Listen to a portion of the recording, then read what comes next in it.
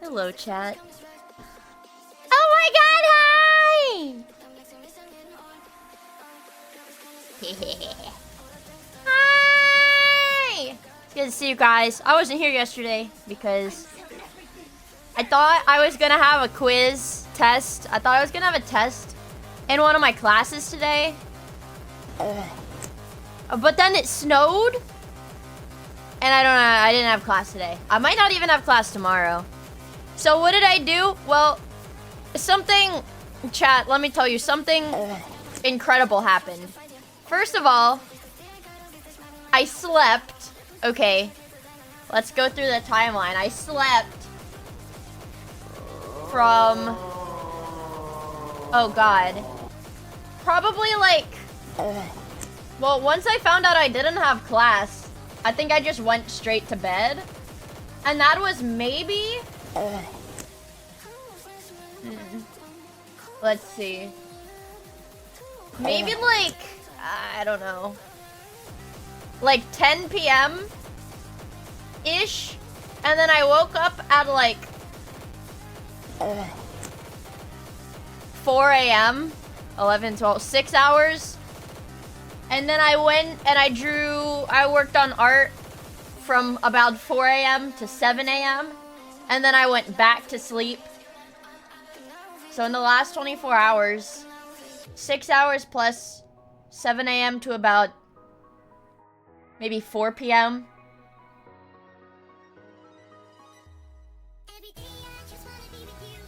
$14 hours? Is that 14 hours of sleep? Ish? Also, Lupal, thank you for the follow. I really appreciate it, dude. And I wanted to say thank you to Book of Need for the 17 months. Holy crap. And thank you to Vodka Latte for 3 months. I really appreciate it, bro. I really appreciate it, you guys. I was tweaking out. Yeah, I was like hibernating because it's so cold outside. I was low-key tweaking out earlier today, like when I got on my computer and I continued to work on art. I was low-key tweaking out because I was like, damn.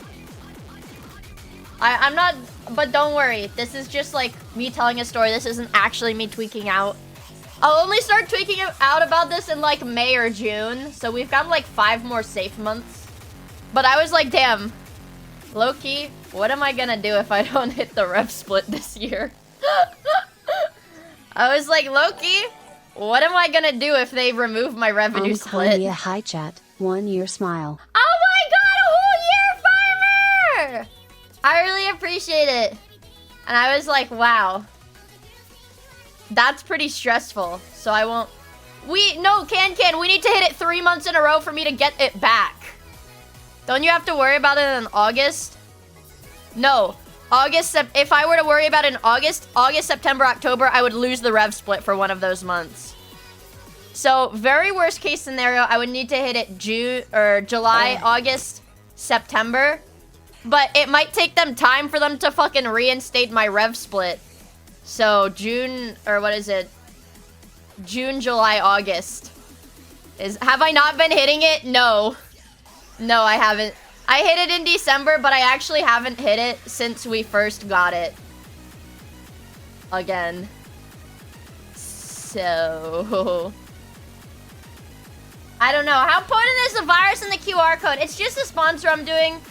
It's not that great. I'm gonna be real with you guys. The sponsor is not that great. I'm probably... I don't know. The next time I get like a decent sized raid, I'll probably do the sponsor segment of the stream, and then I'm just gonna ask them to end it early and say that my community didn't really like the game because it seems like it's kind of like a pay to win scam.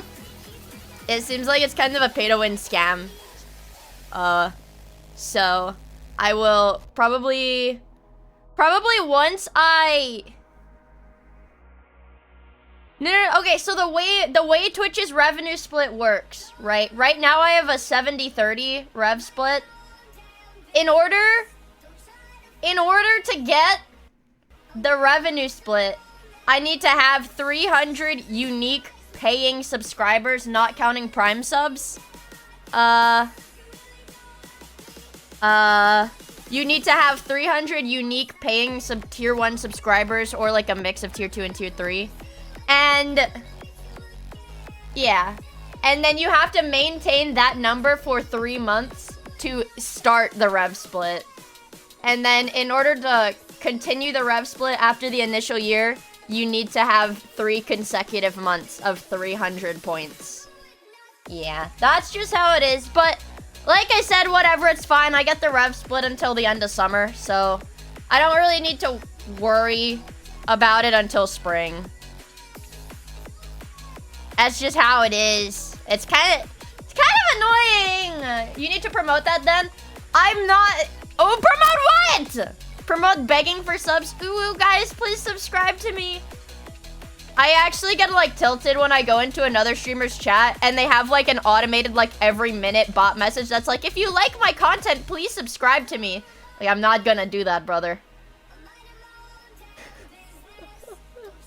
I don't like dono begging. Shake the red solo cup. I don't even have like, oh no, this has my ginger beer in it.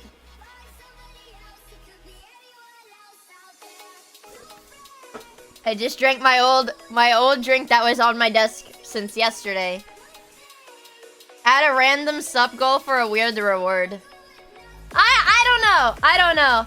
I thought trying to do more sponsors would work, but doing more sponsors instead of dono begging would work, but like it would only drop to the 60-40 split, but I think that's like a, what is it? That's a 20% decrease in like you guys donate this, like you guys would donate the same amount of money, but I would make 20% less from that, is like how it works. Cause like from when I started getting a rev split, I make 40% more now. 16%, my bad. That's still kind of a lot. 10 subs for a VTuber model, 20 subs. Oh yeah, no VTuber model. Well, that's the reason it's kind of annoying is that the plus thing doesn't count gifted subs. So I actually can't say, oh, 10 subs for me to turn on the camera and 20 subs after an hour to keep the stream going. I can't even do that. No, it's 3 consecutive months of 300 points. That's how it works. Guys, I haven't made rent yet. We need to step it up. It doesn't count gifted. Maybe you should play ads. But then my CCV will go down. Here's the thing. If I were to run ads on my channel, I know so many people do it. If I ran ads, I would probably lose like 50 CCV. Like immediately. Because that's just... I would stop what... I don't run ads. I don't run ads on my streams because if I was on a stream that I wasn't subbed, I would just stop watching. Damned if I do, damned if I don't. Exactly. But if I check it, it's like, I don't know. Let me see. It'll tell me because it'll be like, oh, come on, step it up, step it up. Ooh. Ooh. I need to lock in, you guys. Holy shit. Sorry. When I go to the creator dashboard, Twitch, there's literally no way for me to remove it. It'll show me like financial analytics and be like, ooh, you made like $400 less this week than you did last week. And I'm like, I don't want to hear it. I don't want to hear it. I don't need to hear it. But it shows it anyways. There's no way to make it go away. That always goes away. It literally calls me a brokey. I don't know where it is though. It's like... Yeah, okay, so like in November, I was 11 points off. I hit it in December. I was 11 points off in November, and I was 23 points off in October. It only shows the last 3 months. It only shows the last 3 months, but... Actually, yeah. Wait, really? Yeah, I didn't hit it since I had got the rev split. I haven't hit it since I got the rev split, except December. But how is the snow? It's cold. I went outside. Okay, you guys. Basically, I don't know. I feel bad shilling stuff, and I don't want to be like, give me money, until I feel like I do something that warrants that. Which is probably going to be in May. And also, I hate doing subathons. Not that I hate doing them. I like not having to leave my room. But, I don't know. It's hard to think of shit to come up with. But, I think the next like big thing I'm gonna have is probably for my birthday. Because I don't know how to explain it. I'm not doing a new outfit for my birthday, okay? How do I explain it? I'm not gonna do a new outfit for my birthday like I normally do. No new outfit for my birthday. But I don't want to say the word redesign because that's a scary word. Redesign is a scary word. But that's a scary word. I'm still gonna have this outfit. No, I'm still gonna have this outfit, but I'm doing an entire new VTuber model. So that it's easier to rig. Because the base of this VTuber model that I'm using right now is from 2023. The base of this VTuber model, like this base body, the body of this VTuber model is from 2023. And so I'm upscaling it. Will it be Big Booba? No. It's gonna be the same outfit, but it's gonna look way better because I've actually already almost finished the base model. It's a lot faster. It's a lot faster to make a VTuber model than you might think. But yeah, and then I won't do that until May. And I'm trying to do it early so I'm not like rushing. 0 out of 10. Buff the tits whore. Alright, well, I'll give it some thought then. But I don't know. Tiwa! Hi, Tiwa! Tiwa! 0 out of 10. Buff the tits whore. Hi, Chiwa. Hi, Raiders. My name is Mia. I might play Factorio today. Chiwa, we should play Factorio sometime. I've been in like the craziest, you guys know I've been in like the craziest like depressive state for the last like month. And I was like, you know what? Now that I think about it, I haven't done a single collab since, it's been over a month. It's been over a month since I've done a collab. 5 months. 5 months. Chihuahua only plays Factorio if she can play WoW in the background. Wait, Chihuahua! Are you playing retail or classic?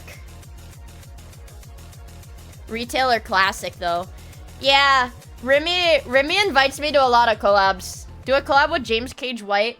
The collab is going to be me giving him 10,000 hardcore classic base.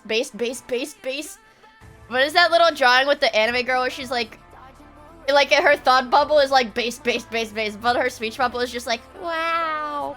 That's how I feel. Hardcore classic is good. I like it. But also, WoW has been like extracting money from my bank account for too long, so I stopped paying for my sub. Actually, it's cringe. But here, let me show you guys. I don't know. I guess if I take the layering off, or the actual model itself off. Here. I don't even know. Do I even have enough to show you guys in the sketch? It's kind of odd. It's not really done either. But okay, here. I can at least do this. I don't have all the sketch layers because I'm lazy. And I think they're just somewhere else in the canvas and I don't know where it is. Oh, there it is. See, okay. I don't want you guys to freak out because... Here, where's my display capture? See, this is what I'm working on. But don't freak out! Because I literally copy and pasted my goddamn model to make sure the proportions are exactly the same, okay? I literally have my old model copy and pasted and I've drawn over it, but see the oh, you can't see. See, like, it's exactly the same. It's exactly the same. It's just gonna be, the canvas is way bigger. It's a way bigger model.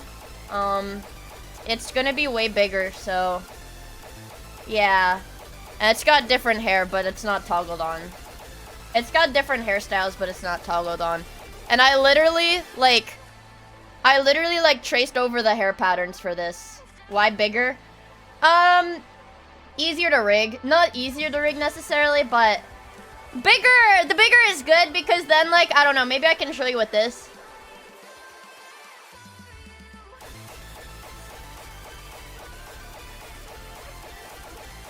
You see it? You can see, like, the individual pixels on my mouth.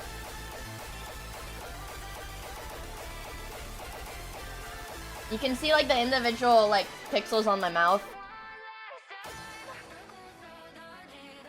Or, like, sometimes it'll be, like really angled, like, triangular little bits on it. And then that's, like, not good. That's not good.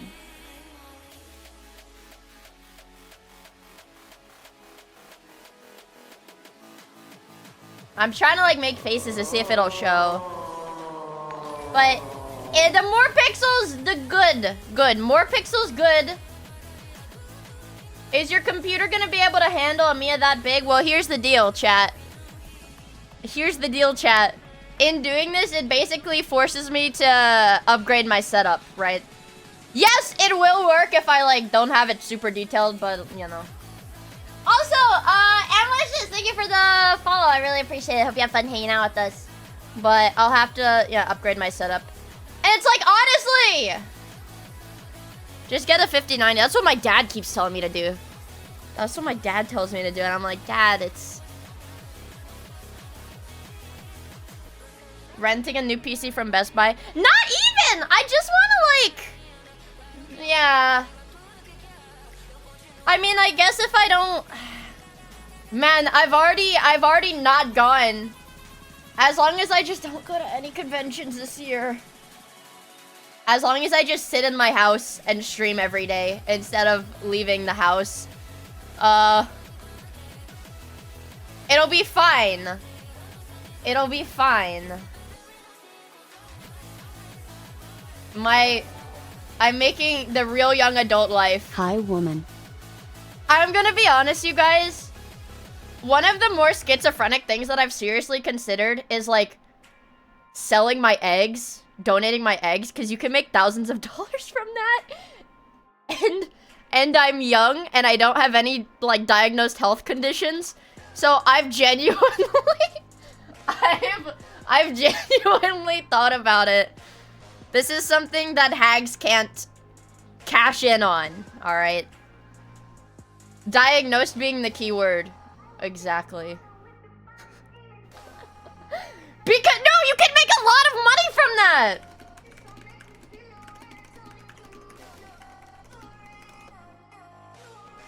Egg donors can receive compensation for their time and effort, but the amount varies by case. Compensation can range from $5,000 to $10,000, but some donors may receive more. I don't know how to qualify for it. It's like, yeah, it's literally like selling your kidneys, but you don't even lose them. They keep coming back, too. Think about the poor woman. For a computer is crazy work! Don't chicks have limited eggs? My understanding is that you get one new egg. Or no, you have all the eggs in your ovaries, but every cycle you get one potential egg to have a baby. They actually, I know, you're born with the eggs. Yeah, you're born with I know that. You lose like 12 a year. It's not like they're not taking. I don't think they're taking all of them. Anyways, I don't know if you have to donate all of them. Cause if they make you donate all of them, then I don't want to do that, right? I don't want to give away all of them, but there's like some of them. I don't know. And egg donors get paid more than sperm donors. I see.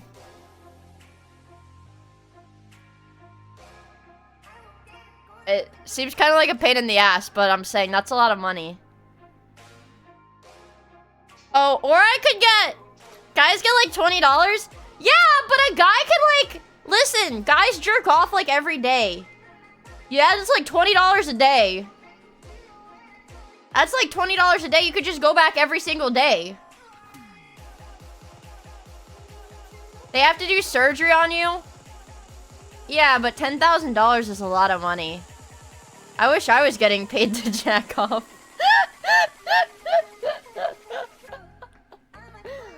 For $10,000, you'll get denied eventually due to the risk of incest? Is that true? If you try to donate sperm too much, they reject you for risk of incest? Wait, because too many babies would be born with your genes? Wait, is that genuinely serious? Is that really how it is? If you donate too much sperm, they're like, no, there's too many babies related to you. You cannot have more babies related to you. There's a movie about that? Yeah, it sounds like some kind of Alabama law. No, Alabama's the place where they wouldn't have the law. What? They have to nerf it. Yeah, it's too OP. But what if one of them shows up in 20 years and is like, hi, mom, and they're ugly? Well, I thought that's how it works. I thought it was like a... No, I thought that's how it works is like, they don't... Ew, I would never donate my eggs if I could have like some fucking random ass kid try to contact me 20 years later. I would never do that shit. I just want money! You can. They always find a way. Then I guess I wouldn't do it. But it's like, that's the fastest way to make a lot of money. Hey, Mater. It's nice to finally be back in Radiator Springs. I want you. What? Nah, man, you need a degree. If you don't, they'll want accept you cause you have dumb genes. Is that really true? Would they pay a smart person more money? Not now, Zincro! I'm trying to figure out how much money I can make if I start donating my body parts. I really want money. Yes? Dude, wait! If I finish college and then do it... Wait! So you're telling me I could finish college, I'm gonna have a biochemistry degree, and then I could go donate my eggs and be like, well, these babies are gonna be smart as fuck. And they would give me more money? They would actually give me more money? They offered Stephen Hawking $1 million for his sperm, but nobody was willing to jack him off for it. They would test you for stuff like ADHD and autism first. That's fine. That's fine. Everybody knows how to mask a little bit. I'll be seen as a high value man! Wait! He cheated! Wait! Stephen Hawking cheated on his wife with his nurse? How? He doesn't even move. He can't even move. How the fuck did he... How? I'm pooping! How? How many camels am I worth? I'm trying... Wait, guys. Guys, my eyes, I have, like, lighter colored eyes. Would they pay more for my eggs because I have, like, colored eyes? Instead of, like, brown eyes? Would they pay more?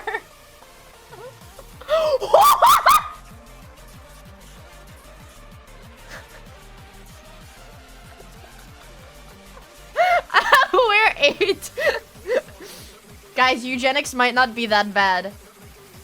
A certain race and type is a desirable gene. Holy shit, chat. This might work when I finish college. But here's the problem. If I get a master's degree, then I would be done with college in my mid-20s, and they don't want hag eggs. They want Christmas cake eggs. They want young 22-year-old eggs.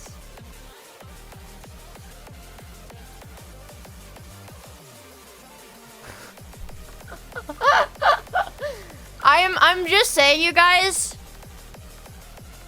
I'm just saying how to know. Oh, wow.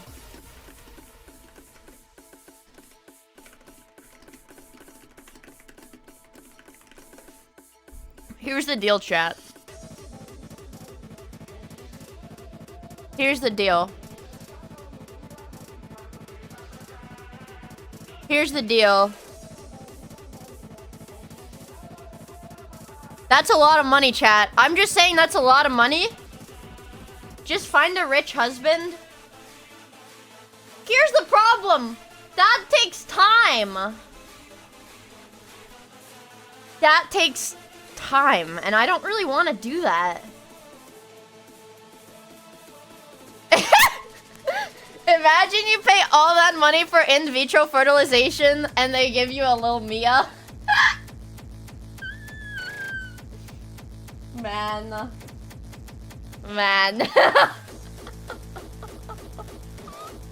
Deadmax and declare bankruptcy. Here's the deal. Here's why I'm pissed, you guys.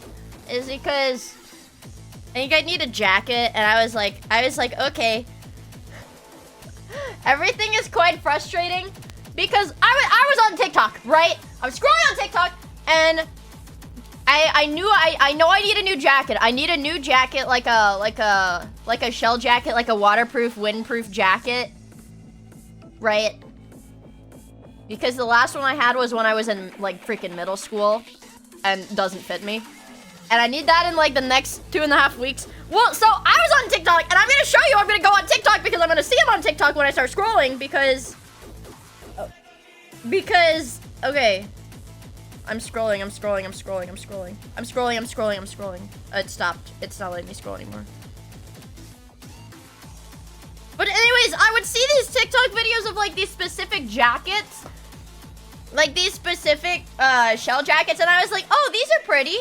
I was like, these jackets look cute, and I see so many people on TikTok wearing them. They can't be that expensive, right? So I go on their website, chat, they're $800. And I was like, why would somebody fucking pay for that?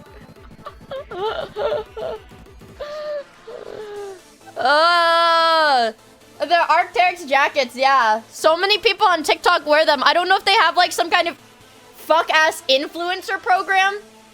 I don't know if they have like some kind of fucking influencer program. And that's why everybody on TikTok wears them. But like, I was like, wow, these look really cute. Like, they look so cute. Hold on. I'll show you guys. That was my email. Hello? I had an email. But I'll fucking show you guys. Hold on. Where is it?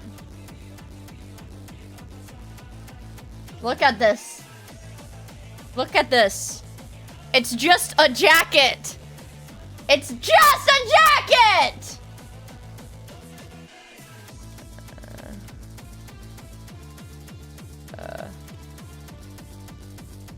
They're just jackets! Look at them. They're just fucking jackets.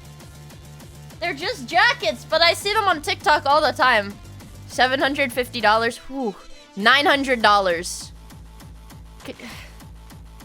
It's the Gore-Tex shell jackets. They're like super insulated or whatever. I don't know. I'm just gonna get one on Amazon, I think, for like $20. Lol. But I don't like how... Yeah, a lot of winter brands are really overpriced. Get them on AliExpress. I need to get the Alibaba. No. I need to go Temu. Because they're not worth selling your eggs over. Yeah, but it's like... I could have a... Okay, hear me out, chat. I could have a subathon. Or... I could just sell my eggs.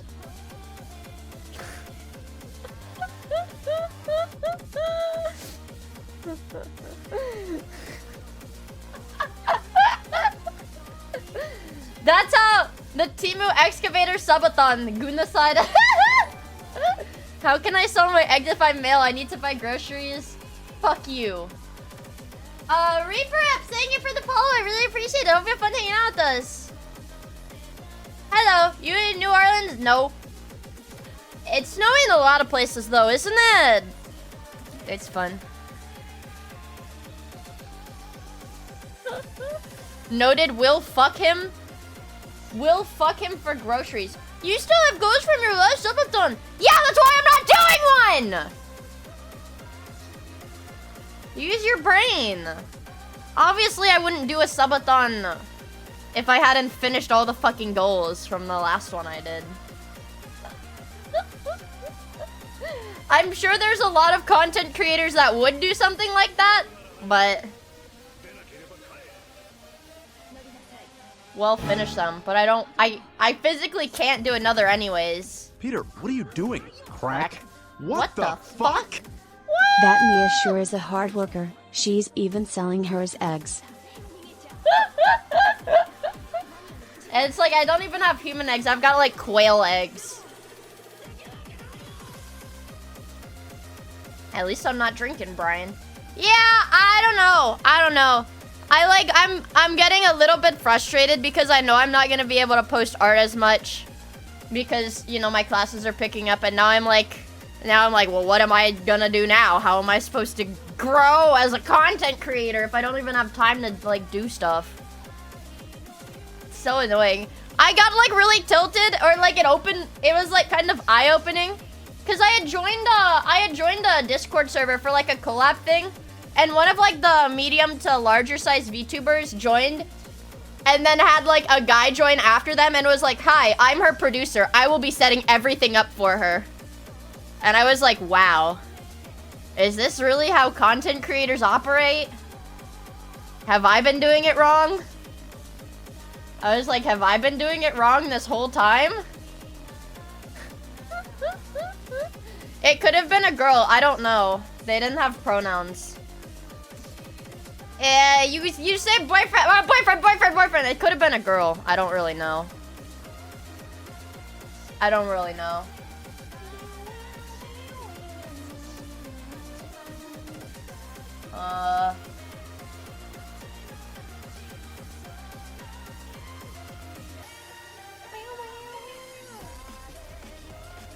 I don't know.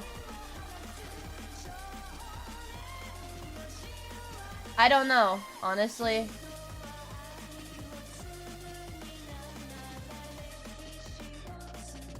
I don't know, guys. Honestly, I don't know.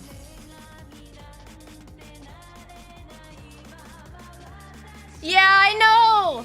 I'm like, how do these people how do these content creators do all this stuff? And then I realized they're not the ones setting it up. And they're not the ones, like planning everything out. They might not even be the ones fucking coming up with the ideas, bro. They're just the face that goes and does it. And I'm like, damn. Damn, this is kind of hard. But I get like, and I get nervous too. Also, Happy Peanuts Hearts! Yeah, once you get to a certain size, you can't do it yourself. Yeah. But I get like, I get like a little bit worried. It made me a little bit scared because I saw like somebody reply to like some VTuber that had like started up. You know, it like a little bit after, I don't even know. It was one of those, like, you know when Ponko and Pippa designed the AI VTubers? It was one of those people that started off from that. And I was like, wow, this VTuber's on my feed. I haven't like heard from them in a really long time. Also, Megatron, thank you for the follow. I really appreciate it. And she had like posted like a month or two ago. She's like, yeah, guys, I'm just really burnt out. I don't really enjoy, I don't really just feel like being a streamer anymore. Like, I'm burnt out already. I'm like burnt out. I don't feel like doing this anymore. And I was like, what? It was Tenma that was helping. I thought Ponko was helping with the designing. 30 months of Miia. How has this long flown by? Wow! Thank you so much for the 30 months. I really appreciate it, dude. And I was like, wow. I was like, what is the average? And then it made me think. I was like, what is the average lifespan? I was like, what is the average lifespan of a VTuber to stream regularly and not quit? Or like not be like, guys, I have to take a hiatus because of burnout. Like, Hololive is pretty good. Hololive is pretty good about it. But I guess Hololive is a contract. They have a contract that says you have to stream this much. So I guess like corpo stuff doesn't really count. I guess corpos don't really count because the corpos are on a contract that says you have to stream. But like indies? Unless you're a Gura. Yeah, but she's fucking Gura. She's Gura, okay? Gura's allowed to do it because she's Gura. Is that Forsen?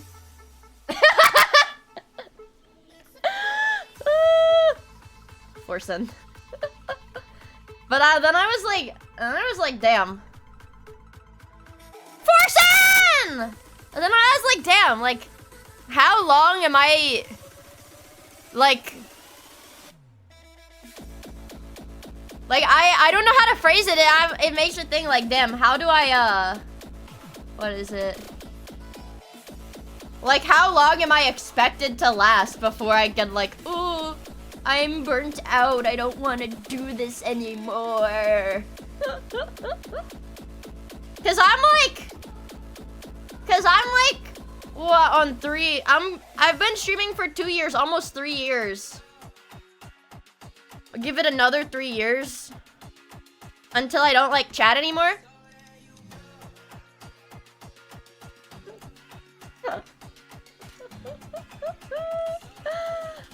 It varies on the person. 30 whole years. 30 whole years! Oh my god, Em, thank you so much for the 30 whole years! I really appreciate it, bro.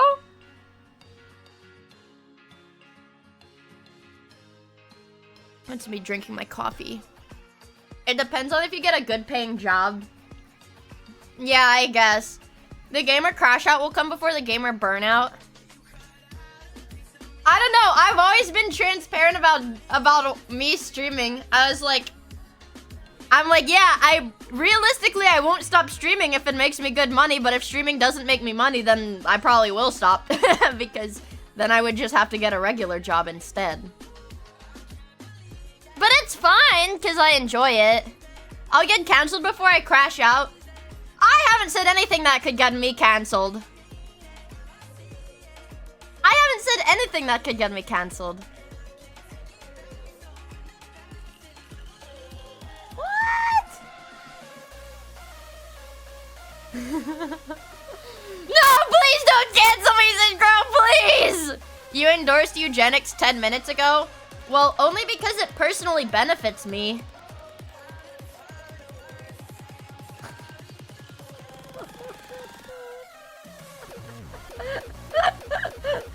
Get canceled! Get canceled! Get canceled! I didn't do anything wrong. I am going back. a little bit. Zencro, did you see? Oh my god. There is a new Turkey Tom, Zencro. You're right. I didn't watch it though. I don't think it personally benefited the polls historically. Yeah, but it would benefit me right now. Turk Roach Tim. The Wonder... Yeah, there's new Wendigoon, but here's the thing. The new Wendigoon video is him talking about Lethal Company lore for 3 hours. And I think Lethal Company is a fun game to play sometimes, but I personally do not give a shit about the lore of the game. I like the game. I like the game, but I do not give a shit about Lethal Company's lore. It's a silly... I know, right? That's what I said! I was like, wait, it has lore? It's a silly game where you dance. It's a silly game where you dance and you pick up things and you yell. Right. I just want to watch Wendigoon's pretty face and sensual mouth talking. Okay. Alright, that's okay. It has lore, but not 3 hours worth of lore. I mean, what would the lore be aside from like, oh, this is the... Like, this is where... I don't know. Like... I don't know. This is where the Bracken was born. When it was a little Bracken baby. And then it got beat as a kid, and now it's evil and kills you. Josephine, thank you for the follow. I really appreciate it. I hope you have fun hanging out with us. Thank you. Why are you collecting things? To make money. To make money. It's actually Freddy Fivebear. Buckshot Roulette has lore? To exchange for goods and services. Yes. Yes! That's just how it is. I don't know. Oh my god. Wait, my YouTube is kind of cooking, chat. Hold on, look at this. Wait, why is my YouTube studio not opening? Hello? Guys, it's kind of cooking. Every stolen redstone build on the Dream SMP. Actually, yeah, wait, how do you steal redstone on... How do you steal a redstone build? You just copy it?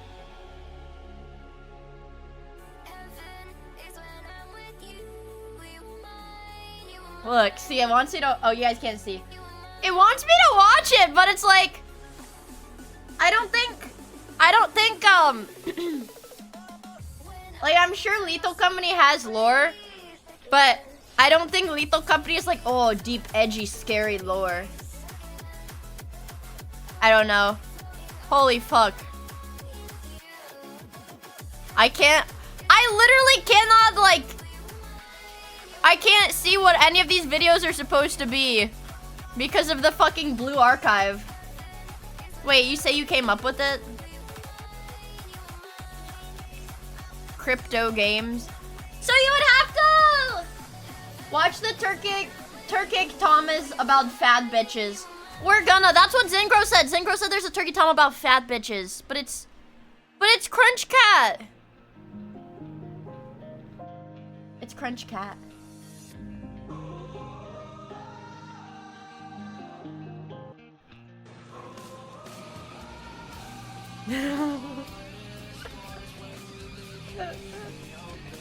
I envy people with paternal influences. I really do. I'm sorry.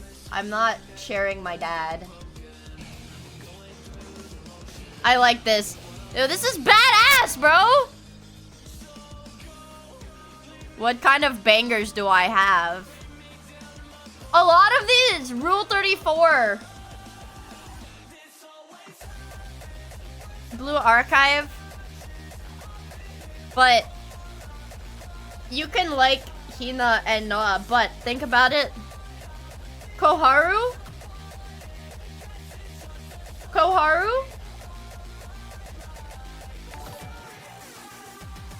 Ui?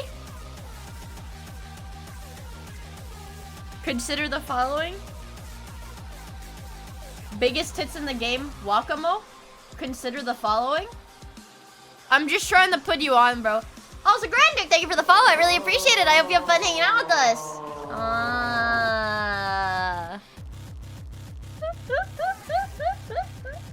Peak. I like Blue Archive. Why are there not show Blue Archive on? Oh, there is Blue Archive. It's Arona. I didn't see her. I also like her. Very cute. What else? What else? Also, Gabe, thank you for the follow. I really appreciate it. Hope you have fun hanging out with us. What else? Who's someone I really like?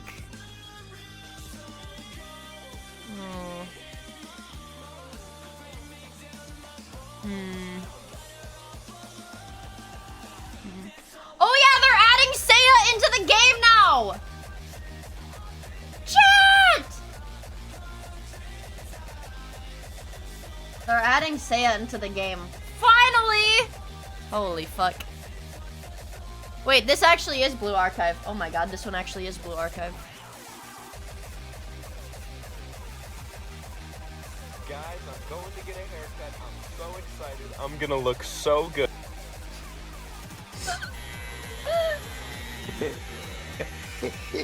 Never do that again. Cut only a little bit, okay? I want fade, and then just cut off the sides a little bit. Okay? So. And Rio, but I don't really like her. Better go get a fresh cut. Yes, sir. I told my barber an inch off the top, please. What the fuck? You right. Yes, sir. Ooh, you're right. You're right. You wrong. You wrong. Real wrong. I've already seen that one. $30. $30? How you want your cut, boss? I just want a flat top. Off the side, off the back. Got my man Birdman's finished result. You spin for me? Oh yeah. Guys, I'm going to get a haircut.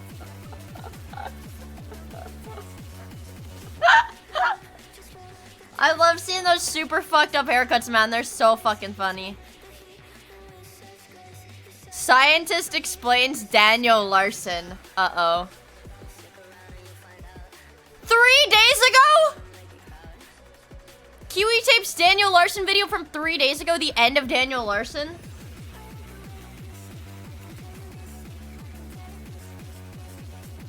We're not watching. These are gonna be too gross. Don't worry. Those are gonna be too gross, and I can recognize that. Like, here's the crunch cat.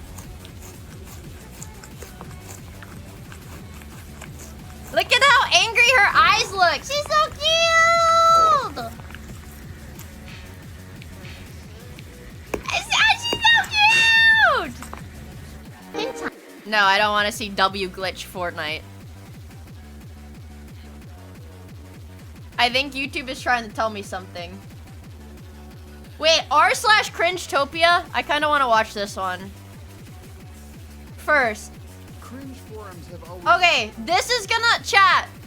This is to get us into. This is right to get us in the mood of watching the most disgusting, vile cringe known to man.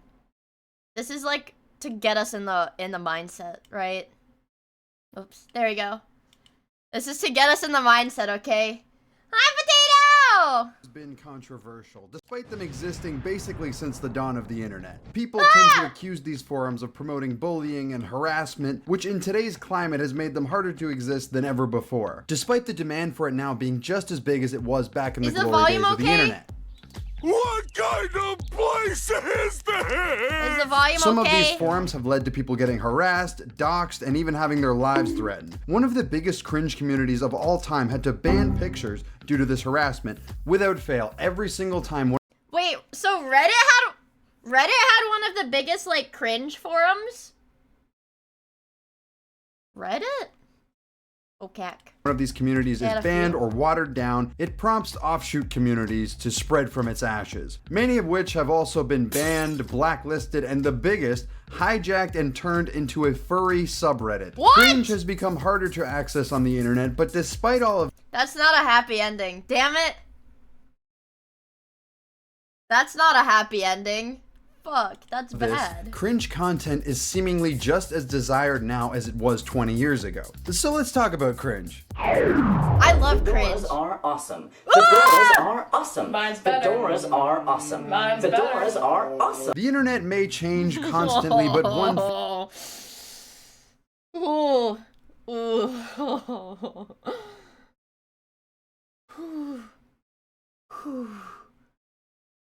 Ooh. We can do it. We can do it. We can do it. Chat. We can do this. thing doesn't. People's need to laugh at others embarrassing themselves. It's perfectly normal behavior. Some say it's funny to bully people because you're insecure, and it seems the worst cringe always comes from the viewer somehow sympathizing with the person they're laughing at. If I wasn't raised right, I could have been the guy giving a My Little Pony presentation in high school. But what does an oddball such as myself consider manly? My Little Pony?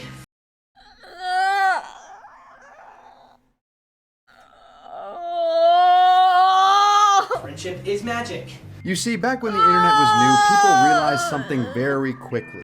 I don't think, honestly, if I were to watch one of those, like actual, like, designated, like, thing cringe compilation, I don't even know if I would be able to make it through it. I don't even know if I would be able to make it through. I can post whatever I want for the entire world to see, and maybe I'll get famous and people will love me for it. Oh, wow!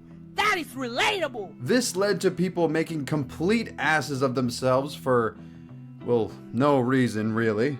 The only nudity you see is this guy. You kind of want to see her nudity. And as the internet got bigger and more widely used, people kept making these style of videos. So many embarrassing videos were made in the early days of the internet that people decided to centralize them on forums. Some Look of at these this are kid, some of the Lamau. oldest boards on the internet that people still look back fondly on today. Goons? The furries versus Klingons bowling game? The what?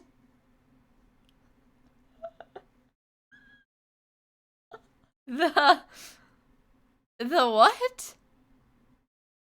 Something Awful, the Cringe Channel, and even 4chan to some extent. But one of the greatest minds for cringe was Reddit. I mean, you can't just go on the popular tab Star now Trek and and see the furries cringe have for a big yourself. But I'm overlap, talking really? real cringe. Detonated wham! The original community for that was r/cringe, fittingly, where people could congregate and share their cringe videos. And it started pretty good, but you autism see, overlap? I didn't know. r/cringe wanted to be what r/memes are to meme subreddits. Basically, super sanitized, ad-friendly, and what Reddit wants to promote. I hate Reddit, I hate Reddit, I hate Reddit, I hate Reddit, I hate Reddit, I hate Reddit, I Words, hate Reddit. awful. But what they didn't realize is cringe can't be treated like r/memes or r/funny, because cringe, in one way or another, has to mock somebody, which can easily be called out as bullying, and sometimes, yeah, that's exactly what it is. So in response to this, r/cringe disallowed people to post pictures or videos, What the fuck is the point of the subreddit then? limiting the subreddit to text posts and articles. This eventually created the first of many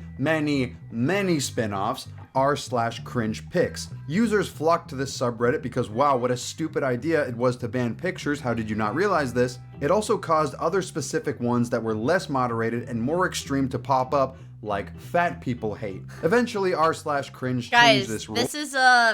This is foreshadowing for the Turkey Tom video. This is foreshadowing for the Turkey Tom video. But they still kept with the Reddit mainstream mold. That is why, to this very day, the top 1, 2, 3, 4, 5 posts of all time are about Trump. Green Acres is the place to be. Instead of this video of white girls rapping along to the N-word that should be number 1. This is truly a moment in society. r/cringe pics wasn't much better either. It was made up of generic cringe pictures, as the name would suggest, but at least only 2 of the top 3 posts of all time are about Trump. The problem with these forums is they feel like they're created by a government AI. There's no charm. It's like, it's industry plant cringe posting. Industry plant cringe posting. When I saw you, my eyes were just, oh my god, I love you. There's no authenticity. It's all slop. Did you see Hollywood Celebrity Generic Build 3 did embarrassing thing? So, you're probably asking, where is the good stuff? Where are the bronies? Hang on. I've got the same both toy, and it turns out I wanted Pinkie Pie and Rainbow Dash. Which one is Pinkie Pie and Rainbow Dash. Where are the Fedora men? Fedoras are awesome. Where are the Sonic fans? The Sonic universe might also be classified as hot chick heaven. Well, be careful what you wish for, because you can't laugh at these people here, so maybe you would enjoy Cringe Anarchy. This subreddit boasted no rules. You want to make fun of vulnerable people who don't deserve it? Guess what? This is Commentary YouTube 2016, bitch. Make fun of children, Let's go! the elderly, any group in society is game. As you can imagine, this turned the subreddit into a fucking cesspit, in the exact opposite way of the mainstream cringe subs. Instead of being watered down and sanitized, it was mean-spirited, felt like it was compensating for if I speak. Up frustrations, but worst of all, it wasn't really that Oh fun. yeah, the boogie does deserve a thing. Here's the deal. This video is from 2022. This was before we knew everything that we now know about Boogie. This was similar to a lot of the offshoot subs I mentioned earlier, like Fat People Hate. I mean, to be fair, it was filling a desire, and people wanted that pure, unfiltered cringe. When you hear the word inflation, Not economically. something good come to mind?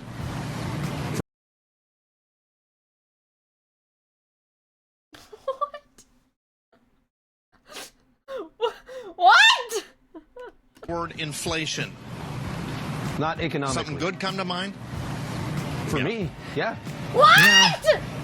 As you can imagine, the Reddit mods and admins did not like this. You see, Reddit admins, not to be confused with Reddit mods, were trying to make the platform more friendly to advertisers. This meant curbing bullying in all of its forms, unless it was against people that Jimmy Kimmel doesn't like, which is a theory why cringe and cringe pics became so bad. Cringe Anarchy refused to clean up, and it was promptly shown the door. But as Why you know, the Reddit you can documentary? kill the man.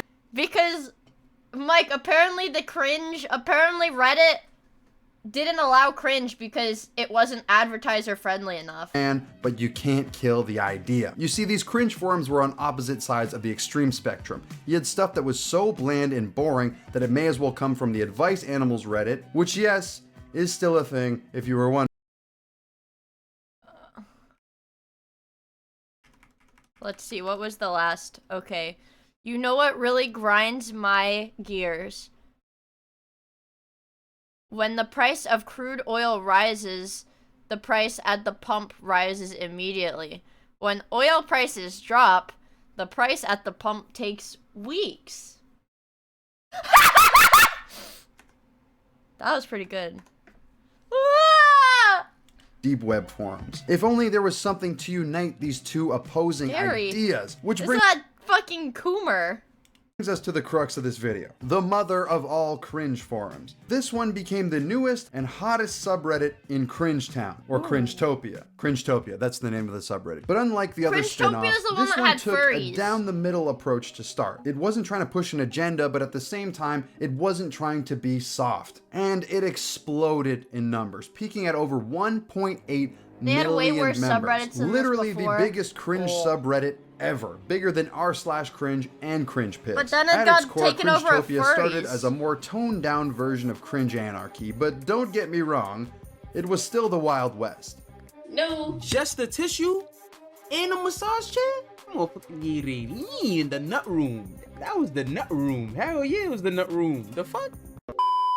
Look at this unkempt man listening to royalty-free music. If you want to be like him, you should use today's sponsor, Raycon. Raycon is hitting the market with their everyday earbuds with optimized gel tips. They'll fit right in and won't budge no matter what you're doing. They also have 8 hours of playtime and 32 hours of battery life. Personally, for me, they're great for exercising because 1, they're noise isolated, and 2, thank you Raycon for sponsoring this video. Let's get back into it. However, the mods were careful to play by Reddit's rules in order to not get banned, teetering on the line of what was allowed and what wasn't without going over so. And it was by far the most beloved subreddit under the cringe umbrella, even though some of the posts were like, okay, how is this even fucking cringe? But what can you expect from a community with 1.8 million? There's gonna be a couple of morons. But when you're going up against this, I mean, it makes Advice Animals Oh yeah.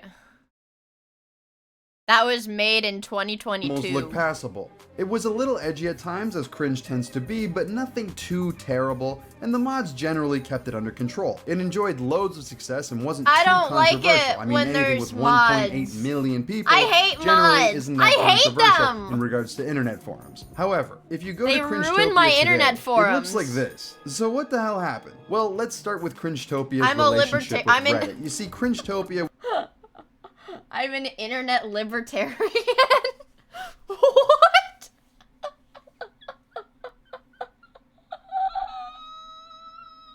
I just hate Jannies. Is there something so wrong with that? Every video I've watched about, like, any forum, it's like, the main enemy is like, oh, the mods are evil. The admins are evil. The mods are double evil. It was actually pretty good compared to its competition, meaning it was average, I guess, to you and I standards. It was decently funny and allowed some good Sometimes posts the user base sucks. I think a shitty user base can be what makes a forum good, honestly.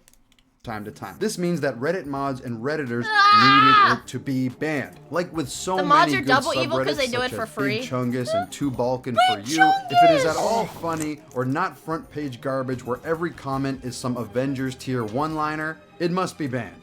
This started with the reporting of posts, which accumulated in hundreds of reports being filed every single day. Most of these were done under the guise of stopping harassment, but it got to the point where every post on the page was getting reported no matter what. It didn't help that the people who were making I just think there should be some competency shown before driving a car on the internet. No, next you're gonna tell me I need a license to use my these toaster! posts were probably mocking the people reporting them. So after the banning of the good I actually love subreddits, that video. Cringetopia I was love that next on video. the chopping block. It became public enemy #1 of the average Reddit mods and even some Reddit users. The beings that police Reddit and tattle on anything they don't like. Now let me present you with the average Redditor's theory on the downfall of Cringetopia. Cringetopia, after being filled with controversy and being hated by most front page Redditors, was infiltrated by a furry mod who absolutely fucked the subreddit in order to get back at them, banned every single person, and trolled Cringetopia by ruining it with furry stuff. On a day's work of a Redditor. This theory, while funny for some, is complete revisionist history. The real story goes a little something like this.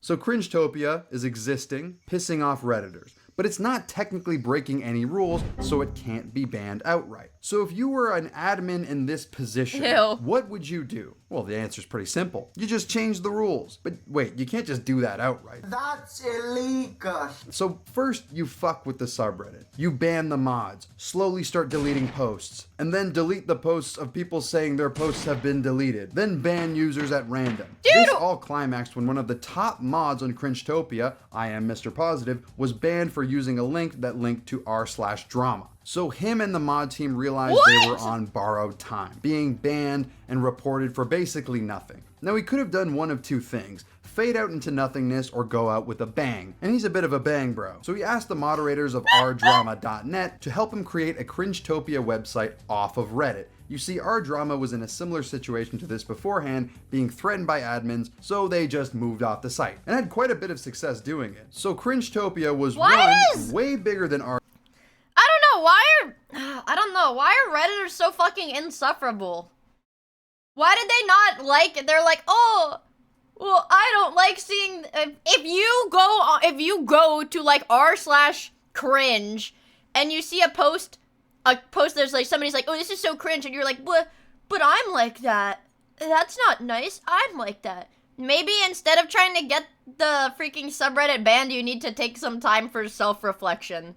Because maybe you are the problem. Drama, and two, way less controversial. So they created an auto mod to spam the comments, telling people to go to their website as the sub was probably getting shut down soon. This started to annoy some people in the community, and things started to brew. People stating their disapproval of the auto mod. Little did they know how bad it would get. But going back to their disapproval.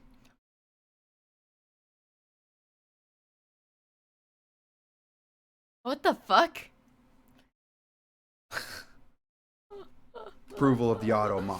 Little Why- did they know how bad it why would do get. furries, But like, going force back to what I themselves was into saying, everything? How do you go out with a bang? Clearly this auto mod isn't enough. Well, how about this? Hire some furry mods and purposefully turn the entire thing into a furry subreddit after redirecting everyone to your website. They announced it with this post, which TLDR, the furries are in charge of Cringetopia now, and any anti-furry posting will not be allowed. They also changed the auto moderator bot so that if a comment didn't include, quote, "I support furry pride," end quote, it would be removed. And the mods had a bit of fun with this, but what they didn't expect was the massive meltdown that would occur as a result of this. The sub completely turned on the mods. This created a mini war between the users of Cringetopia Like, and the mods. what did they The think mods was thought to gonna troll the happen? users, they'd turn the entire thing by the end into a furry subreddit. But they didn't exactly do it in a frog in boiling water kind of way. This also had the mods telling all the users that it was the fault of one mod called Elney, saying he hijacked the subreddit and ran it to shit. This led to him being relentlessly attacked, which is still going on today, and even him getting doxxed. But in Lol. the end,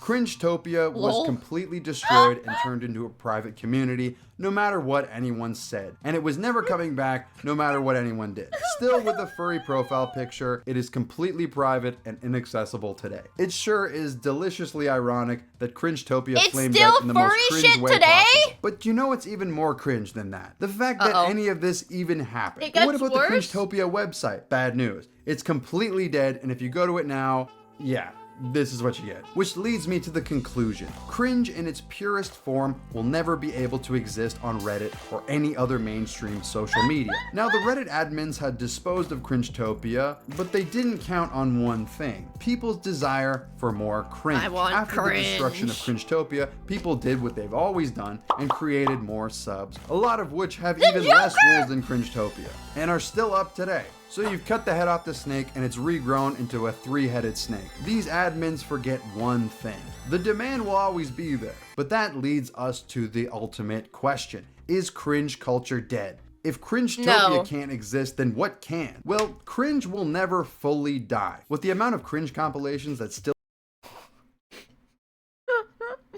Ultimate awkward cringe compilation. Try not to cringe Reddit cringe compilation. exist, subreddits, TikToks, you name it. People are gonna find a way to circumnavigate these bullying accusations. Even if they don't directly call them cringe compilations, you see them everywhere, whether you know it or not. I But love cringe cringe. doesn't nearly have the pull it once did. I love You could argue cringe. this because the internet and society is way more polarized now than it was 20 years ago, thus leading to large forums pushing for some sort of agenda. And maybe that's true, but I still don't think cringe will ever fully die despite this. Cringe is a form of masochism that people get a kick out of, but it's also changed into a genre. Back in the day, people didn't search for it, it was just there. That was like half the content.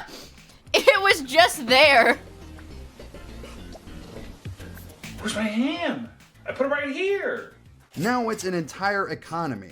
So maybe people longing for the days of old cringe forums need to watch is cringe gone. compilations. There's also no I don't fun know in if I telling can make someone to it. die just because they made a fool of themselves. It's kind of like a lion at the zoo. You just watch the lion. You don't fuck with the lion. Hello, Alex the Lion. What the hell are you doing in my car? The people telling this guy to kill himself are cringier than the guy himself. And yeah, I think that's it. You cringe, oh shit, you I lose. completely forgot about I Leafy. would lose. Uh-oh, I'm not watching this. Okay. Tell me why I'm stuck as a virgin with rage. Tell me why I so need a new girl my age. Tell me why I ain't never wanna hear you say I have a boyfriend. Banger. Fucking banger. Holy shit. Timeless fucking banger. Alright, guys. I think it's time. We got for our better or for worse. We got our little warm-up in. We got our little warm-up in. We got our warm-up in. Being obese and obnoxious is a It's a perfect segue from cringe, being obese and obnoxious. surefire way to place yourself into the internet's crosshairs. Some handle it well, others not so much. But what happens when these people It's Boogie! will get their own TV show that paints them in a positive light and sweeps their wrongdoings under the rug, gaining them hundreds of thousands of supporters in the process that have no idea who they truly are. These are the 1,000-Pound Sisters, and their story from being internet memes to reality TV stars. Tammy and Amy Slayton were born in Kentucky in Wait, I thought one of them lost weight. They went to jail? I thought one of them ended up losing weight and the other didn't. I know. I saw something online once that was like, how fat do you have to be for your body to think the best place to store fat is in your fucking forehead? 1986 and 1987, and were the youngest of 5. In order to keep them fed, their mom had to work 3 jobs. This sounds like a joke about them eating a lot, but I promise it's not. But I will say, I guess their mom did a great job given how they turned out. During this period, the sisters were mostly cared for by their grandmother, but once she passed away in 1999, the two had to take care of themselves. This meant they often ate unhealthy microwave meals and put on a lot of weight as they grew up, which led to bullying from their classmates. Worse yet was the fact that at one point, Tammy gained so much weight that she couldn't walk without an aid. Once they got out of high school, Tammy went on disability, while Amy attempted to join the workforce, although she eventually gave up and started collecting government checks as well. In 2010, when she was 23 years old, Amy was arrested for shoplifting, which she later explained was because she'd stolen an $8 book, but was caught once the store sensors beeped when she tried to walk out. This is a bit strange, as not every item is tagged to trigger the sensors. Tags are usually reserved for more expensive items, like clothing and things of that sort. Secondly, I honestly didn't expect Amy to be such an avid bookworm that she'd go as far as to steal books, but you never know. She looks like she could read Dostoevsky and Tolstoy, maybe even both at the same time. It's also worth noting that, while we don't know how much she weighed during her teenage years, the arrest record registered her as weighing 320 pounds at a measly 5'3". Even this early on, Holy shit! How is that possible? How is that fucking possible? Everything, thank you for the follow. I really appreciate it. I hope you have fun hanging out with us. we already see most of the elements of what made the Slayton sisters infamous. Misdeeds that cross into potentially illegal activity, lies to keep up appearances, and never taking responsibility for their own actions. A year later, their YouTube channel was created, but it was pretty inactive until 2014, when they started hopping on trends from the time, like the Salt and Ice Challenge or the Jelly Bean Challenge. While Tammy appeared in these videos, it was very clear that Amy was the star of the show, and over the course of the next 10 months, they uploaded 128 times, averaging out to a video every 3 days or so. Despite the sheer quantity of videos, their channel wasn't getting any attention, but it all changed when they uploaded the Chubby Bunny Challenge, which, if you somehow don't know about this, is essentially when you put a bunch of marshmallows in your mouth and say the phrase Chubby Bunny after each one. Ew! Oh! This video of them performing the challenge currently sits at over 2.5 million views, but the comments are turned off because they were all ridicule and jokes about them. Obviously, the appeal of this video for the majority of viewers wasn't how well Amy and Tammy performed the challenge, but more so people gawking at their unique physicality. But this isn't to say that they only got negative feedback. She looks like she has like Neanderthal genes. I don't know. Maybe she just has a really prominent brow bone. Like, how soft do you think it would be if you, like, pushed your hand on her forehead? How soft do you think it would be if you, like, squished your hand into her forehead? There were actually plenty of positive reactions. Plenty of people saw the video and simply saw two people enjoying their lives and didn't have a problem with it. However, it did get memed to all hell, to the point that around the time the video came out, if you googled fat forehead, Tammy popped up. So you can imagine there was a pretty hefty volume of people making fun of them. But the sisters didn't let it get to them. Instead, they immediately capitalized on it, setting up an Amazon wish list almost entirely filled up with junk food, as well as Cinnamon Toast Crunch lip balm. Unfortunately, this dynamic duo was temporarily separated, as Tammy was taken to a care facility to help her lose weight until she got down to 500 pounds, which is a pretty good goal considering she went in at a little over 700. During her stay at the clinic, Amy really solidified herself as the protagonist, while Tammy... She looks like a meth addict. She looks like a meth addict, but meth addicts are skinny. You don't ever see fat meth addicts, but if they did exist, that's what she looks He like. was permanently relegated to being the side character. Around this time, Amy also revealed some things about herself to her newfound audience, such as her toxoplasmosis diagnosis, which caused her to be legally blind. According to her, her blindness was progressing to the point where she'd be completely blind by the age of 35. Ew, While the why is she toxoplasmosis had filming at nothing to that do with her angle? weight, it really didn't take a doctor to figure out that both sisters were extremely unhealthy. In April of 2015, Amy notified their audience that Tammy had gone back to the hospital, this time over a severe case of pneumonia that required her to be on a breathing machine. And then she said this. I set up a trust fund, a GoFundMe account. Oh, look at the freaking dislikes on the video! Oh, it's got... Okay, so obviously they were scamming people with the GoFundMes. If y'all could donate a penny, nickel, dime, penny, I'll be so happy. According to Amy, the purpose of the GoFundMe was to pay for medical bills and funeral expenses, as she believed Tammy was on her deathbed and would- Shut up, baby! She was still alive! She made a funeral expenses GoFundMe for her sister while she was still alive?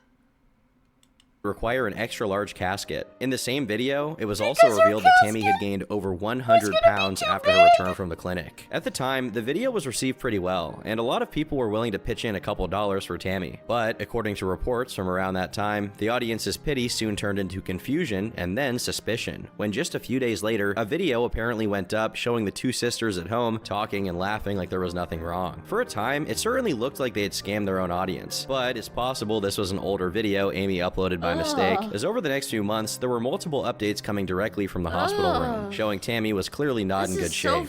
During this time, the comments, likes, and dislikes were also all turned off, probably to stop the rumors about them potentially scamming their audience. But what is suspicious either way is that once it became clear Tammy was going to survive, they stopped talking about the GoFundMe page. And once Tammy came back, things went completely back to normal, with no comment on the page at all. But they did have a very unfortunate event, being that Amy's dog passed away, to which Amy actually uploaded a tribute video about him, which received a lot of empathy from most people, although some of them jokingly speculated that they had, eaten the dog. The next notable upload was a vlog announcing they were moving out of their family's house due to a disagreement with their stepfather that culminated in a physical altercation. The plan was to move in with their brother while they look for a new place, and the original How do you even get in a fight with somebody that big?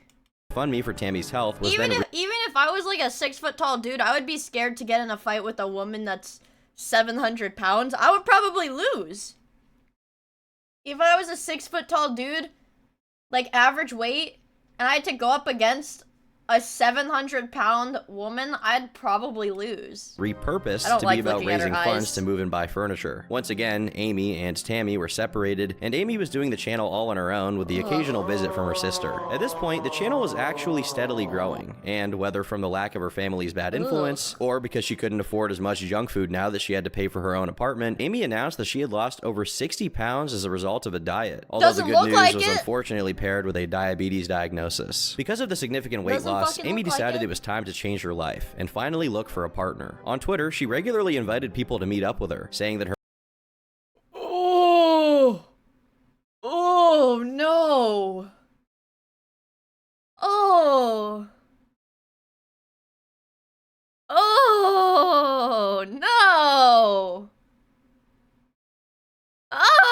her man had to be able to handle love bites. And also at the same time, an interesting thing was happening. Amy and Tammy had initially gotten big, well, you know, on YouTube, because of two different groups. One of which who actually liked their videos and kind of felt bad for them, and another group that simply wanted to make fun of them. But at this point, the channel began to develop an entire troll ecosystem, dead set on scrutinizing the sisters' personal lives. So of course, it took them no time to find Amy's profile on OkCupid, which was named Goddess of Hope. In her extensive bio, she described herself as a sexy, wild, and fun girl, looking for a long-term relationship with either a redneck, a thug, or a gothic boy between the ages of 27 and 35. Basically, her ideal partner was King Cobra if he came from a hood in the Appalachian Mountains. Imagine their kids. To further her love quest, she posted some pretty suggestive photos on Facebook, and while a lot of people were supportive, her own sister called her out, accusing her of looking like a streetwalker, which actually seems to be a running theme in Tammy's comments, as she often speculates that her sister works with glitter later on, as well as other euphemisms about her being a hooker. Regardless of what anyone thought about her appearance, Amy was expecting some serious action, and even talked about how she carried condoms in her purse, just in case. And eventually, she did find her man, announcing on Facebook that her new boyfriend Alex gave really good foot rubs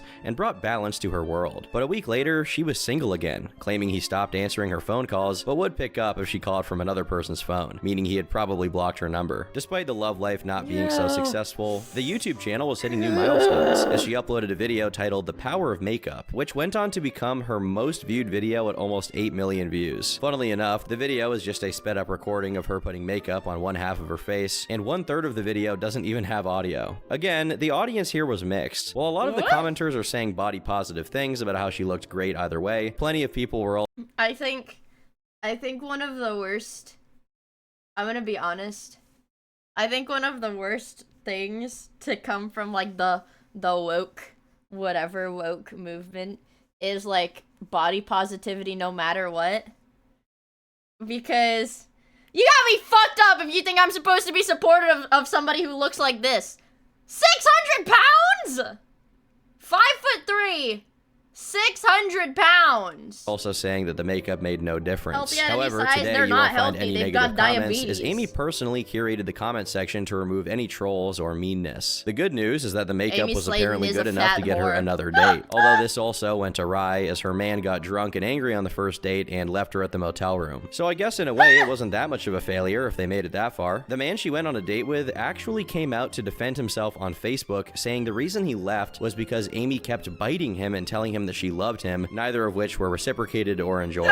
In response, Amy claimed that the man was poorly endowed, to which a friend of his replied saying, "You wasn't talking like that last night. When we came to get him, you was crying, wanting him to stay after you bit him all over his upper body. You psycho, fat-ass, Twinkie-eating bitch." Amy went on to make a video of the incident, reframing the bites as attempted hickeys, and then doxing the man in her comment section. Additionally, the guy in question was revealed to be 19 years old, which became relevant once a family member of his took to their comments to allege that she bought him alcohol and left out the fact that she'd previously contracted an STD, both of which are not good things to do to anyone. The comment concluded with a threat of a lawsuit if the video wasn't taken down, and although that lawsuit was actually filed, it seems like nothing ever came of it. However, Holy this shit. drama really changed people's perception of Amy, as they saw a darker side of her that was willing to lie and manipulate in order to get her way. Another manifestation of this is her next repurposing of the same GoFundMe page she used for the move in Tammy's pneumonia, but this time she changed the page to be about buying a MacBook for $10,000. $10,000? MacBooks don't cost 10 grand, and it's pretty unclear how that would even improve her videos, since every video she'd made up until that point was simply a video recording of her talking. As people began wondering what all of that money was really going to, she announced that she'd bought a new van, and for some, this pretty much confirmed that she was scamming her fans. It definitely didn't help that in response to these claims, she deleted the GoFundMe page along with every video that mentioned it, and after that, someone who claimed to have known both sisters personally posted about her, saying that he worked with Amy in a call center. This user also shared some interesting details about Amy, such as her either outright refusing to eat anything or eating very little at work. However, when she was at home, she and Tammy ate the equivalent of 2 weeks of groceries in one sitting. That is, whenever the sisters weren't throwing temper tantrums and fighting with each other. He also added that while Amy was very self-aware that she had a problem, Tammy was not. If anything, she thought she looked better than other people. Regardless, both sisters were also described as stinking of body odor and fecal matter, with Tammy having an additional sickly sweet odor, which is just,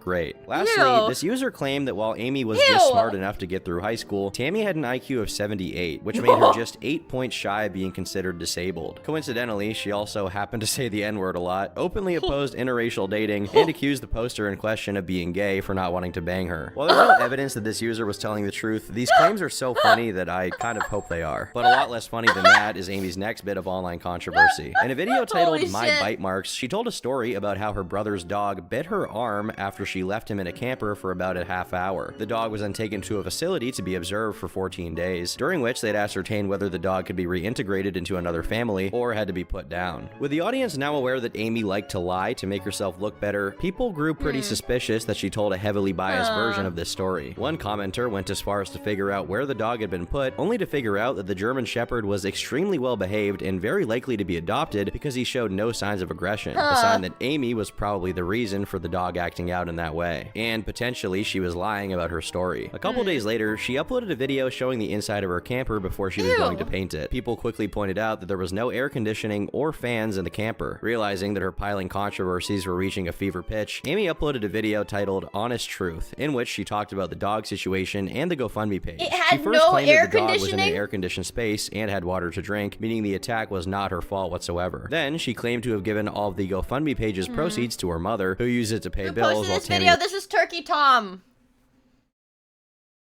This is a turkey. Look, it's his merch. This is a Turkey Tom video. Turkey Tom. Destiny's top guy. was in the hospital, although she didn't provide a single receipt, claiming her mom was looking for them. This was a GoFundMe page, so unless they paid the hospital by withdrawing all the money in cash, this should be as easy as producing a bank statement, so in all likelihood, Amy is lying here. While a lot of people recognize that Amy was not the sharpest tool in the shed, it was clear that whenever she was confronted about something she did that was shady, I'm gonna if say not something that's like a little bit hateful, maybe. I'm gonna put the freaking cam back on. But when somebody's like, I don't even know how to like illustrate it, but like when your fingers here, if I like do this, you know, when they're like squished up like that, I don't like seeing sausage fingers.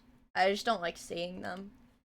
When they're like that normally, defrauding I'll donors pause and it when we claiming have to to not see know their where all hands the money again. went, she played up her stupidity, almost as if to get people to give up trying to wrangle her into giving a straightforward answer. Given that she's intelligent enough to set up a GoFundMe page and attach it to a payment processor, she's definitely capable of showing the processor's payment history and showing it to her audience. At the very least, she's definitely more capable of it than her elderly mother, who most likely can't even use a computer. The real issue is that she just does not want to do it, possibly because all that GoFundMe money was now conspicuously van-shaped, and she wasn't willing to sell it to refund the donors. She then argued that the idea of repurposing the page to ask for a MacBook was actually her friend's, and she promised to pay people back as long as they could provide proof of payment. Now, this video received a lot of backlash because Amy was blatantly blaming everyone else for her controversies. Commentary YouTuber Optimus estimated that she was definitely making money from YouTube at this point. So Amy and Tammy Slayton run their channel, which for some reason only has one of their names, which is Amy, but that's besides the point. So on this channel they do food reviews,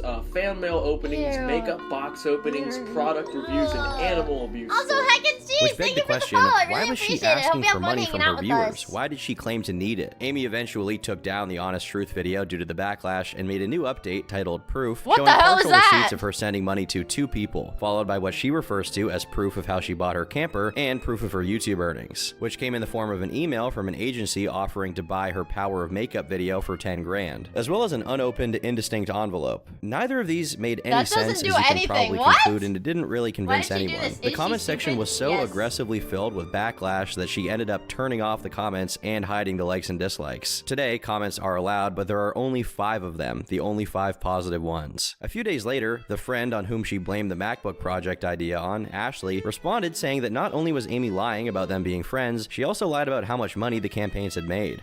Starting with the fact that in that video, you talked about me like I was your best friend. Like we're good as friends. I'm not mad at you anymore. There's no drama. Why do they have a camper? Do they physically fit in a camper? I don't fucking know. So incredibly far from the truth.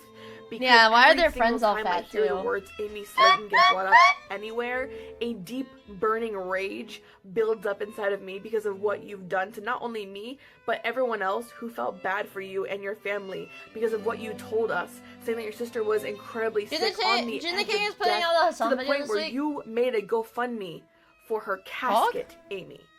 And that never, ever came out to be a GoFundMe for her casket because she was going to be so fat she needed an extra large custom-made casket. Over $800. Ashley also cast doubt on Amy's stories about being bit and having toxoplasmosis, but her theories were never officially addressed as far as I can tell, and Amy just went about her business, finding herself a brand new boy toy named Matthew, telling a story about how they went out to Taco Bell and then exploded the mall. Her words, not mine. Despite their powerful chemistry, they broke up a day later, which really upset Amy. Amy because she needed a date for her brother's wedding. Amy then said that she had lowered her standards for him, followed by her sycophantic followers attacking the guy for having rotten teeth, prompting him to make videos defending himself, of course to no avail, as Amy had a force field of adipose tissue that deflected all criticism. A few days later, she made a video titled Going Through a Breakup, in which she uses the 5 stages of grief to describe the process of getting over a relationship, which lasted 2 days. She then went on to explain that the breakup actually wasn't her fault. Instead, it happened because of the incessant attacks on the guy coming from her fans, which she was very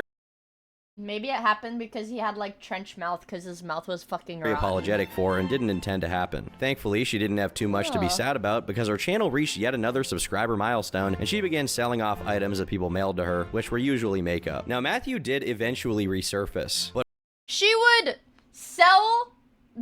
resell the gifts that her fans mailed her. Holy fuck. She would resell the gifts her fans sent her. Jesus Christ. only to call Amy disgusting and claim he didn't even know what she looked like before they met up, implying that he was catfished. Around the same time, Ashley also made an update to her inquiries into Amy's history of defrauding people and weaponizing her following to attack those she disliked. This time, she showed DMs between them where Amy repeatedly promised to get receipts for the payments made to the hospital where Amy was treated, only to never deliver, essentially confirming that the money was used for different purposes. Amy never addressed this. Instead, she posted a video called My Thoughts, where she claimed that someone tried to scam her by look at her hand! claiming to have donated to the GoFundMe and wanting their money back. This story is that the money was used for different purposes. Tried to scam Look at her hand. See how it's like... That's what I mean. By claiming to have like donated to the GoFundMe and wanting their money back. This story is probably untrue, but it doesn't really matter nearly as much as an odd statement she made halfway through the video. I'm trying my best to pay people back, and yeah, I know I've been wrong. I should not throw receipts away. But in my head, I wasn't thinking, oh, these receipts may come to bite me in the ass. Yeah. You know, I wasn't thinking that. Apparently, Kick live streamed the streaming today. You know?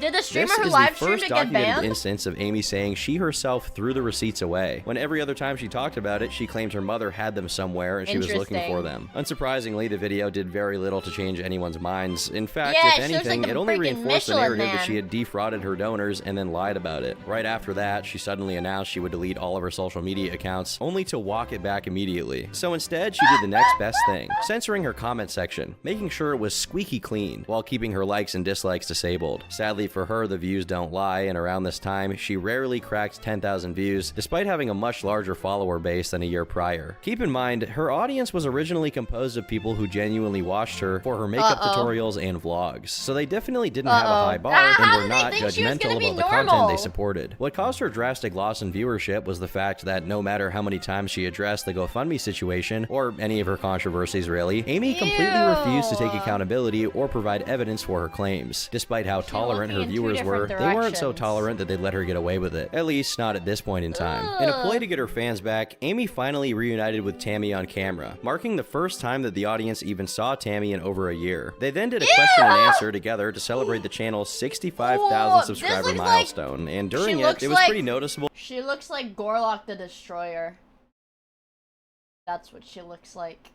She looks like Gorlock. That Tammy didn't want to be there, almost as if Amy was recording the video against her wishes. The viewers also picked up on Tammy's snarky answers, concluding that the sisters probably didn't like each other that much anymore. Ultimately, the video was extremely awkward, and it didn't really work in getting back any of their fans. Instead, a couple of months later, Amy tried out live streaming, which turned out to be more of a challenge than she expected because she couldn't figure out how to press the start streaming button. But fortunately for us, she eventually found it, and although the stream hasn't been archived, we did find out that she once again found herself a new boyfriend. She called him David, and on the same day the stream went up, he also broke up with her. Teary-eyed, she released a video blaming her audience for harassing him, but the video was deleted shortly after, most likely due to the negative response. She then released a follow-up titled I'm Sorry, explaining that she understood now that online harassment had nothing to do with it, but she still couldn't quite admit David broke up with her because of, well, her being her. Instead, she blamed his ex-girlfriend, I suppose to make herself feel better. A few days later, she went on a podcast with Stay Negative, where she she attacked someone called Bunny Rabbit, a YouTuber and a convicted sex worker, claiming that she had been running a long con on Amy and was behind the attempted scam. But about a week later, a channel called Flat Out Entertainment released a video on Amy that's since been deleted. He later revealed he had actually been contacted by Amy herself, who wasn't too fond of him using her name for views. Not only that, but she also asked him to cover the aforementioned Bunny Rabbit, saying she was the one responsible for all of the controversies surrounding the GoFundMe. Flat Out Entertainment didn't take this very seriously since he was familiar with the situation and knew that Bunny had nothing to do with the GoFundMe scam. Perhaps realizing that pinning it all on Bunny wouldn't do the trick, Amy made a rant video about a girl who had been making videos on her. Wanna talk shit about me? I only use my name in her videos? Ew! All the time. Like, wouldn't you be scared if something like this was going to attack you, chat? You would be scared, right? I would be scared. Amy. Because bitch can't get views by herself, so she has to use my name.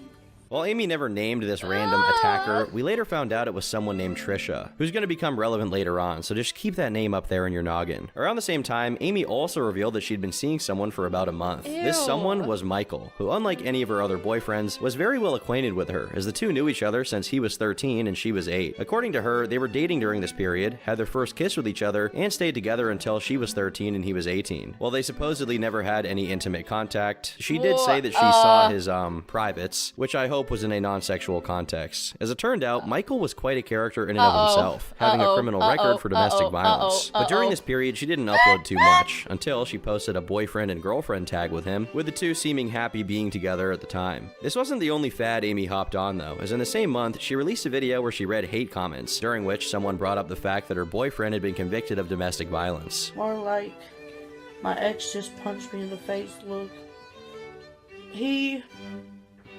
I'm not even going to talk about him being like that, because that was just a one-time deal, and he regrets it, and he's sorry for it, and he would never do that to me, because he knows I'll beat the shit out of him. No, but for real, I'm not even going to talk about it, because it's none of your damn business who I date.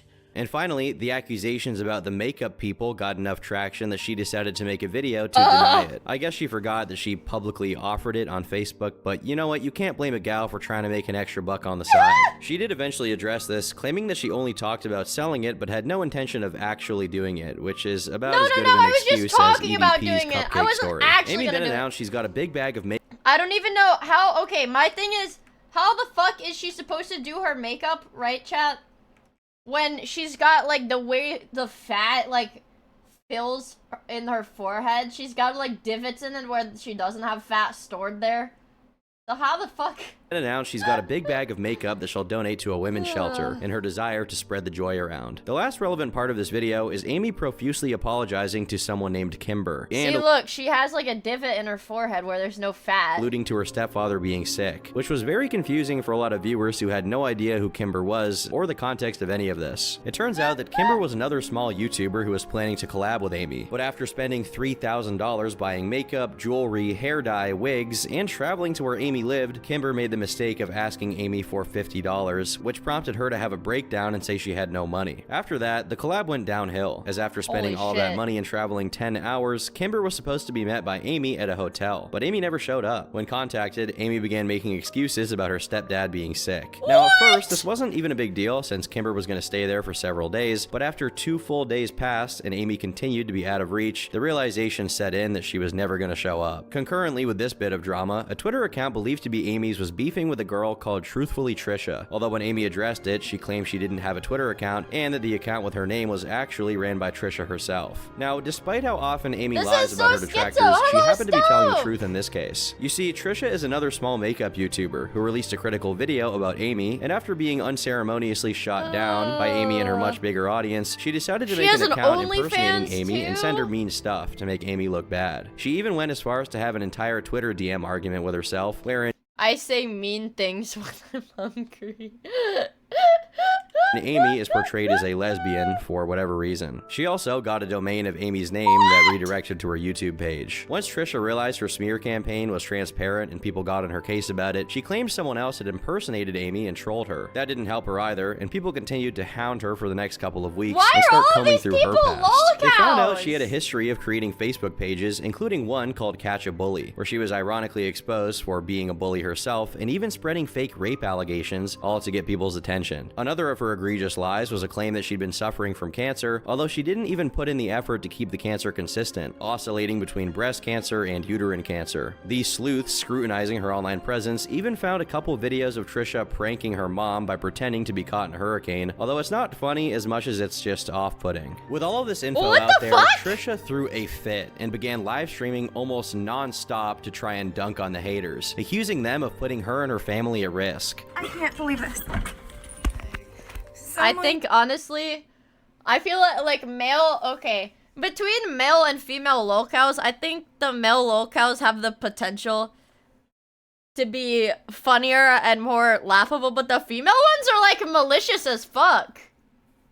Like these, like, women are all so fucking malicious. I'm having an anaphylactic reaction to black pepper. I forgot my EpiPen. Please go away. No. I'm waiting for the ambulance. Yes, ma'am. My husband. Why is she live Unlike streaming Amy, this? who is dumb, manipulative, but ultimately a normal person, Trisha seemed to be genuinely unhinged to a clinical degree. Amy was understandably freaked out by the situation and made a video about it, explaining how Trisha was stalking her and everyone she knew, and even made a fake dating profile using information from a friend of hers to try and break up his marriage. In the video, she also threatened legal action against Trisha, and a few days later, an outside source confirmed Amy was indeed looking into hiring a pro bono lawyer, which is a lawyer that essentially works for free until they win. After that, a cease and desist letter was sent to Trisha, which isn't really a cease and desist, as people quickly noticed it was a direct rip of an internet template of a cease and desist letter, including brackets and the text that should have been replaced. But the days after the letter was sent were marked by silence from Amy's end, and when she did come back, she was extremely paranoid and having panic attacks over cars driving past her house that she thought were recording her. At this point, she had gotten over Trisha's antics and instead was just generally paranoid. Meanwhile, Trisha was getting increasingly psychotic, streaming constantly and losing her mind to the point that she actually got invited onto Dr. Phil. Memorial Day of 2017, I was live streaming and I had a breakdown. John was visiting his family in Atlanta, so I live streamed for over 8 hours straight. There was a Wait! Live streaming for over 8 hours straight is grounds to get sent on Dr. Phil for being a crazy person? Chat? Chat? Am I cooked? Who would do that? Who would do that? moment where I smeared fake blood on me. It reminded me of the part of me that died when I was raped as a young girl. Sadly for her, the attention didn't last nearly as long as the insanity, as she fell back into obscurity. Today, she does OnlyFans, and based on her begging for money in some of the posts, I'm not so sure it's going well. As for Amy, things went back to normal. She attempted to branch out with her content and made an Outlast Let's Play, in which she recorded her TV with the same camera she used to film her videos. But what's more important about this period is that she moved in with Michael, which meant that he would now randomly appear in a bunch of videos from that point onward, either as a proper guest or just awkwardly sitting in the background as if he was already in the room when Amy barged in and started recording. One strange thing people noticed was that after she moved in with him, the uploads became a lot more infrequent, as she often went on multiple week-long hiatuses, which was very unusual for her. She would typically upload almost every day. Based on the way they interacted with each other, a lot of the fans speculated Amy was secretly unhappy with the relationship. Wouldn't that be about the time that they would have started doing the TV show, though? With some going as far as to suggest that he was doing something horrible to her. However, there was no proof of any bad behavior, and Amy certainly wasn't giving any hints that her and Michael were at odds, as she basically praised him as Jesus every time his name came up. And eventually, Michael took up her hobby, streaming himself on his YouTube channel, which Amy proceeded to shout out and promote. Although the lack of uploads from her was concerning, it wasn't so concerning that people continued to pay attention, and during this period, they lost a lot of viewers. At one point, she did come back to try and explain her near-total absence from YouTube, clarifying she was away due to a family situation that she didn't want to get into. But no, I'm not dead. No, nobody died. I don't like the way their mouth looks. It's scary the way their mouth does this. Like, what causes your mouth to have, like, this frowny line. Me and Michael are more in love than we ever have been. If I was in an abusive relationship, I got a head on my shoulders to say, get the fuck out of there. You know what I'm saying? As funny and bizarre as Amy's situation is, it was definitely relieving to get confirmation that there wasn't anything bad going on, however unreliable of a narrator she was. While most of the speculation regarding Michael tended to be negative, he did have a positive effect of keeping Amy out of online drama. I guess because she finally had someone to interact with in real life, so she didn't go looking for it online. At this point, the couple were getting ready to get married, and things seemed to be looking up for Amy. But what about Tammy? During years of Amy being chronically online, Tammy stayed consistently out of the spotlight, only updating her Facebook page. In 2017, she did post about trolls making accounts on dating websites with her info, which she claimed was an attempt to make her want to do something drastic. This is relevant because she punctuated her post with FKYT, suggesting that unlike Amy, the people making fun of her online did actually get to her, hence her absence. But that all changed when she made her own channel in early 2018. And one of the first uploads on it had her covering the entire— What the hell? Look at the fucking size difference!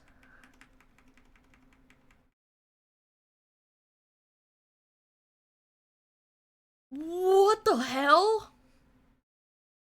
That's scary. Covering How do they even make clothes big enough entire to fit GoFundMe her? drama again from her perspective. In it, she reiterates that she did indeed get diagnosed with pneumonia, and that it got so bad she spent 3.5 weeks in a coma, almost dying, thus justifying Amy's fear that she was actually going to pass away. Since the GoFundMe was made while she was in a coma, she only found out about it later when she woke up, and when she did, she got very angry, saying that while she did appreciate the donations, it's not how she would have wanted her bills to get paid. But even with that, she still defends Amy, claiming she only ever used the money to pay bills and refunded everyone who reached out and proved they had donated. I don't think now, initially, she did that, the followers though. had a very positive impression of Tammy, seeing her as a much nicer and more genuine person than Amy, who was reveling in online attention and getting herself tangled up in petty drama constantly. And with that, the sisters went back to frequently collaborating and even did a live stream, this time without struggling to find the start streaming button. Things were going unbelievably well, as Amy and Mike moved into a new house together, and a good while later announced they were about to tie the knot. Unfortunately, Tammy didn't show up to the wedding, and when people got on her case about not going to her own sister's ceremony, she made a video claiming that her stomach issues prevented her from doing so, which most people chalked up to an excuse, but some did believe. Besides the hiccup, for about a year, both sisters remained relatively drama-free, and it seemed like things might finally turn around for their online career. However, eventually, the same issues they had previously been facing began to surface. For starters, during a storytime video about going to the arcade with Amy and Michael, Tammy unwittingly revealed they had left Amy's dog locked in a hot car during their time there. Although she acted like it wasn't that big of a deal while she recorded, she deleted the video right after it was published, probably because she realized this wasn't going to turn out well. She managed to do it early enough that the comment sections on the following videos weren't completely infested with people bringing it up, but ultimately, everything is archived, and sooner or later, these things do get noticed. In another video from around the same time, she went over all the things she got for her birthday, which deeply aggravated the viewers since she complained about most of the things she got and continued to ask for more free stuff. In this moment, it seems that Tammy was set on a path that led her right back to her full-on lol cow status, and in all likelihood, she was going to take Amy and Michael down with her. But before this return to form could take place, something unexpected happened. Back in 2016, someone had reached out to Tammy claiming to be a TV casting producer in LA. It didn't look like a credible contact since it was made over Facebook, and what kind of professional does that, right? Well, as it turns out, a real one. A few years later, the two sisters were supposedly invited onto the show Family by the Ton, which seemingly went nowhere, but immediately after, TLC officially reached out to the sisters and offered to create a brand new show with them as the stars. To promote it, TLC asked the sisters to announce their intention to get weight loss surgery on their channel, and a few months later, the TV show 1,000 Pound Sisters aired on TLC. The first season of the show was filmed throughout 2019, detailing their journey to get the surgery, and throughout it, we're even given a glimpse of how the sisters lived. At the time, Amy weighed over 400 pounds. 406. While Tammy was just over 600. Oh! 605. While Amy could still get around and live as a relatively normal person, Tammy had to rely on everyone else to do even basic tasks. In a way, the show worked to completely reverse the roles that the sisters had been placed into prior. Now, Amy was seen as the likable and relatable one, as surprisingly, she was a much more charismatic person when she wasn't trying to make content for YouTube. Additionally, she seemed to put in some genuine effort to losing weight, exercising, and maintaining a halfway decent diet for someone her size. On the other hand, Tammy fully embraced a victim mentality, being completely uncooperative with the weight loss efforts and feeling sorry for herself all the time. Come on, Tam Tam. Who? Come I don't know on, that Tam person. Tam. Shut up and do it. Just do it. God, they're fucking white trash. Holy shit. I think that's what makes this show more enjoyable, is like they're white trash, dude. Interestingly, Amy's husband Michael also got a serious makeover by the show, previously seen by the fans as potentially abusive. But through the episodes, he can be seen being very supportive of both sisters, who, by the way, were both living with him at this point due to a health scare earlier that year. While this was odd and unexpected, the show didn't just paint Michael in that light arbitrarily. I guess he really did regret beating his ex-wife. I guess Amy was right. He really did only do it once, and he regrets it. To actually see him being of help to them, and you can't really fake that. But Michael isn't the only partner of theirs we get to see, as despite not being able to walk or even sit in a car due to how big she was, Tammy had somehow managed to get herself a boyfriend named Jerry. He was first mentioned on her YouTube channel, and in the show, he appears while the sisters are in Georgia, and soon after, he has a romantic encounter with Tammy on the show. Jerry came and see me last night, all the way from North Carolina. I was like so shocked. I was super nervous. Got some hickeys. But he's only properly introduced in the following season, as the first season focuses on the core members of the family. Due to her efforts, Amy quickly managed to lose enough weight to qualify for the weight reduction surgery, but Tammy did not. When I met Tammy, she was at 608 pounds. I gave her a goal of 58-pound weight loss, but she's only lost 21. It seemed to motivate Tammy, as by the end of the first season, and about 2 months after Amy's surgery, she finally got under 600 pounds, 10 pounds away from being ready to get her operation. Wait, but she started at... I weigh 608 pounds. Wait, but she started at 600 pounds. What the fuck? But she started at... ew. But now, I made it down to 559. It feels great to be this close. But things got a lot more dramatic in the show's second season, which took place during the height of the pandemic. Oh boy. With the sisters now stuck inside their house, Tammy went into a depression and put all of the weight back on. Are you on there? Hi. Is that Jerry? Why is he so big? Meanwhile, Amy resisted, continuing to lose weight. It's been 4 months since I had weight loss surgery. So far, I lost. Well, she just looks like an average fat white Frustrated, person now. Tammy's doctor sent her to a different doctor, just giving up entirely. And in the interim between doctors, she gained even more weight than previous. An extremely concerning development due to the many life-threatening health problems she faced just a while prior. So we're at 644 and a half. How do you even weigh that much? How the fuck As does for that Amy, happen? her weight loss wasn't the only good news, as she finally had the opportunity to fulfill one of her deepest desires, having a child. I'm pregnant. After her surgery, the doctor had warned her that while she would be able to conceive, it wouldn't be advisable to do so for the next 2 years. But just a few months later, she was pregnant. As you can imagine, this did cause a few problems. It's only been a couple months since I had the surgery. and Dr. Proctor told me not to get pregnant for 2 years. And why did you get pregnant? But she went through with it regardless. Although the child had to be born through a C-section and was slightly underweight, the baby was still healthy. It was around this time that Tammy once again contracted pneumonia, this time as a consequence How the fuck was that baby underweight? How? Welcome back, whore. COVID, but despite her being ill, she put on another 20 pounds, which is strange because people with these illnesses typically lose weight. It's not explicitly stated any. Confused. He doesn't even know what to fucking say. He's like, how is this medically possible? Anywhere in the show, probably because it's too freaky even for TLC, but her continuous weight gain was actually a consequence of her boyfriend Jerry's feeder fetish. If you don't know what that is, consider yourself blessed. Oh, that sick man.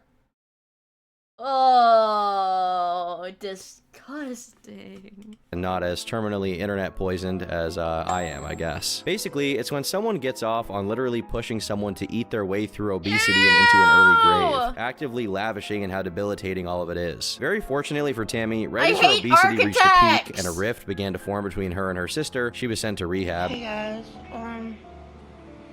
I had given thought and I decided to go into a nursing rehab situation. What's not so fortunate about this is it didn't happen because Tammy realized how disgusting Jerry's interest was. As a matter of fact, if it was up to her, she was gonna stay with him. In reality, it's because Jerry felt guilt due to the fact that while dating Tammy, he was married to the mother of his 7 children and was actively cheating on her on national TV. If you're wondering, yes, Tammy knew the entire time. The extra 20 pounds Tammy put on right before going into rehab went away, as she lost 60 during her time there, but left the program early to try and lose weight on her own outside of the facility. Shit. Remember what I told you. Just keep saying no. Of course, she failed, as she walked right into the arms of yet another feeder called BBW King, who proudly had never dated a woman below 300 pounds. Currently dating the BBW King. This marked yet another period of tension between Tammy and the rest of her family, as she was openly indulging in her self-destruction by dating feeders and slowly taking her own life through food. This also coincided with her behavior becoming increasingly dislikable, as she seemingly ruined every potentially positive family function, including an entire trip. We're all in this together. I want to go home. I didn't want to come here. She eventually did go back to rehab, looks like but a before she could get pig. settled in there, she was sent to the hospital. They're just telling us that her lungs have given up, and like her body is shutting down. So at this point, you know, they don't even seem sad. We're facing making funeral arrangements for my little sister. After 3 weeks there and a tracheostomy to allow her to breathe, she eventually went to rehab. Meanwhile, Amy and Michael had a second son, which caused their relationship to strain, as Amy felt Michael wasn't doing enough, and both were pretty unhappy. While in rehab, Tammy finally stuck to the program, and over 5 months, she lost over 100 pounds, and found a boyfriend in the facility named Caleb, whom she married within a few weeks of meeting. What? She's got fat in places I didn't even know you could get fat. This is so scary. Him while still there. Thankfully, this boyfriend was not a feeder and actually had respect for her medical issues, so the weight loss continued all the way down to 430 pounds. Sadly, when she left, her husband couldn't come with her since he was also hospitalized with similar issues. Once again, the sisters' roles were reversed, as Tammy was shown improving in all areas, while Amy began stalling in her progress, lashing out at her family until her relationship with Michael completely fell apart, culminating in divorce. All of that stress amounted in Amy hitting another one of her sisters, Amanda, while they had a fight about how Amy's kids were being raised. Now, the divorce wasn't really discussed in great detail. Look, she like, why won't she use both of her eyes? Why won't she use both? That's freaking me On out. the show, I assume for legal reasons, but looking into it is pretty interesting. Amy had originally accused Michael of domestic abuse, only to withdraw the charge, and then the two of them filed restraining orders against each other. They're also barred from making any public statements about each other, and agreed on joint custody of their 2 sons, meaning whatever the true story is behind the divorce, neither of them wanted to talk Yeah, the UK has a lot of obese people. I think it's like, but the US is still #1, right? about America it. A while #1, after the baby. separation, Amy was seen with a new boyfriend, Tony, which made a lot of people concerned about how bringing strange men around could possibly affect the kids. Again, despite the audience of the show being composed mostly of women who weren't half as judgmental as the internet trolls the Slayton sisters had to contend with, even they were picking up on very damning behavior patterns coming from Amy. But soon after the fight between Amy and Amanda, Tammy's husband Caleb passed away due to obesity-related issues. Remarkably, this didn't actually impact Tammy's resolve on losing weight, as she continued sticking to her program. What it did impact, however, was her mood, as she found herself fighting with Amanda constantly. The context of this fight is that Tammy was Amanda's tenant and thought that Amanda wasn't maintaining the place she was living in. Over the course of the episodes following this conflict, Tammy destroyed pretty much all the goodwill she had built up by being petty to everyone around her and refusing to accept a ceasefire with her sister. Due to how much she depended on her family, this was seen as pretty selfish and hypocritical of her, but it's at this point that the show's framing of the family really comes into question. For one, they would often neglect certain details, like, for example, Jerry's feeder fetish, and randomly drop the viewers into arguments between the sisters with no context, often editing the footage to make one of them look better. This is pretty par for the course with reality TV, but it becomes pretty egregious when, after being pretty tight-lipped and vague about Amy's divorce with Michael, they got really kind toward her. On the show, she was very deliberately portrayed as a caring, loving mother. It's always been that doubt, what if I'm a bad parent? What if I can't? No, give stop eating! one baby Stop! time without the other baby time. And whenever she did something negative, she was always given a lot of time to explain herself, and the context was always Ew, clearly in her favor. I don't want to Of course, look at all this! reality TV is like this to some degree, but the way it was being done here, especially considering the fact that it could potentially affect your kids, looked a lot more deceptive in nature. For a while, the concerns about something insidious going on behind the scenes appeared to be mistaken. As time went on and nothing really changed about Amy and Tammy, even with the increased attention and mountains of money they got from the show. However, in early September of 2024, the police were called to the Tennessee Safari Park after one of the guests was reportedly bitten by a camel. Once they got there, they found Amy, who had apparently been bit by a camel so bad she had to go to the hospital. I don't really know how you get bit by a camel, but maybe this is karma for. And then she was smoking weed. She had 2 ounces of weed in her car and mushrooms. I guess maybe if you're like that fat, you probably need to smoke a lot of weed to get high. For biting that guy from all those years ago. The thing is, she was with her 2 sons who went along with her to the hospital, and the cops noticed that she smelled like weed, which gave them the bright idea to search her car. In it, they found 80 grams of the drug, which is illegal in Kentucky, as well as an unspecified amount of mushrooms. As a consequence, Amy and the man she was with, Brian, were promptly arrested for drug possession and 2 counts of child endangerment, while the bond was set at $10,000 per person, with both of them being paid for by Amy's brother, Chris. Yeah, Both I'm of them sure they pled had not enough guilty, money for and that. interestingly enough, the owners of the zoo came out to accuse Amy of lying about having been bitten by a camel, as none of the security footage supported her claim, and based on the examination of the wound, it wasn't consistent with an animal bite and looked more like a cut she got. Given that they also described the man she was with as very erratic, it wouldn't be surprising to me if they were so out of their mind on drugs that she accidentally cut herself on an object and convinced herself it was a camel. Whether it was a camel bite or not, the point remains the same. Amy is seeing strange men and doing drugs in the presence of her kids, and usually that combination leads to the kids being put in all sorts of danger. That isn't to say she shouldn't be given a chance to redeem herself, but with 2 child endangerment charges, which can be felonies depending on the circumstance, she definitely stands to lose custody of her kids, in which case they would go to Michael. While Michael himself also has a conviction on his record, avid followers of the show have pointed out time and time again that their divorce was depicted in a very one-sided manner, trying to make Michael look negligent and lazy when he had already demonstrated himself to be neither of those things, diligently putting up with both of. It's crazy that I have to say, man, I think the good guy in this situation is the guy who was previously arrested for beating his wife. I think the convicted criminal might be the good guy in this situation, chat. Yeah, and they have like really I think Tammy was the one that had like a 70 IQ. Of the sister's insanity and doing his best to help her Amy around was the house. sleeping with Since the show then, editors? not much of relevance What? has gone down with the sisters. Tammy continued to successfully lose a lot of weight and has been angling to get a surgery to remove her loose skin, but otherwise she's continued to be disliked by fans of the show for her attitude. Amy, meanwhile, is seen as more of a mix. They look like grandmas. Like they've got like since they lost a little bit of the fat, like it's like their face is all saggy now and they look like grandmas. And most of the show now focuses on her struggles as a mother, typically framing it with a noticeable positive bias towards her, probably because they're trying to appeal to the middle-aged female demographic that composes a significant amount of the viewers. While their lives are far from the catastrophic dumpster fire that was coming their way during the GoFundMe and camper fiascos, there's no way to know if this is because they genuinely Wait, they're only like or if the writers 27? and editors behind the show were working overtime to make them look better. If it weren't for TLC, they wouldn't have hundreds of thousands of people supporting them. Why are you eating a popsicle? It's so cold, bro. Instead, there would be a small army of detractors, picking apart at their lies and excuses, and they've already proved themselves to be terrible at sticking to their stories, and would undoubtedly fall apart without the safety net of the show. For the time being, we can only hope that their children aren't affected by whatever inevitable fiasco they're heading towards. But until then, I've been Turkey Tom, thanks for watching, and until next time, leave me alone. No, they're in their 30s. Almost okay. everyone has dreamed of being... No. They're in their late 30s. They're in their late 30s.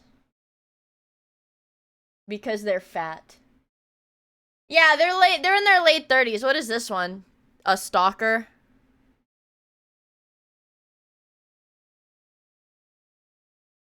This girl is terrifying. Be prepared for her to strike your channel for just even mentioning her name.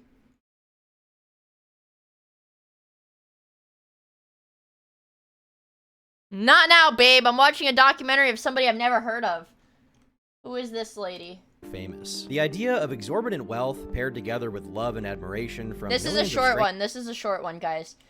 This is a short one. Is a lifestyle many find to be appealing, but no one Dailies. would go further to achieve this dream than Lily Jean Truman. With an online following of over 1 million on her Never Instagram, heard of her. one Never might heard think of she her. would be somewhat of a well-known figure. However, the only thing she's truly known for are the strange circumstances of her supposed fame. Revelations of her inconsistent growth and engagement has led to allegations of buying followers. Yeah, I'm sure she just buys her followers then. Well, Isn't Instagram like known for having people like just buy followers? Like you can buy followers really easily on Instagram specifically. What the gooner? Fabricating fan accounts, and even faking event appearances and brand sponsorships. With her questionable status as an influencer, many began to take note, Why and does as she online look like discussion that? She looks so scary. of Lily Jean began to increase, she would be set on a warpath to remove any criticism of her online, with the help of her mother Laura. This culminated in the doxing, harassment, and stalking of a handful of creators and internet spectators. But who is Lily Jean, and how did we get here? Lily Jean's earliest known online activity dates back to around 2011, when she was only 10 years old. As a preteen, she would create a handful of blogs discussing topics of interest like makeup, nails, gymnastics, and American Girl dolls. The latter of which she would use to create stop-motion animations, demonstrating her early interest in acting and film, and more specifically, her desire to be famous. Meanwhile, her mother Laura had worked in the entertainment industry. The craziest thing to me, like, I don't know, I feel like you've been raised wrong. Like, your parents had to have failed you in some sense if you're 10 years old and your dream is to be famous. I think that's bad, actually. Also, hi, Jam Jars! Good to see you. Hope you're doing well.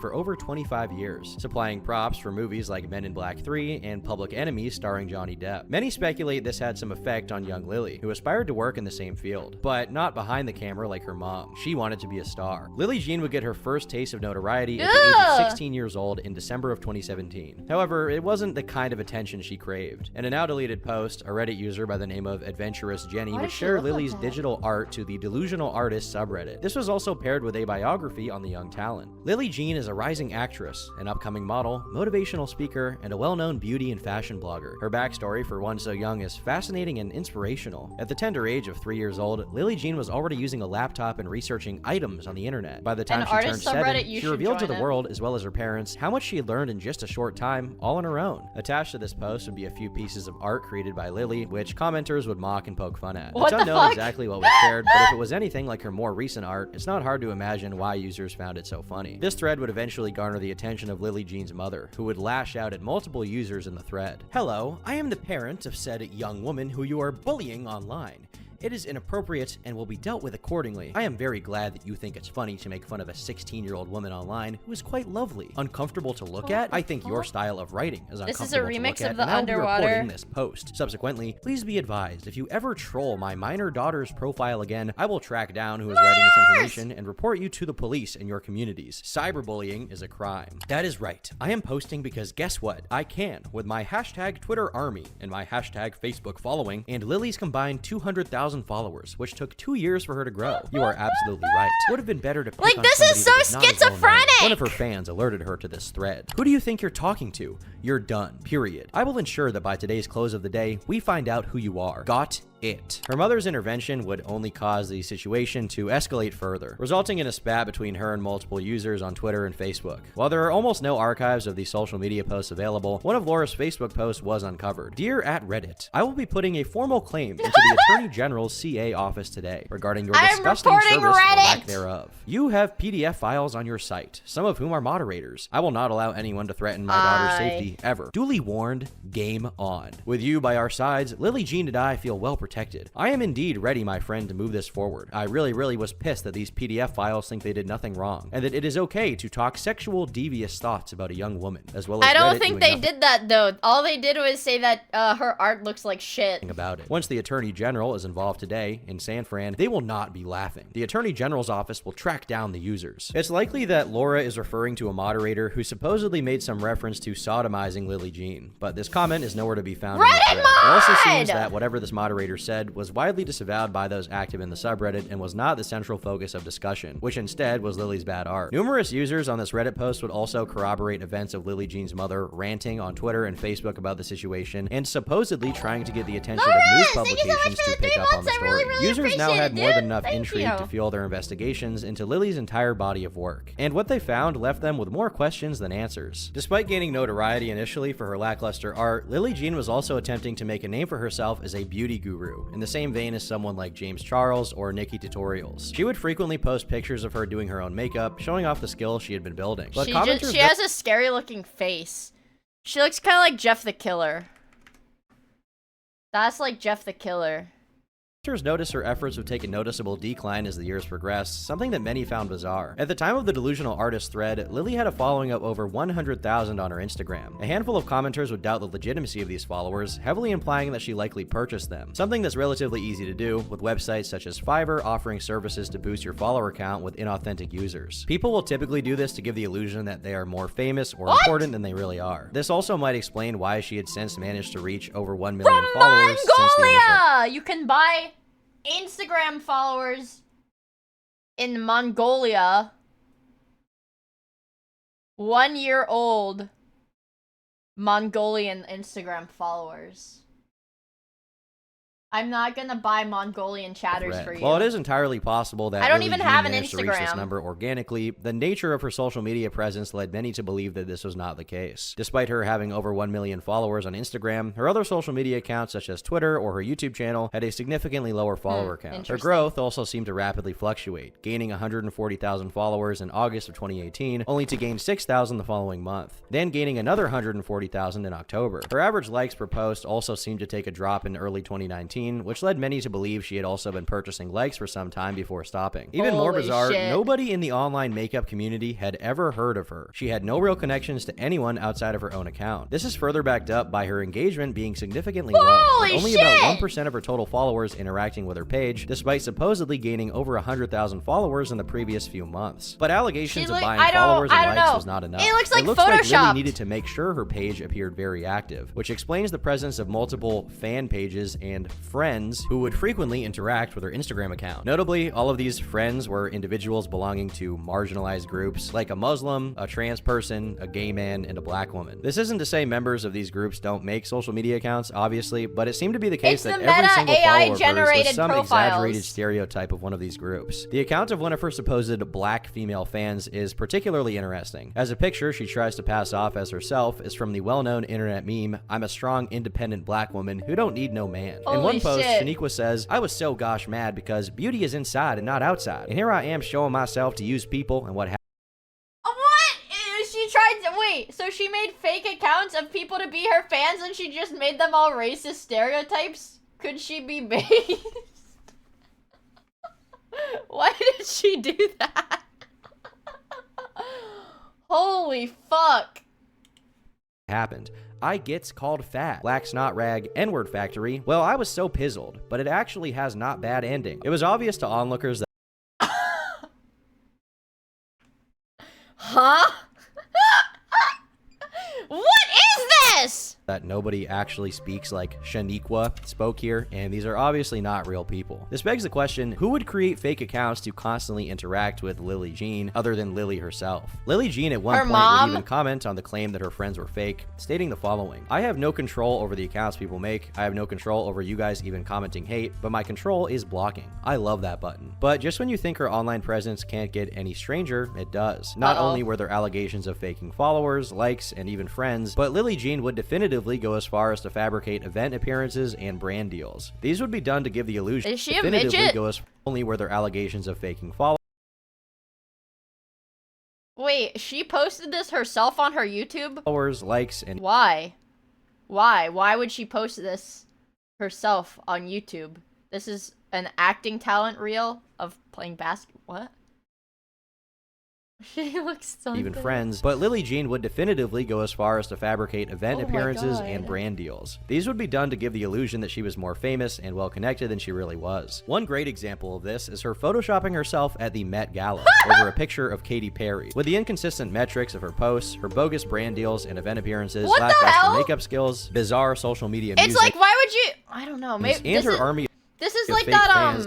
Pause, Andy. This is like that Timmy Thick Harvard social experiment thing. And then a few years they're gonna say that this was all an experiment to see, I don't know, some random Constantly bullshit. interacting with her, many were led to believe that her entire internet presence was a complete hoax. But in a sense, Lily had got what she finally wanted, attention. But this desired fame was now becoming more akin to infamy. And Jean's efforts at becoming a beauty guru would not be her only venture. The biography posted to her website states that she is an actress, filmmaker, writer, and director, best known for her award-winning celebrity talk show, Lily Jean Talks. Now, this talk show is just a podcast uploaded to her YouTube channel, which has received an overwhelming negative reception. It also appears that the reviews for this podcast have been manipulated in some way, considering that despite its 1-star rating, it has over 800 10-star reviews. And as far as this being an award-winning talk show, the award in question is simply a Best Web Series of the Month, distributed by the Gothamite Monthly Film Awards, which is an extremely niche film festival that I doubt anyone watching has heard of. As for her supposed acting, writing, and directing, these are not things Lily appears to have done professionally. According to her website, Lily has acted in 6 films, in which she plays the lead. These films are notably short and low production. They typically feature Lily herself and sometimes one other person, and oftentimes that person is not even in the same room or speaking the same language, and it's hard to tell if they even know what's going on. My husband! Ya está hecho. ¿No has oído un ruido?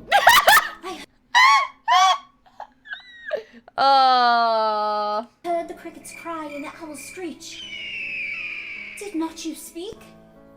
¿Cuándo? All of this information had been floating around on forums for months, with users begging that a large content creator would take notice of Lily and her mother's strange history. Their prayers were ultimately answered when on February 13th of 2020, a commentary channel called Primink would upload a video titled "The Instagram Model Who Fabricated Her Entire Life." Primink's video would not be insignificant by any means, as it currently sits at over 10 million views. It was also extremely impactful in the sense that a whole new group of people were being introduced to Lily Jean for the first time. I don't like and her as a teeth. result, Oh my other god. YouTubers I think teeth like that are scary.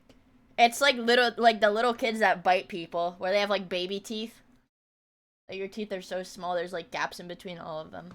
It's, yeah, small far apart teeth. There's like people who bite. would also pick up on the story, sharing their thoughts about the situation, while also praising Primink for finally putting it together. But not everyone had the most positive reaction. And much like Laura Truman's initial meltdown on Facebook and Reddit, the existence of these videos were seen as a direct threat. Even before Primink's video had come out, Lily had frequently referred to any online discussion of her as cyberbullying and harassment, appearing on a live stream in 2019 about the topic. But once Primink's video got millions of views, this went from a footnote of her online presence to the main focus, creating a documentary titled Project Bullyish, in which she claims to advocate for legislation to protect young people such as herself from being harassed by anonymous users. In the description of this documentary, she also describes what she experienced as gang stalking. Lily Jean is likely unaware She's that actually schizophrenic! No shot. She's actually schizophrenic, you guys. No fucking way. Stalking is actually a persecutory delusion that affects people with schizophrenia and general psychosis, and is not actually a real thing. On second thought, considering the type of stuff she uploads to her YouTube channel, being schizophrenic might be a genuine possibility. Lily also had an interesting way of describing the supposed nature of her cyberbullying campaign. I think platform accountability needs to happen because I don't want another young person to go through what I have had to go through. Why does she talk like that? Another young person to hurt themselves because they are being verbally murdered online by people who Why does she look like that, and why does she talk like that? Cyberbullying is not even the word anymore. It's online. It sounds like, I don't know how to explain it, but you know, like the TikTok voice actors. She's okay, this is gonna sound a little bit mean, but she's talking like the English dub of anime. She's talking like she learned how to speak from watching English dubs of TV shows. It's like, I don't know how to explain it. It's like it's like triple autism. No, it's like the wrong words are like accentuated. Verbal murdering that is occurring to people. She constantly refers to her experiences happening when she was just a minor. She has like the 2020. Okay, hold on, guys. Hold on.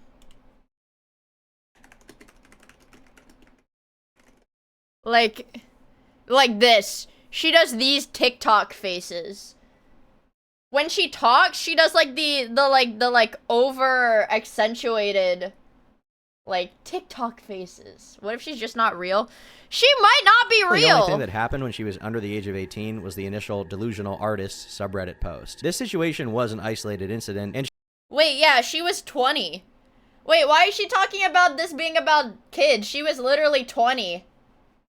She was 20 when this happened. she was a full-on legal adult by the time a majority of her controversies initially cropped up. Controversies which were not fueled by harassment and hatred, but were instead questioning her fake career. On top of this, Lily frequently referred to herself as being a Jewish woman, claiming that the harassment she receives is actually fueled by anti-Semitism. While there's no doubt that random users may make genuinely hateful remarks, to conflate this with a broader analysis of her phony career is a clear deflection. But even with that, could it be said that the Truman family's intentions were still good? Simply a mother trying to protect her daughter from mean comments online? Maybe at one point that could have been said. Unfortunately for the duo, all of these are simply false justifications used to excuse their unethical methods of seeking justice from their haters. Primink would receive a large amount of failed copyright claims from Lily Jean over the coming Holy shit! That was like, what the hell? Oh my god, come on. Come on, come on, come on. Come on. Holy shit. Like, just repeat, like, over and over. Jean over the coming years. He notes that the more these claims were shot down, the more intense future claims would become. Lily Jean and her mother began submitting images used in Primink's video for official copyright protection with the US government so they could then use their supposed intellectual property to get the video removed. This would send Lily's mother into a complete mental downward spiral. The user has violated my rights and is using my copyrighted photo on their cover. As the rights owner, I demand this to be removed immediately. This is not fair use. This is a violation. This is verbal What?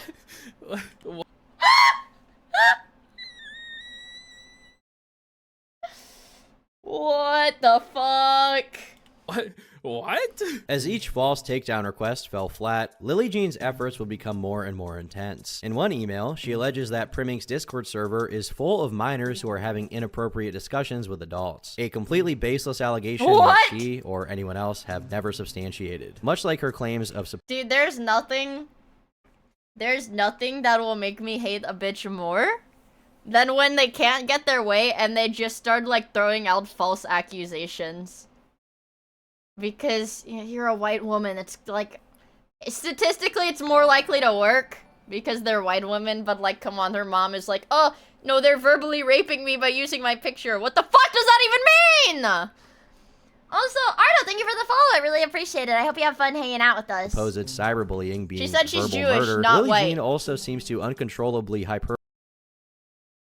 Speed, I'm watching your stream right now, bro. By comparing it to acts of violence or assault. Notably, in this takedown request, Lily Jean refers to Primink's channel as a content farm being run in Malaysia and the United Kingdom. This is a very unique choice of words, as most people who are familiar with actual content farms would not consider Primink's channel to be one. And there's also no proof that anything regarding his channel has anything to do with Malaysia or the UK. It seems that Lily and her mother have decided to label it as a content farm in order to discredit it, as if Primink was not even a real person, but instead some shadowy organization pushing out videos specifically designed to make the evil, I don't know, the evil making fun of these lolcow cabal that's secretly controlling all of YouTube. Life worse. As delusional as that sounds, it's not nearly as strange as the next coincidence in our story. Suspiciously, a number of anonymous accounts with no connection to Lily Jean somehow came to the same conclusion about Primink's channel at the same exact time. Keep in mind the Primink channel had never been referred to as a content farm by any large or small public figure on any site like Reddit or Kiwi Farms or 4chan, removing the possibility that these commenters naturally came together with the same conclusion. Primink was also able to find these accounts who how do these people just have this like endless stream of money to keep buying all these accounts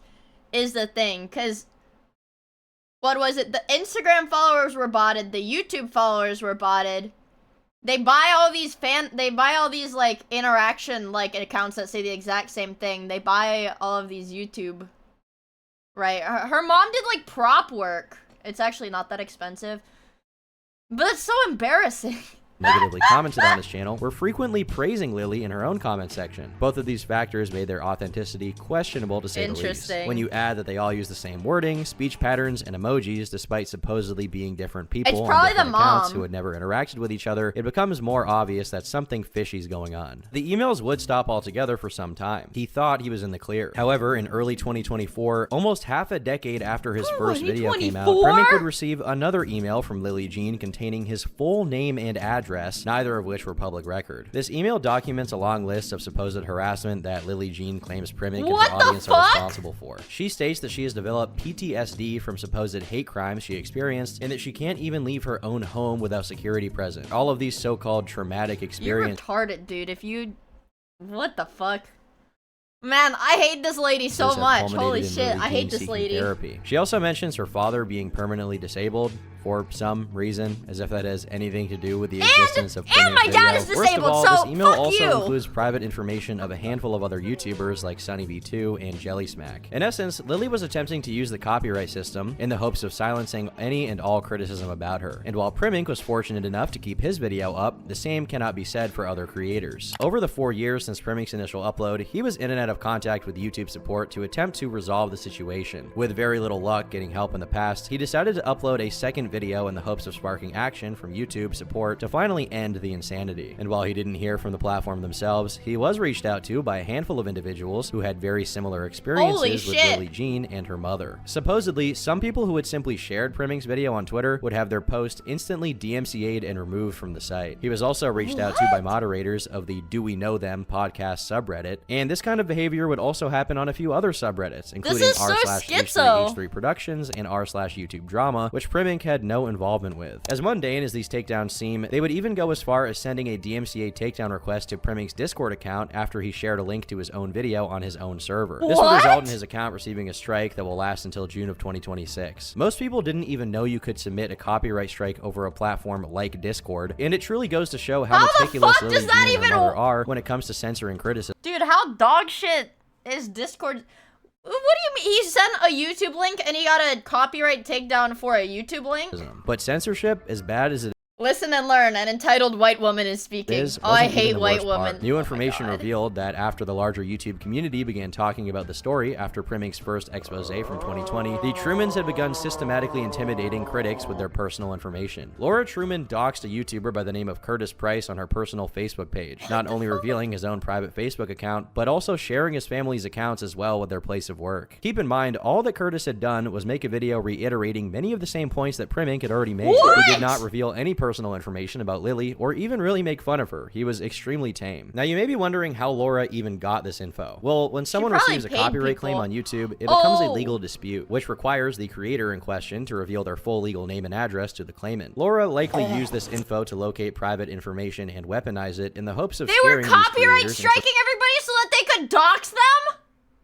Removing the videos. This is obviously an egregious misuse of YouTube's copyright system and a common method of censorship for those who have something to hide. While it's unknown if Primick was in fact doxed on Laura Truman's Facebook, an anonymous individual did add his full name and location to his Wikitubia page. While the information was removed rather quickly, this would unfortunately not be the final instance of doxing. During a live stream from commentator Nicholas Diorio, Lily Jean would upload 3 separate videos to her channel before quickly deleting them. All 3 contained Primick's full name and address, effectively doxing him once again, but this time on the YouTube platform. Primick would inform Nick of this, which prompted him to send his live stream viewers to Twitter in the hopes of getting Team YouTube's attention. Thankfully, this effort would pay off. As Wait, somebody tried to do that to Iron Mouse too? What the fuck? It's like, I don't know, what do people gain from like jumping through all these hoops to like maliciously find somebody's full name? Like, what do you even get out of it? You could also get a lawyer and submit their info instead, I think. There's a reason. Malice. Yeah, I mean, I guess. So yeah, that's why I don't do YouTube, lol. I'll never have to deal with YouTube that. would finally respond on the 23rd of May, stating they would be looking into it. Better late than never, so I suppose. sorry. In an almost comedic twist of irony, shortly after this public doxing, Lily Jean would file a privacy complaint against Primick. This only further demonstrates Lily Jean's complete lunacy and lack of self-awareness, considering she, as well as her mother, had just violated Primick's privacy by leaking his full docs on their YouTube channel, something Primick himself had never done to anyone, let alone either of them. But the situation would go cold for a short amount of time, until the following month, month, on the 10th of June, Primink posted an update. 2 weeks ago, I got in contact with YouTube and their internal investigation team concerning the copyright claims made by Lily Jean and Laura Truman. They spent this time reviewing every single claim that these two had made for signs of abuse. This has led to the reinstatement of numerous videos and the removal of strikes from affected channels. Moving forward, the investigation team remains on standby to review any new copyright claims from Lily or Laura to prevent further abuse. If anyone encounters what they believe to be wrongful copyright claims in the future, feel free to contact me and I'll escalate it to the team for review. The repercussions taken against Lily and Laura were not disclosed to me because they are a legal issue at this point, but I will say that YouTube v. Brady was referenced. I'm pleased with this outcome, but I hope in the future YouTube develops a process to identify and report this type of abuse without the need of a public campaign. I also hope that other platforms take note and implement measures to prevent this form of abuse as it still continues elsewhere. For those unfamiliar, YouTube v. Brady was a legal dispute between YouTube and a man named Chris Brady. Chris would extort YouTubers by sending them 2 false copyright strikes, putting their channel at risk of termination. He would then contact the channel owners directly, demanding as much as $300 to cancel both strikes and prevent the potential of a 3rd strike, which would result in channel deletion. He was promptly sued by YouTube for this abuse of their copyright system, leading to a settlement in which he was required to admit to his crimes and pay out a sum of $25,000. Lily Jean's behavior draws many similarities to that of Chris Brady. While she may not have been financially extorting other creators directly, she was certainly abusing the copyright system to strong-arm them into removing their videos. If what Primink said was true about YouTube mentioning the case and the messages to him, it's possible that the reference of this case implies that some sort of legal action is being taken against Lily Jean and her mother, but we have yet to get any direct confirmation about the internal workings of YouTube, at least at this time. You would think that this is where the story ends, with Lily and her mother either realizing their actions are wrong or being wise enough to know that engaging in further harassment would only serve to destroy their reputations even further. Unfortunately, they weren't quite finished with their rampage. During the chaos, a journalist by the name of Stephen A. Sark would catch wind of the story. He would reach out to Lily Jean, inquiring about a potential response to everything that had transpired. When asked for proof of her claims, Laura would refuse to respond, while continuing to make vague threats relating to slander and defamation. So scary. Lily Jean is being targeted. Honestly, it looks like, from like these pictures, like she's a fucking adult, right? She's an adult. This girl is older than I am, so she's an adult. I feel like her mom is like running all of her accounts, honestly. I don't know. Respond while continuing.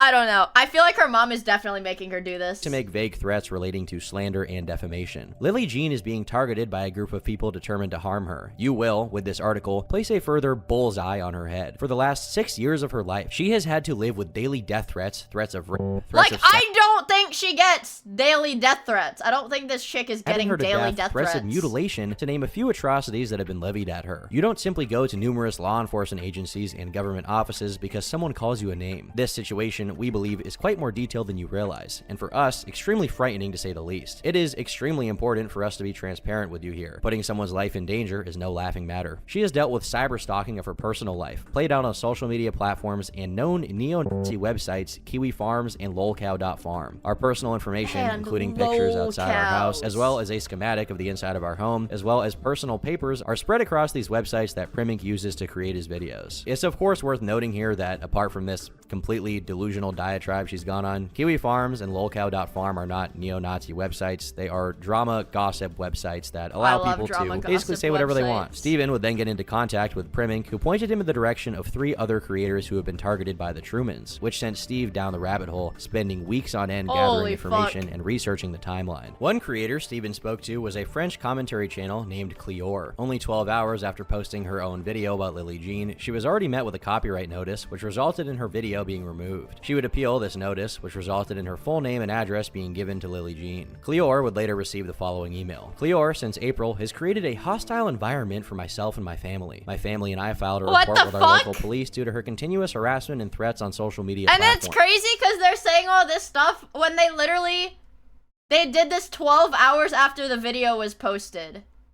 She has like 40,000 subscribers. She posted a video 12 hours. For example, last week on Instagram stories, she taunted my family and instigated fictional battles. She writes to come for her and creates fictional battles like Lily Jean versus Cleor, which in a free Palestine era and Ukraine war era is perilous for a Russian Jewish woman. My family and I have taken recourse to block her and not respond to terrorist tactics. Cleor's tactics have caused distress and fear for my family's safety, especially considering the current political climate and the potential for misinformation to incite violence. To give context, New York was hit with more several insufferable violent every time Palestine they riots, say some by something where I new. live right after her video. Her video was seen by many in the United States thanks to the content farm base coming from Primink. Steven would send YouTube a request for comment about this, only for the video to be strangely reinstated by YouTube just hours later. Billie Jean, of course, would file a new copyright notice, but it was not approved. Steven also covers the situation involving Curtis Price, who made a video documenting the situation with Cleor. This video was likely what provoked the aforementioned doxing of himself and his family. Price has supposedly received 11 different copyright notices on his 9 videos covering Lily Jean, none of which have been successfully removed. I believe she was trying to silence me in every way possible, Price said in an interview, but since her copyright takedown requests were constantly denied, she resorted to doxing my family, slandering me, as well as filing a police report against me. Curtis says that Lily Jean and her mother's harassment have put his family in a constant state of anxiety and paranoia. Another YouTuber targeted by their harassment campaign was Tater Tatiana, who has made 11 videos about Lily Jean. Much like other creators discussed prior, Tatiana was met with a large amount of emails spammed in her inbox. This became so overwhelming that she would delete them entirely. Luckily, she did have the foresight to print out hard copies of these emails just in case. These messages, much like the others, demonstrate Lily Jean posturing herself as the victim, all while desperately attempting to have the videos criticizing her removed with bogus copyright takedown requests. Tatiana also claims that Lily Jean at one point posted her full name on her YouTube community tab. Everyone knows at this point that she truly is the bully here, Tatiana said. The fact that she's still continuing to paint herself to be the victim when she's harassed so many people, large or small creators, it doesn't matter. All this they don't have jobs.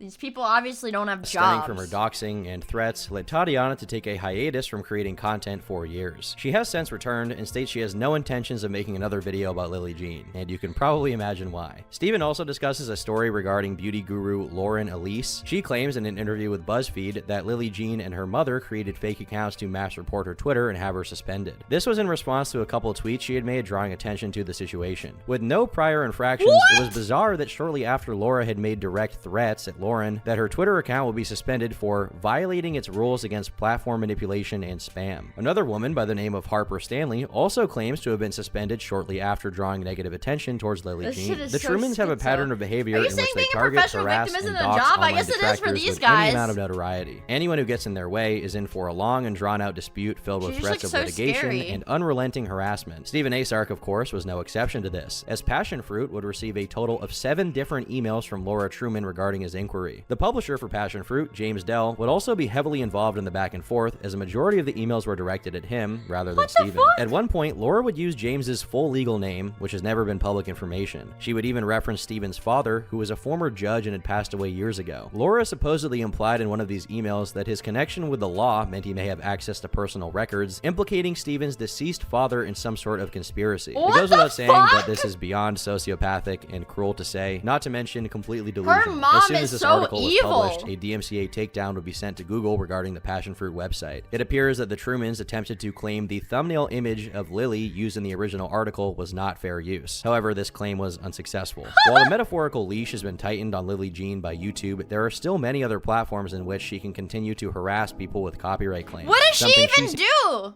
What does she even do then if she doesn't actually make money from brand deals, she doesn't actually go to events?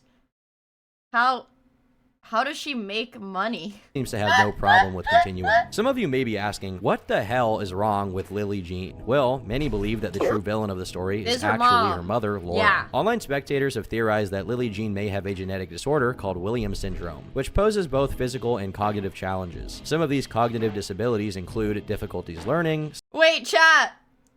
Does this mean I'm in the wrong for saying she looks like stunted or some shit when I saw her earlier in the video? I just know.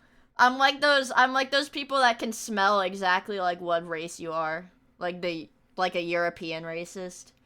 I'm terrible. Told you can't just ask that. Real recognize real. Issues differentiating between reality and fantasy. Have small teeth. While this has never been directly confirmed by wait!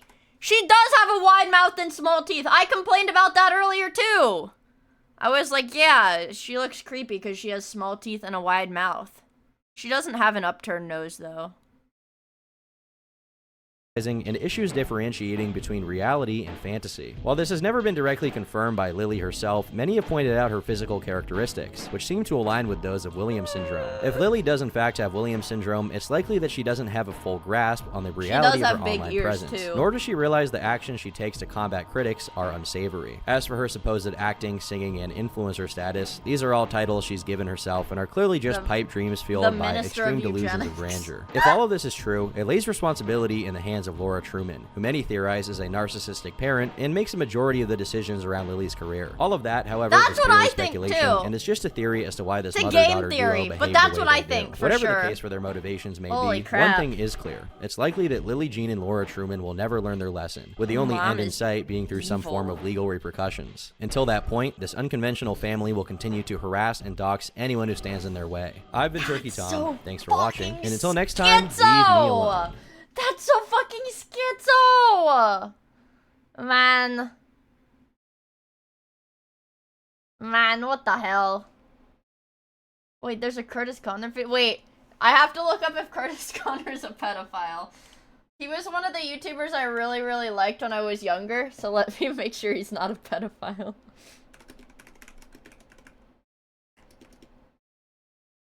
Is Curtis Connor a bread tuber is the first result. We might be cooked. No!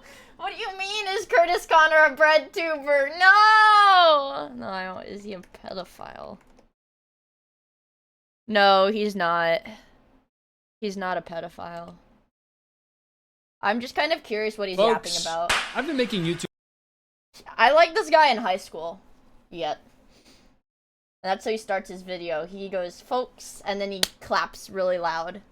Videos for 10 years now, which is a really long time, I know. But what's even crazier is I've been a YouTube viewer for much longer than that. I saw my first YouTube... Why would you think this guy is a pedophile?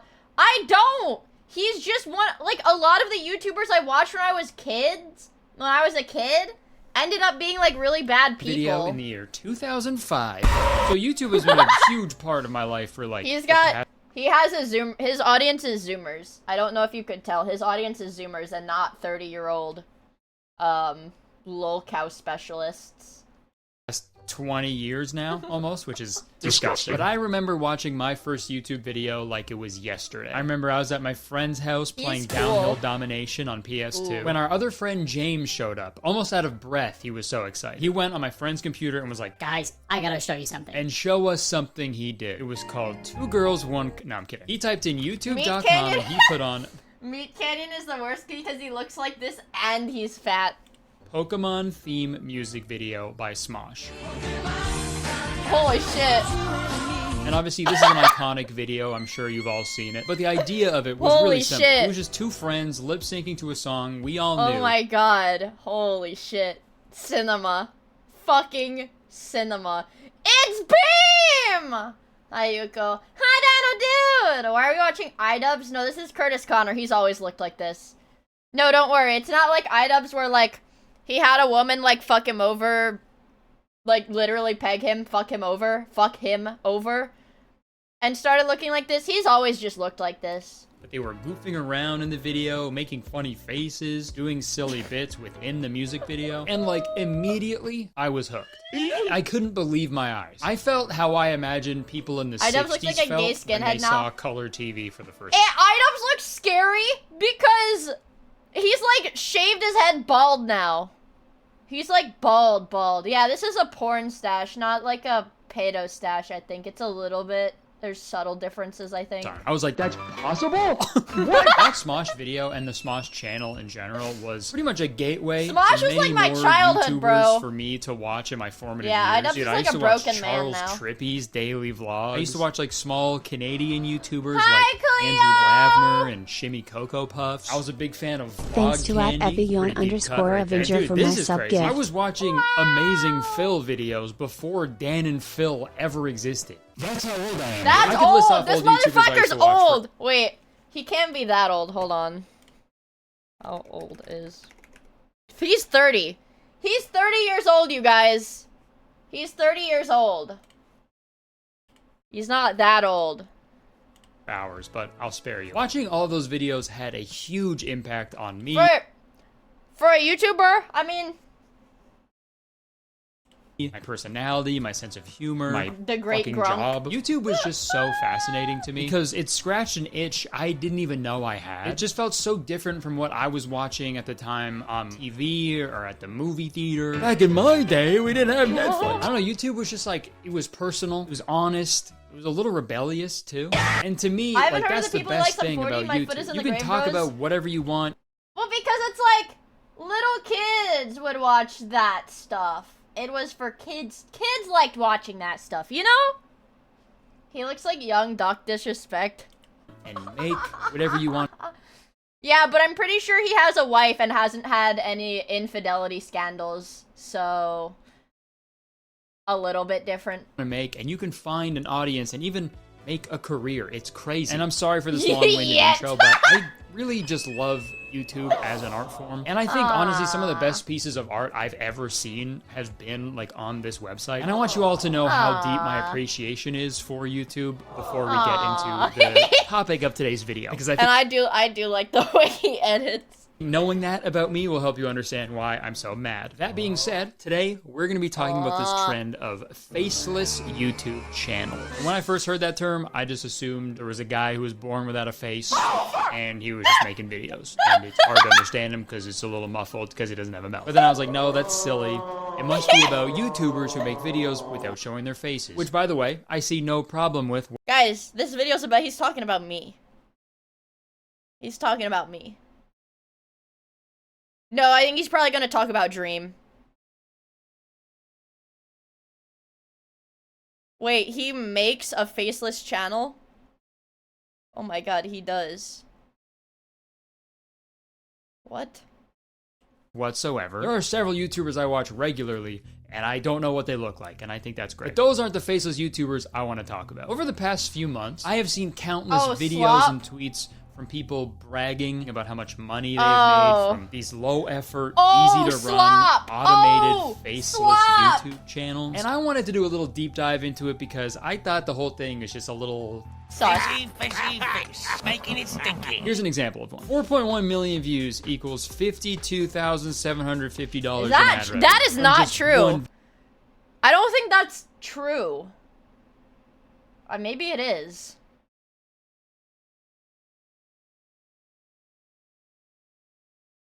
I feel like this is a new video. Relatively new. This is from 2 months ago. It's from November. It's from November. Well, I feel like I don't know. Video uploaded. Yeah, maybe if it, well, it's AI slop, so it's like the target audience would be like, it would have like no cursing, whatever. It'd be like, I don't know.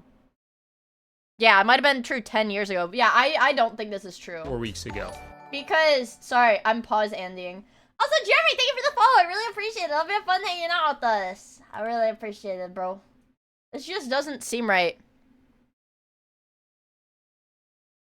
Non-shorts, And the beauty of faceless YouTube is that anyone can do it. And then the thumbnail here is just like an AI-generated ugly picture of Elon Musk. So redundant.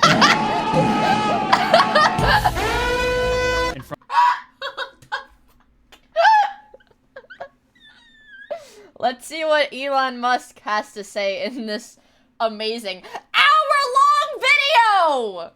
It's an hour-long AI-generated slop video. In front of like a tiny home that's AI-generated, and the title is "It Happened! Elon Musk's $10,000 house finally hitting the mark." Wait, this isn't faceless YouTubing. This is literally just lying. Wait, no, this isn't faceless YouTubing. This is literally just AI-generated slop and blatant lies. Guys? I need one. I need Elon Musk's $10,000 house. It's almost an hour long, too. Holy shit. Okay, let's check it out. So Elon Musk just purchased this foldable home for $50,000. The boxable rumor.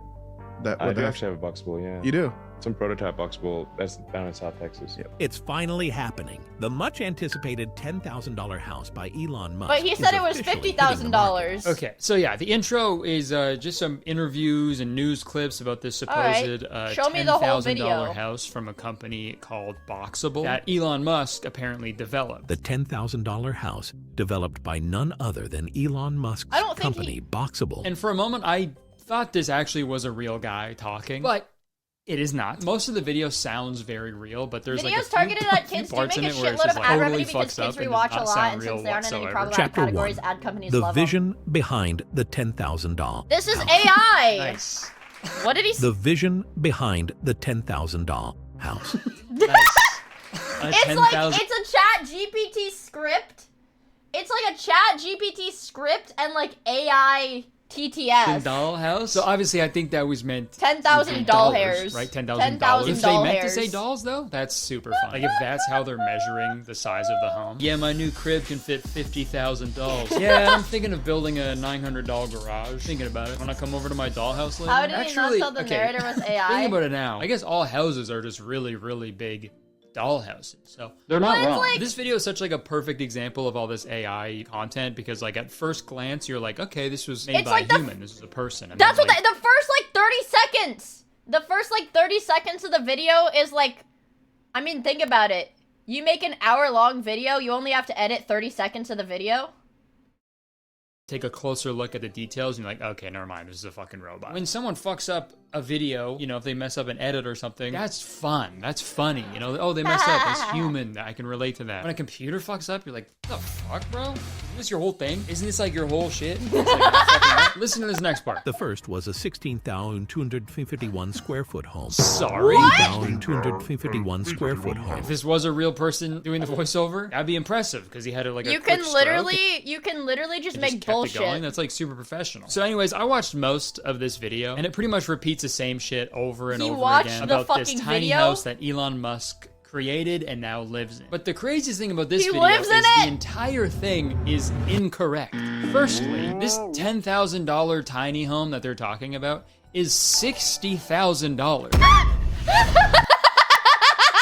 What? Awesome, Pizza Man! Thank you for the follow. I really appreciate it. Hope you have fun hanging out with us.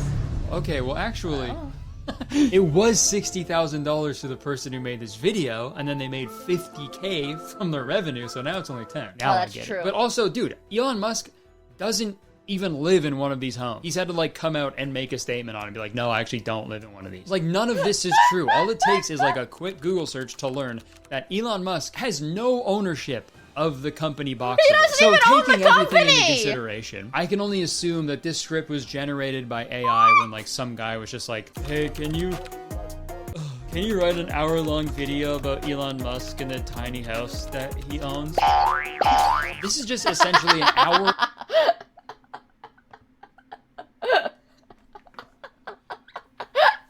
What the fuck? He's springy. of stock footage with an untrue script generated by AI and then narrated by an AI voiceover. And apparently this made $52,000.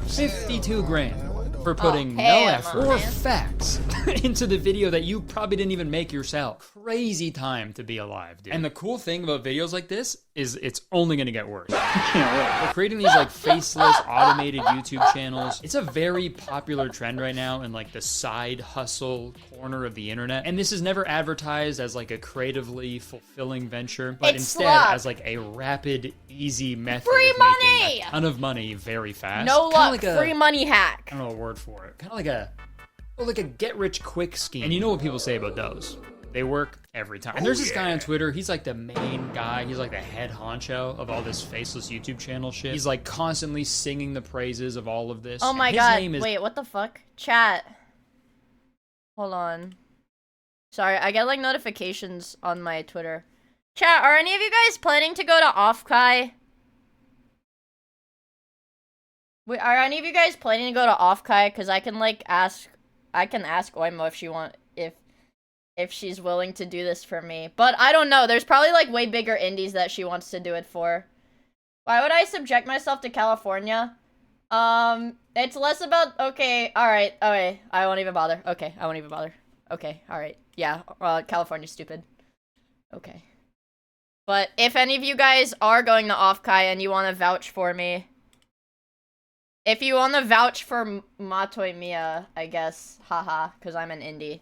I don't get merch. If you want to vouch for me, feel free. That's what everybody's doing. Okay, never mind. I don't know. I don't know. But if you want to vouch for @MatoiMia, just tag me in this. Tag me in this, I guess. Haha. If you even care. Are you applying to Offkai? The application's closed. I would apply, but it's like, I don't know. I think they said like a big part of like them choosing people for Offkai is like the fans vouching for like people, and most of my viewers have said absolutely not. I'm not fucking going to that shitty convention. So I don't even know if it's, you know, worth it to apply. I mean, I'm probably gonna go to the convention either way, but I don't know. If I don't get vouchers, I don't think I would even be able to. I think Matoi Mia would enjoy going through this Offkai event frame by frame. Evan can. So like, I don't even know. I don't even know. Hi, Demon Man! It's good to see you. I hope you're doing well. He claims to have made 7 figures with his various faceless YouTube channels, and he also runs this thing called the Faceless Channel Academy with over 400 students. You can pay somebody to tell you how to make shitty slop content. If Offkai ain't based, I wouldn't be interested. Have you ever considered maybe it's less about an event as a whole being based or not cringe? Maybe it's about, I don't know, supporting the people you like. That's why I go to events. I go to events to support the people that I like.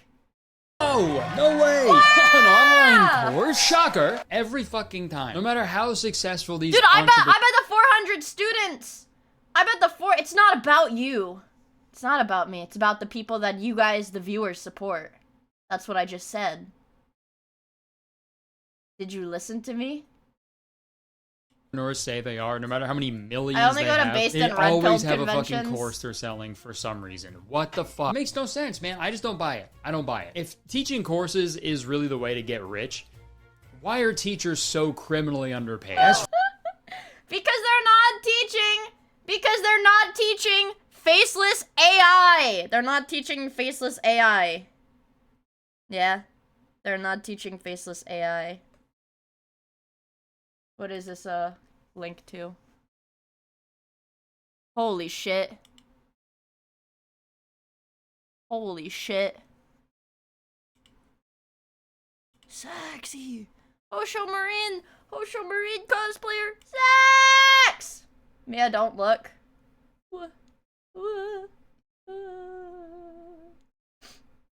You're being cucked by Captain Hook. No!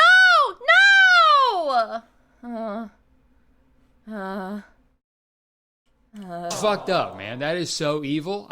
Teachers out there, you gotta start charging cover. You gotta start charging these fuckers every day they walk into the school. You're like, fuck over. Also, super funny that this guy's entire identity is like based around how effective it is to make money without showing your face. But he's showing his profile face. picture is that. That couldn't be more of a face. But he's that showing goes his against your whole face. thing, buddy. That's like if Mothers Against Drunk Driving's profile picture. Wait, that's at Disney World? I've never been to a Disney thing before.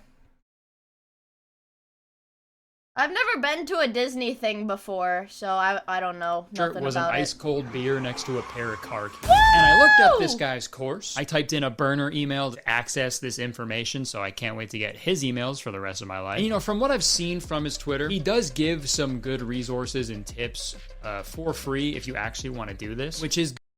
Fiverr. I just saw Fiverr. Net positive, I guess. But there are just a few things that trouble me about the things that he is advertising. He does say that this isn't a get-rich-quick scheme. On the site, it says, What? if anyone tells What? But he said on Twitter that it was get rich quick, and he made $300,000 a month. What?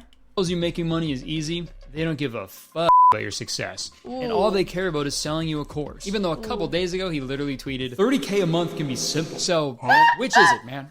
If someone tells you it's easy, they don't give a fuck. But if they tell you it's simple, they give a fuck. And there's a video that plays on this website when you enter in your information. And in this video, he claims that he can coach you on how to make a successful faceless YouTube channel completely for free. I would like you to book your free channel and profit planning session by clicking the link down below. And then quite literally immediately after that, he says that you have to spend 4 figures. But please do understand that working with us is not free and does require a 4-figure investment. So again, I ask, which is it?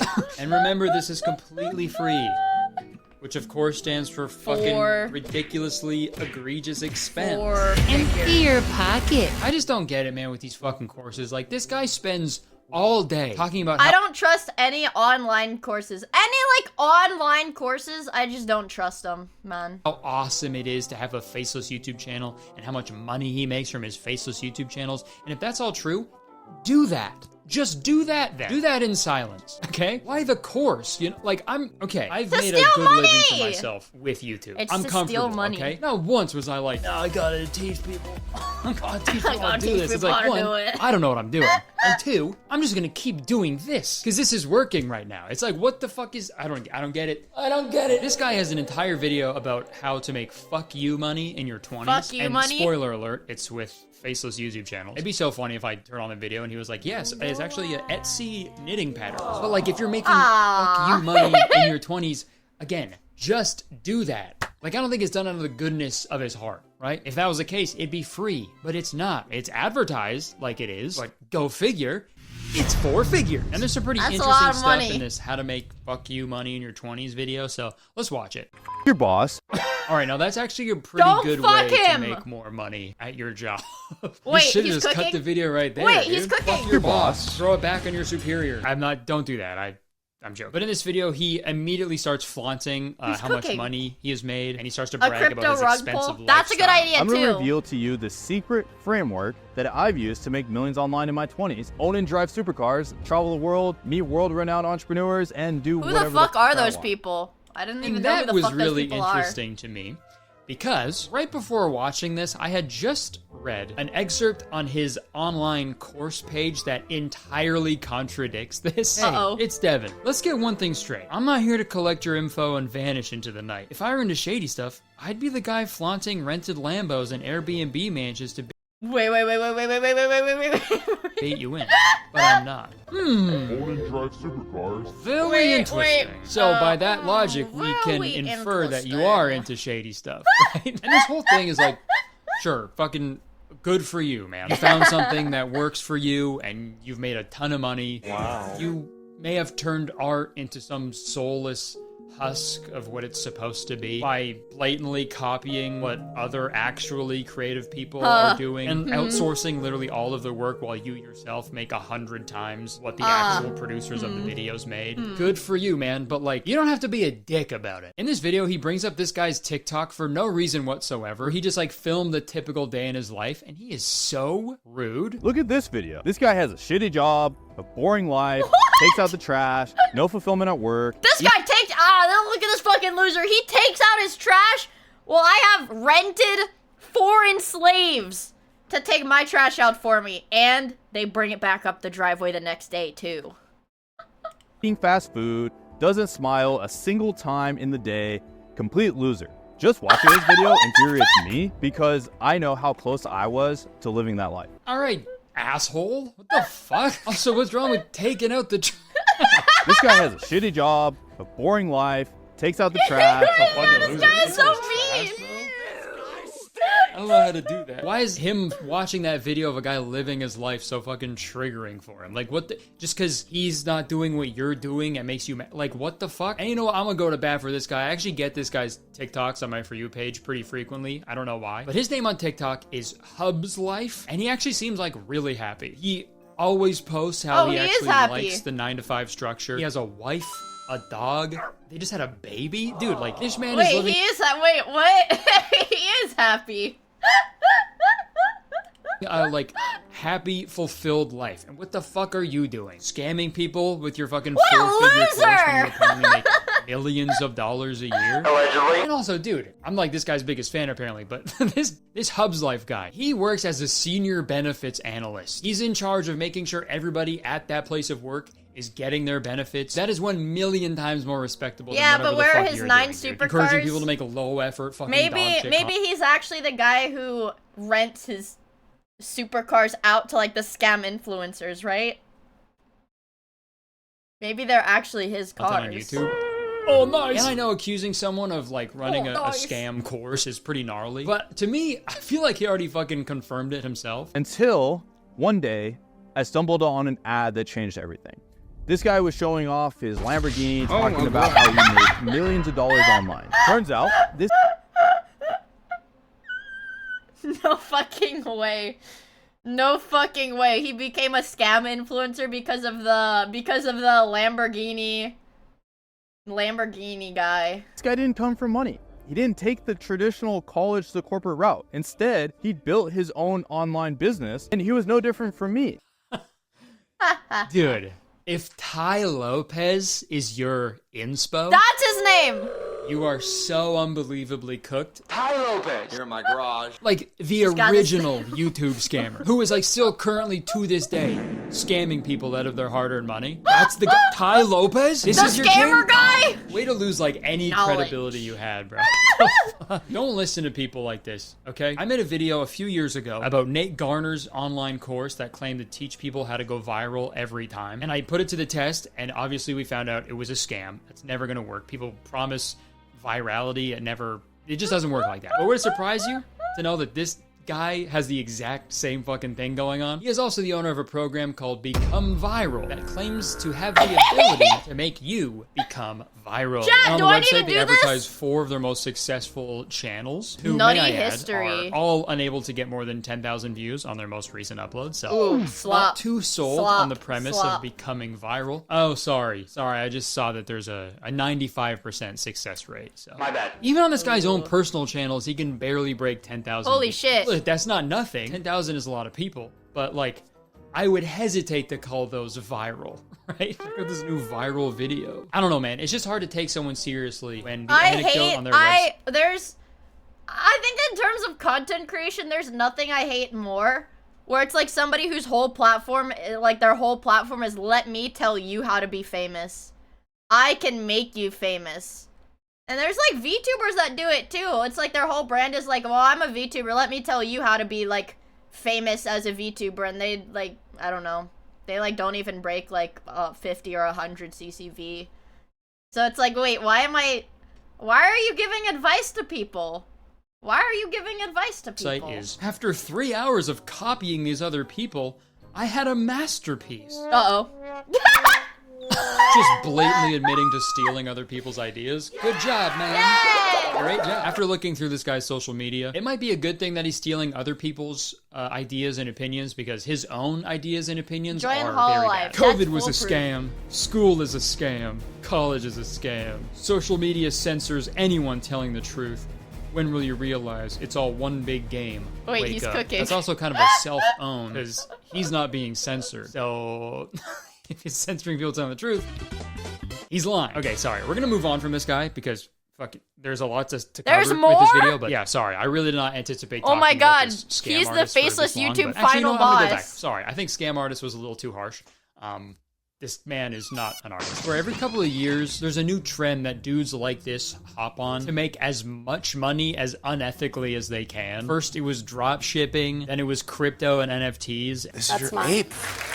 And now let's move on to this faceless YouTube channel / YouTube automation shit. It's weird. These people are encouraging others to spend hours creating hundreds of shitty, lazy content with various AI tools, and then just hope that one of them gets into the algorithm so they can make some money. What the fuck is happening? Imagine if spending those hours making hundreds of shitty videos, you spent that same amount of time making one shitty video. It might still be bad, but at least it's like, at least you made it. That is much more rewarding, I promise you. I'd rather watch a bad video from a real person than like a half decent video made by a robot. But sadly, a lot of people don't look at content that way. They see one person become successful with this, and then their eyes turn into dollar signs like they're fucking Mr. Krabs. You've got this guy on Twitter, Chems. He's flexing his gold play buttons that are awarded to channels who surpass 1 million subscribers. And okay, it says says here he only has 105. And that, okay, that's not even him. Never mind. Scroll down a little bit. Okay, Faceless Chems. What? 409 subscribers. Okay, so just a little bit, just a little shy of a million. How? I just claimed a silver play button for my second channel, Curtis Corner. And in his defense, when you redeem a play button, it asks you like what name you want engraved on the play button. So like he could have just claimed a million sub play button for one of the Faces channel he owns and then put his own personal name on it. But like still, I don't know, a little weird to not show us And the you actual can buy proof fake of the ones? real What? channels that you do own. They never show them ever, which is crazy coincidence, I guess. What is his tweet? Listen, bro, make the move. Start that YouTube business. Ask the girl out. Travel the world. Take risk. Enjoy life. Yes. That's like a speech at the end of a coming of age movie. And in this moment, I swear. Start that YouTube business. It's also so funny how these alpha male entrepreneurs have like hijacked being a YouTuber. Dude, back in my day, dudes like this used to make fun of YouTubers, man. What the hell's going on? What does this world come to? And Twitter seems like the main place where these weirdos congregate. Shocking, I know. But I've seen like so many weird things go on within this faceless YouTube channel community. For example, these 4 different Twitter accounts posting the exact same tweet word for word. What a the tutorial fuck? on how to make 700 YouTube shorts in 15 minutes with AI. Just too many, obviously. And just, like, Another fry your tutorial from a computer. channel called AI Guy, where it's a fake guy telling me how to What? make money with making YouTube videos. This tweet, faceless YouTube channels can make you $3,000 a month. Well, if Batman's doing it, then I don't Batman's know. got so much This is pretty money. cool. That's how he can afford all his bat gear. Faceless YouTube channel tutorial thread that's really just advertising a weird AI tool that lets you create an AI talking avatar. What you're seeing right now is a video created using ApoB's latest feature, Talking Avatar. Talking Avatar. We can't wait to see what you'll make with APOB. Can't wait to see what I make. Yeah, you know what? That kind of does inspire me to make something. It inspires me to make a toaster fall into the bathtub. But the weirdest thing I've seen about all this is this company called Faceless Video that scripts, produces, edits, and even posts videos for you. You pick what So what the fuck is the point of this?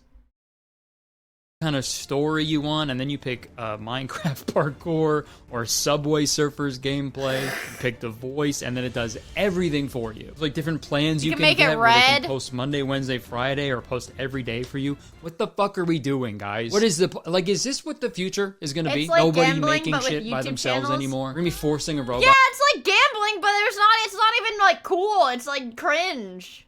You're not just like gambling money at the casino. You're like, oh, let me, trust me. This next AI generated YouTube short. This is gonna win it for me. It's the slot To do machine. everything for us. That's bad. This is bad. Okay, this is bad. Like if there was like a robot that could paint like 500 paintings in a day, that's not cool. Who fucking cares? I want to see one beautiful painting So from a true. chain-smoking weirdo who paints with his own blood or something, okay? This type of content is like the fast food of videos. Not even that, because fast food is like still tastes good and is made by humans. I feel like it's pretty easy to tell how I feel about all of this. Making videos, I'm sorry to say it, but it is an art. This is art. And this YouTube automation shit goes against everything that art is. And for the most part, I think a lot of these people are just blowing smoke and just lying to you so they can sell you a course or consultations or coaching sessions that you really don't need. And you know what? I'm gonna prove it to you. That's right, folks. I'm going to start a He's gonna faceless fucking YouTube do channel, it! and I'm gonna follow all the tutorials I've seen to see if it actually works. But here's the catch. I'm going to do it as ethically as I can. A lot of these faceless YouTuber pilled people, they just tell you to copy other people's content, okay? I don't want to do that. Also, a lot of these tutorials tell you to use websites that make AI-generated art, AI-generated pictures and videos, and I don't want to do that either, because almost all of those models are trained on stolen artwork. The only thing I'm going to allow myself to use is ChatGPT, and one of the main criticisms about like chatbots like ChatGPT is the environmental impact. Using ChatGPT, it requires a lot of energy, therefore emits a lot of CO2, which is... He's gonna get famous. bad. So, if I do end up using ChatGPT in this video, I will calculate how much CO2 I have produced personally, and I'm gonna offset it by donating to a tree planting charity. And I'm gonna keep a tally of all my This is expenses the most ethical for this channel, YouTuber in the including world. What the fuck? The trees planted. Hopefully I can make some money. Hopefully I can make $30,000. $30,000 a month. Let's make a faceless YouTube channel. Oh, it's so loud. All right, so I have watched and read countless tutorials on how to start a faceless YouTube channel. And for every single one, the first step is finding a niche. Like, I can't just be making videos about just a bunch of random stuff. It doesn't make sense. It needs a concise, cohesive theme. So I could do videos about like food or scary stories, history or science, or like a pop culture thing like Pokemon. Speaking of Pokemon, this video is sponsored by the Pokemon Company International. I've got exciting news. I would like to introduce you to Pokemon TCG Pocket. He's sponsored by fucking Pokemon? What the fuck? Your newest. Welcome back. While you were gone, I think I decided on a niche for my faceless YouTube channel. I didn't know exactly where to look at first, but I figured if I was going to do this for real, if I was going to get in the mindset of a faceless YouTube channel owner, I was thinking like, why do they do this? Why do they get into this? And obviously the answer is money. Cash. Okay, so if I'm gonna do this, I want to try to make as much money as I possibly can. Okay, that's why we all make videos. This is what this is all about. Okay, so I looked up the most profitable niches on YouTube in terms of like ad revenue, and according to this little diagram from a random website that could very well be just lying to me, apparently real estate is the most profitable by like a landslide. I don't have a choice. That's what I'm going to do, okay? I'm going to talk about real estate channel! So now that I have my profitable niche, I need an actual YouTube channel. For my channel, I need like a good name. I feel like when people start a business and they don't know what to call it, they just put the word of the thing they do and then Lee at the end of it. Openly, Grammarly, Talently, Brainly, Scopely, Leafly, Lunchly. Like, it clearly works. So maybe I'll do Housely. Housely, does it exist? Shocker. Of course it fucking exists, dude. Homely. Homely. Oh, that's the fucking business too. Okay, so I'm trying to make money here, right? So I feel like the people that I want watching my videos, I want their deep pockets. I want their fucking cash. So I feel like I should have a channel where people go to find like really high-end, luxurious stuff. Rich realtors, rich realty, luxury listings. This probably exists already. Luscious listings. That sounds good. Luscious listings. It sounds luxurious. It sounds rich. People love alliteration. Let me make a YouTube channel. Okay, I need a profile picture. Shit. Okay, let's go to Photoshop. Let's make a logo real quick. I gotta make it look like luxurious, you know? So maybe I'll do like black. God, I wish I had Microsoft Paint. I feel like I'm so much better at that. I'm thinking like black and yellow. I'm thinking of just doing a house. Dude, I'm so bad at this shit. I cleaned up the design and played around for a few minutes with some different fonts, and I think I landed on a pretty good one. This kind of looks like the Home Alone logo. I played around with the idea of adding a door, but it looked a little silly, so I ended up just adding a green $sign, but that looked really cheesy, so I just went with a black one. Dude, I'll subscribe to this in a second. Luscious listings. Comment below if I should make some Luscious listings merch, if y'all rock that shit. I then spent the next few minutes customizing the Luscious Listings YouTube channel's profile picture and banner, and then I needed to write a nice bio that described my brand new channel. The most prestigious location on the internet to learn about the beautiful and expensive homes of the amazing 1%.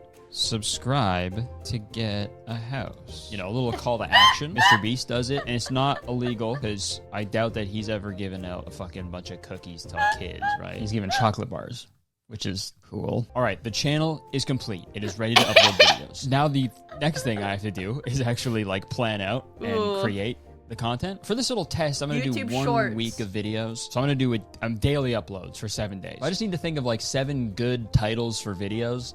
And then I assume I'll be rich enough to just hire a whole team by then. So, and in my many years on YouTube, I have learned that hyperbole works really well. If something is like the best or the most or the worst, then people are probably going to want to watch it a little more, you know? Even if it isn't the most, right? You just have to go to those extremes if you want people to click on your video. The best which house! Sucks, you know? I feel like we should switch up that the best house, the worst house, and I'm going to start, okay? The biggest house. The next movie commentary I do, I'm going to title it, "This movie is bad, but I've probably seen worse. This movie was just alright." Okay, real estate videos.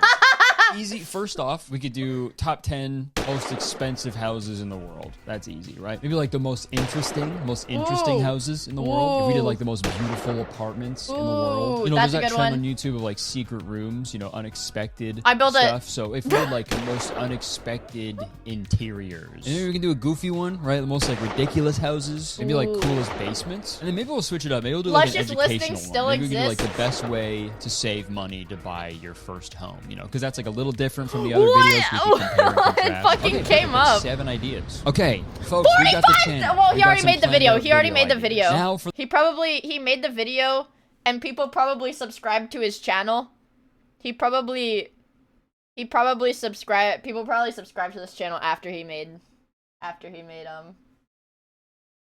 Dude, he's good. He's good. The most important part, making the videos. First off, I need to script these videos. This Devin guy, he says to outsource literally everything, but also at the same time, outsource like a boss. Titans of this industry, they tell you to just do everything yourself, but use AI to make the videos. But I am curious to see which method works best, like completely outsourcing everything or just like doing it yourself. So I think for one of these videos, I'm gonna completely outsource all of the work, and then we can compare that one to the ones that I make. It's gonna make him $50,000 a month. Difference. So I'm going to outsource the first idea I thought of, which was the top 10 most expensive houses. I found this guy on Fiverr. Fiverr, I hardly know her. He has some good reviews, so I asked him to write the script for that video. I also don't have that much time for this experiment, so I ordered a rush one-day delivery. One that day? was a little extra. He's writing the script for a 10-minute video in one day.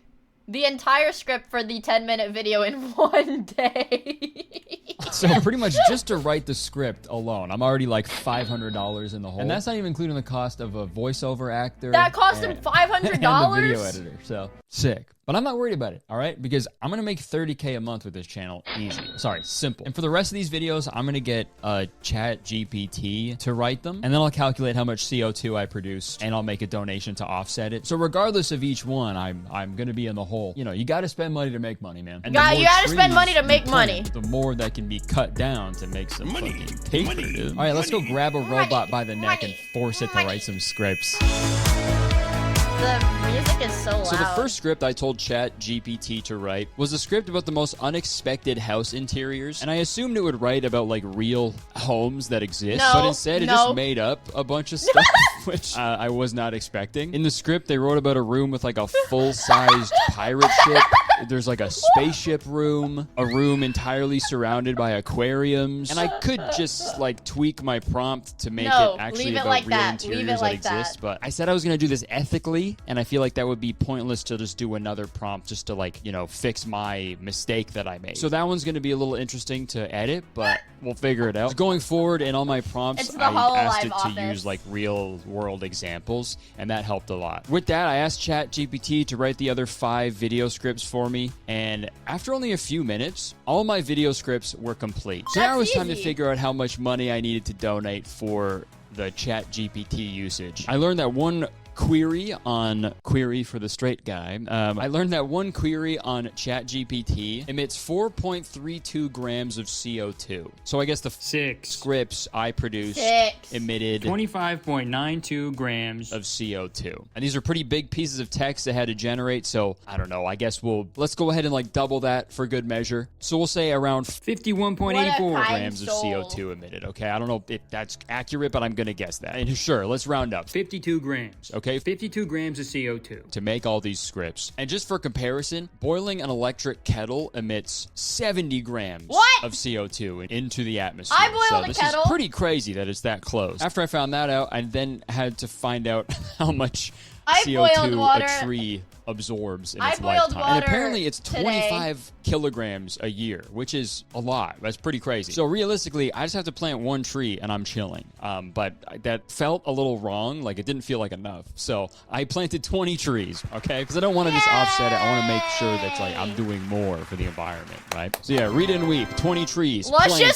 No, I don't feel so bad. But I'm gonna feel bad if I ever use an electric kettle from now on. So that's cool. Thanks to ChatGPT, I now have 6 of the 7 scripts completed. My other one is currently being written by the nice man on Fiverr, which I will then hire a voice actor to read it out. And speaking of voiceovers, I need voiceovers for my other 6 ChatGPT scripts. Text-to-speech has been around for years, so I don't really feel that weird if I use it, right? Like, do you think Microsoft Sam still exists? Can I use him? My name is Microsoft Sam. With a little digging, I found a website that does free text-to-speech with a bunch of different voices that actually doesn't use any AI, which is cool. And I still think it sounds pretty real. Don't you think? Some of the voices are pretty weird, though.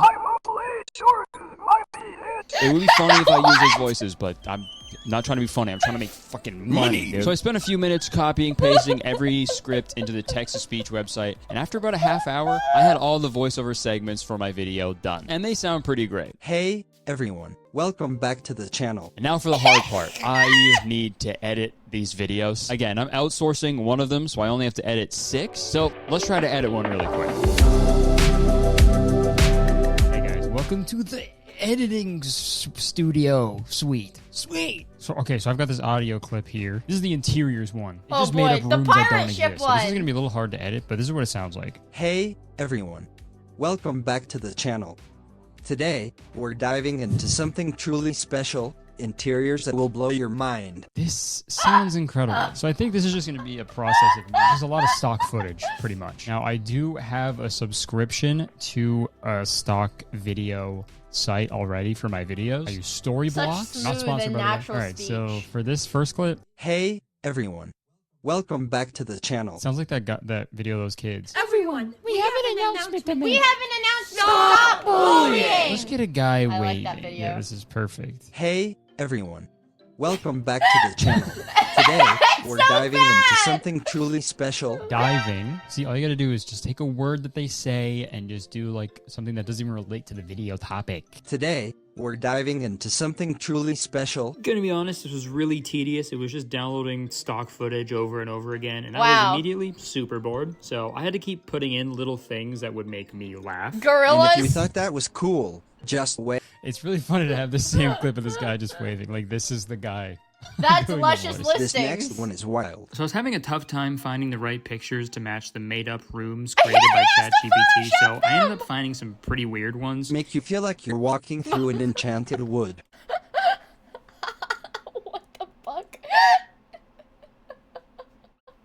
It's Mr. Luscious. It's Mr. Luscious himself. The walls are covered in moss, and there are hanging lanterns that cast a soft, warm glow throughout the space.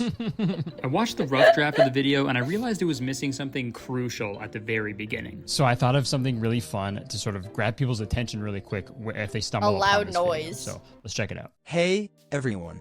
Welcome back to the channel.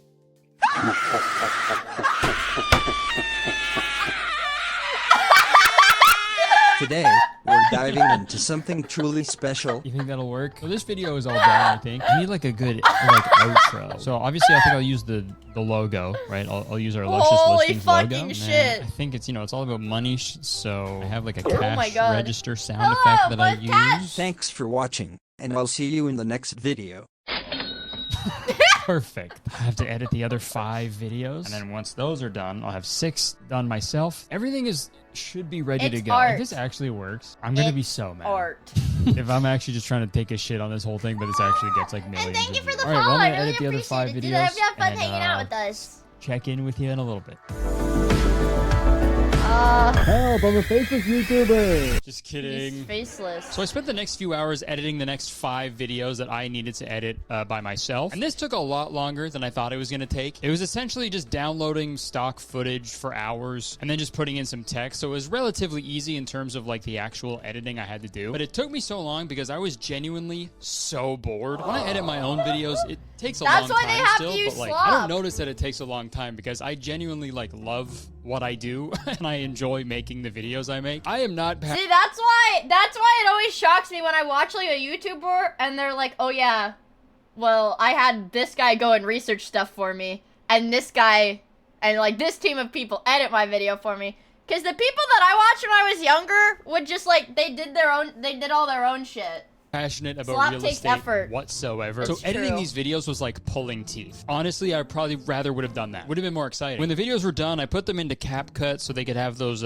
captions that all the other channels use. Oh, The captions I CapCut did had does that! emojis on them, so that's fun. I also added this like ember effect on all of them that I saw another faceless YouTube channel do, because everyone tells you to just copy other people, so that's what I did. But after hours of boring, tedious editing, my 6 videos were complete. I then made some thumbnails for all of them and scheduled them to upload next week. So all in all, I probably spent like 5 hours in total. Not really an insane amount of time for me because I don't do shit ever. But these faceless YouTube channels are advertised as side hustles mostly. Like these things that you can just have running automatically while you just like sit back and chill. But like 5 hours, that's like a big ask for people who have like a full-time job. But again, all it takes is just one of these videos to go absolutely viral, dude, and I'm rolling in it, bro. My first upload was set to go live on Monday, October 21st, and then every day, another one of my videos would go live till I uploaded my completely outsourced video as the final upload on October 27th. So let's see how these videos perform.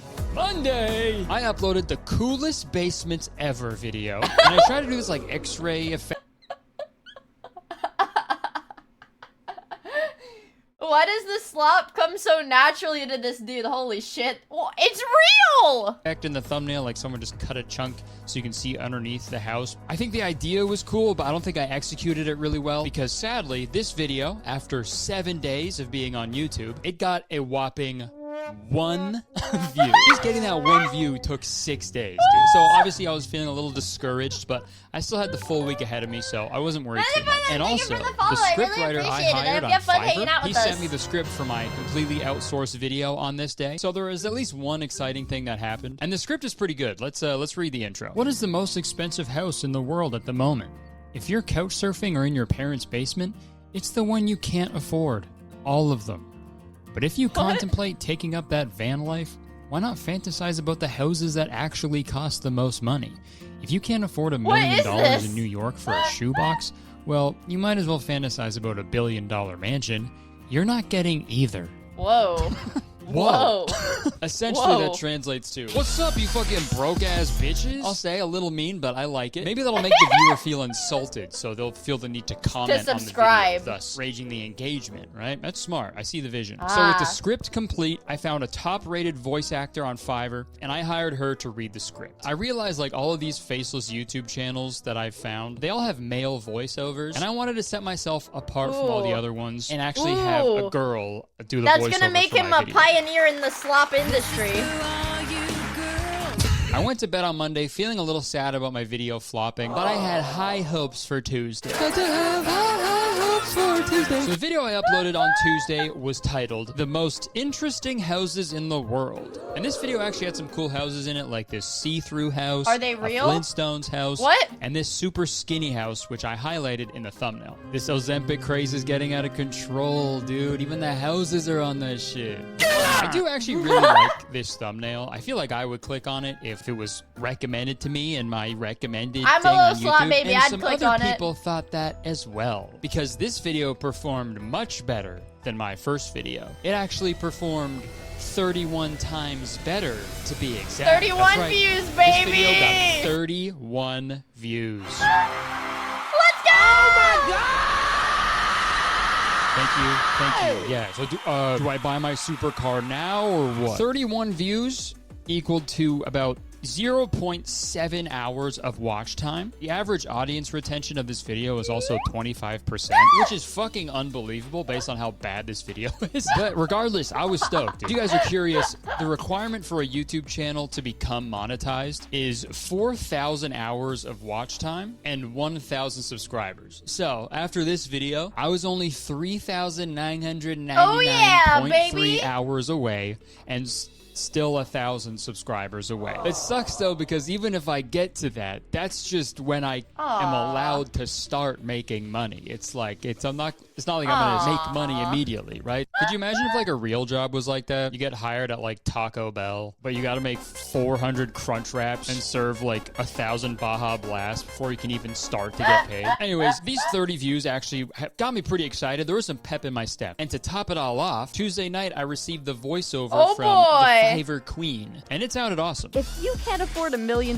in New York for a shoebox, you might as well fantasize about $1 billion mansion. You're not getting it. What the fuck? This is YouTube's. How do you perfect the YouTube slop voice? How the fuck? Either. I was gonna say this has to be AI. I immediately found someone to edit the video on Fiverr, and they said it would be ready for me by Friday. Folks, I had a little bit of momentum with my 30 views, and the next day would prove to be even crazier. Wednesday! So I haven't mentioned this yet, but watching Devin's How to Make Fuck You Money in Your 20s video really inspired me. You know, he's talking about how faceless YouTube channels allow you to live freely, you know, you get supercars, travel the world, you know. And I wanted to experience that lifestyle, okay? So I spent the entire week in beautiful New York City, and I stayed at the iconic Plaza Hotel. I definitely did not already have this trip planned for months, and I obviously didn't want to stay at the Plaza for like my entire life because of Home Alone 2. Guests of the new celebrity Ding Dang Dong stay at the world-renowned Plaza Hotel. Dude, I just booked this trip on a whim. This dude does not play about Home Alone.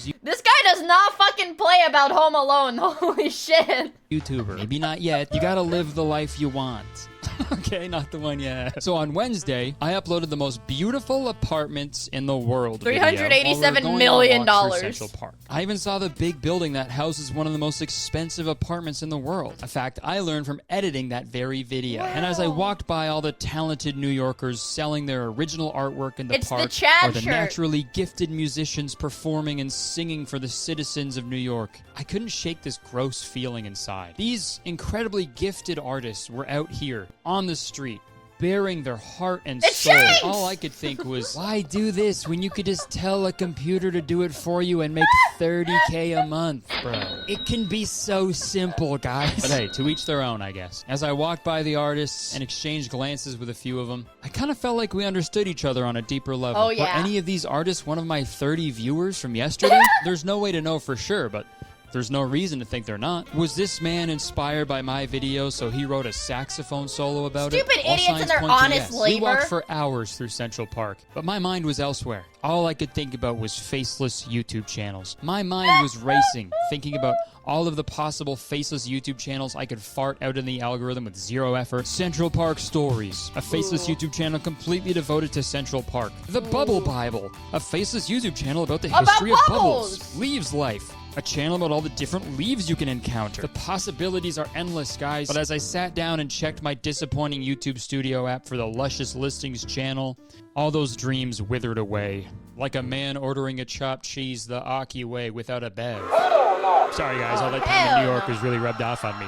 I'm walking in. Later that night, I decided to open up my laptop to see how my video was doing. And the most unbelievable thing happened. Somehow, the video received 273 views and 5.8 hours of watch time. Who the fuck It was a is miracle. This video also received my channel's very first like. They liked me. And with that, all I needed was 3,993.5 more hours of watch time. And still 1,000 more subscribers. But the finish line is in sight, okay? I swear. It's gonna happen, okay? 30K a month can be simple. COVID was a scam. Folks, I could barely sleep that night. I couldn't wait to wake up the next day and see how many more views my video was gonna get. And when I woke up on Thursday, the video didn't get any more views. 273 was the cap. That was the maximum. But I did gain a couple subscribers, and when I say couple, I mean quite literally. I gained 2 subscribers. But I was feeling good after those 2. Who are the people who end up watching these? I have to assume it's either like children that don't speak English, like just tapping through bullshit on their iPad, or like bots. 2 good days in a row. You know, things were starting to go up, all right? And if it kept going He's up, on by the end of the incline, week, baby! I might even be monetized, okay? Who knows? So that day, I uploaded the most ridiculous houses you'll ever see, and I waited for the views to start rolling in. And they didn't? Uh-oh, he's still waiting. I'm still waiting, actually. I'm still waiting for them to roll in, because this video flopped like fucking crazy, okay? Since published, this video received 1 view.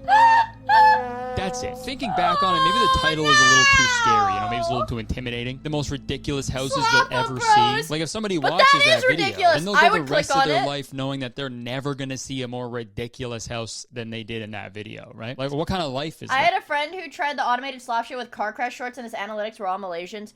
I posted like 1 fucking YouTube short. Right. If I went to the analytics, okay, like this was the first YouTube short that I posted, and it got 10K.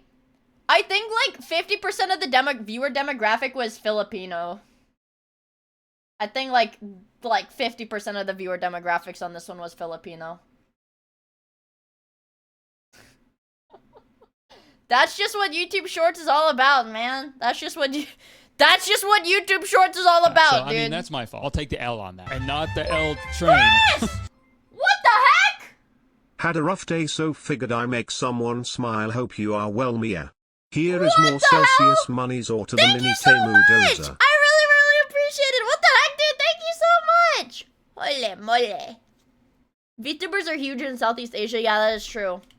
Sorry. They have a lot, like, VTuber per square area of land. There's a much higher concentration of VTubers. Thank you so much, dude. I really, really appreciate it. What the heck? New York brain.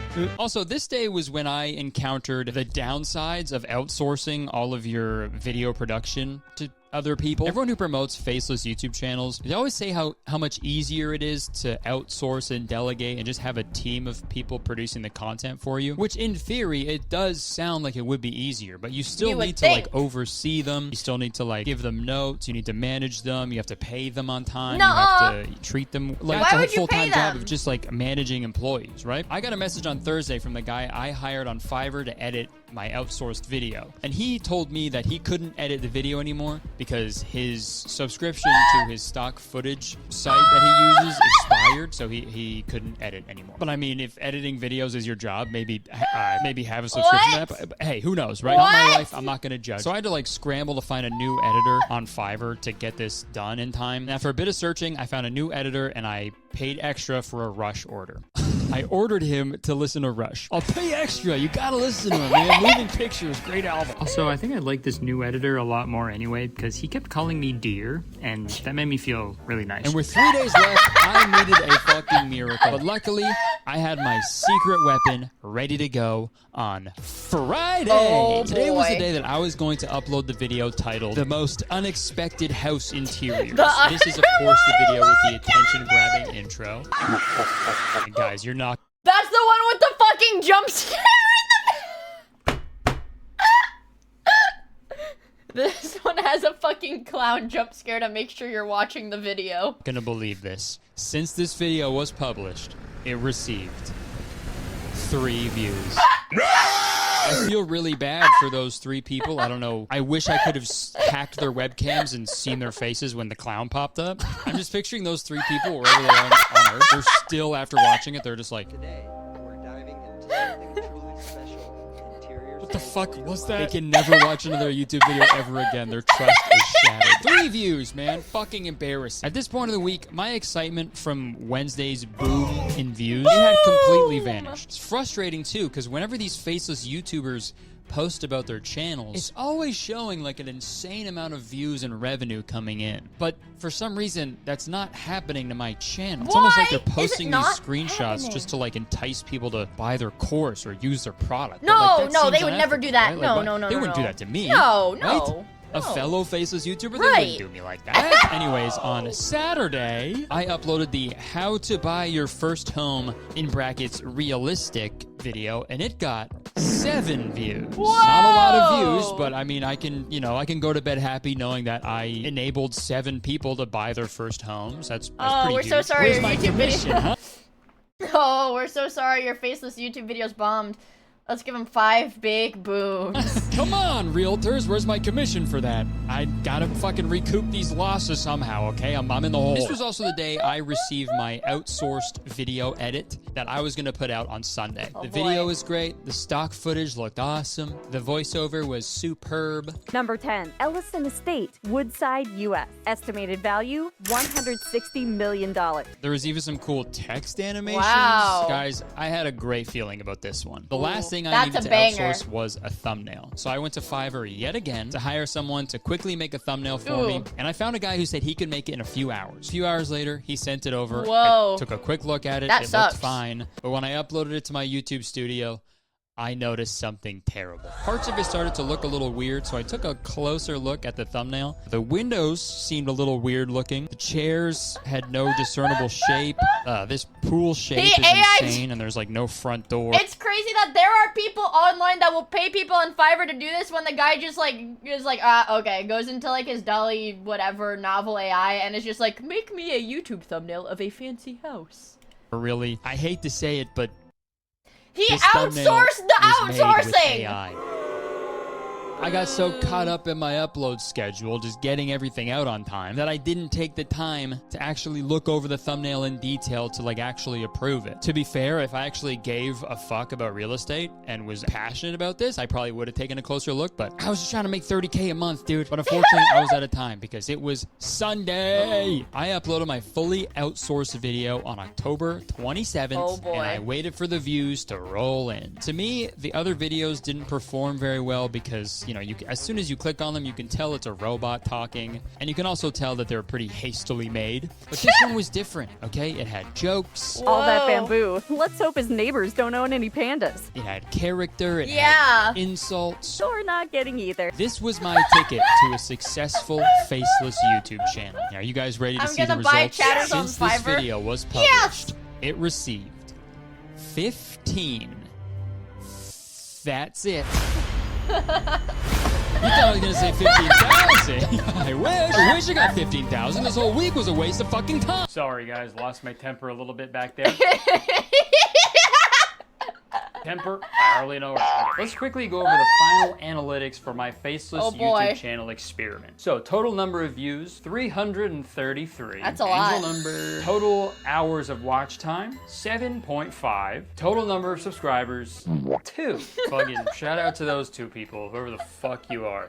When I look at the impressions... So the fucking 45,000 subscribers were all from after he posted this video. 7,000 people saw my videos in their recommended or their like homepage, so that's brutal. But looking at the demographic of my channel's viewers, if I would have known it was gonna be 90% men, I would have switched up the thumbnails, man. I would have put some fucking boobs or beer in there or something. And look, I'm sure some people watching this are gonna go to the Luscious Listings channel. You know, maybe you'll watch the videos, you'll possibly even subscribe to Luscious Listings, thus allowing it to become monetized, and then maybe it will become an actual successful faceless YouTube channel, so this whole experiment will be null and void. But hey, maybe that was my plan all along. All jokes aside, what did we learn? I already knew this, but making money on YouTube, it is not easy, okay? It takes a lot of time, it takes a lot of work. I'm also a firm believer in just making videos for the sake of making videos. Dude, think back to like early YouTube. All those YouTubers were making videos because it was fun and they wanted to do it. They wanted to Who the fuck is that? Creatively. They had no idea that it was ever going to make money. Man. Even when I started. Dude, I started on Vine back in 2013 and I made like no money for the first like 5 years. And like straight up, I feel like I'm only successful now because I got incredibly lucky. You should think about this, by the way. Think about making a faceless YouTube channel. Onision. I don't want to make an Onision styled faceless YouTube channel, actually. Be wrong here, but people say this all the time. You can like you want a slop shorts channel? I guarantee I can make anyone viral. You're lying. I think you're fucking lying, okay? I think you're lying. It just sucks Well, when I think see you're shit lying. like this happening so frequently. Wait, that's just Zincro. No. Speak about creating content in a way to You're not allowed to make talk money. bad about It's just Zincro. Like, the only good thing about that because if you talk bad about Zincro, he's gonna clip me saying something that could get me into legal trouble. The dude from earlier is like, he rarely encouraged the use of AI. He was like very adamant about outsourcing everything, hiring a team of real people, which is good, like but like, a I feel like that's just not realistic because these costs add up really quickly and I'm gonna prove it to you. Let's do a full breakdown of my expenses for this experiment. So like I said, I was trying to do this at least halfway ethically. So 20 bucks right off the bat to plant 20 trees to offset the CO2 that was created by my chat GPT usage. I used a stock video service to get the footage for the videos that I edited, and that's $30 a month. The outsourcing for my one video was the most expensive by far. Hiring a script writer with a 1-day delivery plus tip, $502.80.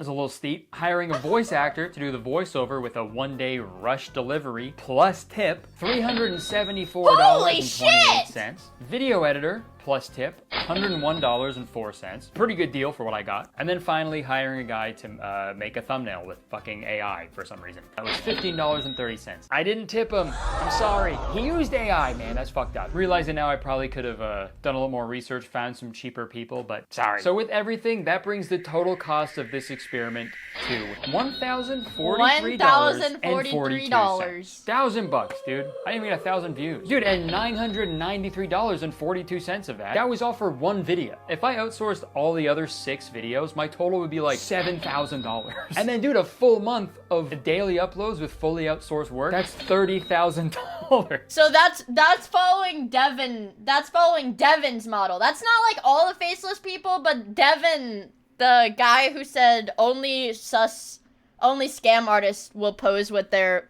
sports cars and Airbnbs. That's the guy who said to outsource everything. They've got it backwards, dude. It's the cost for one egg. $30,000 a month. You make $30,000 So he's saying I should do this.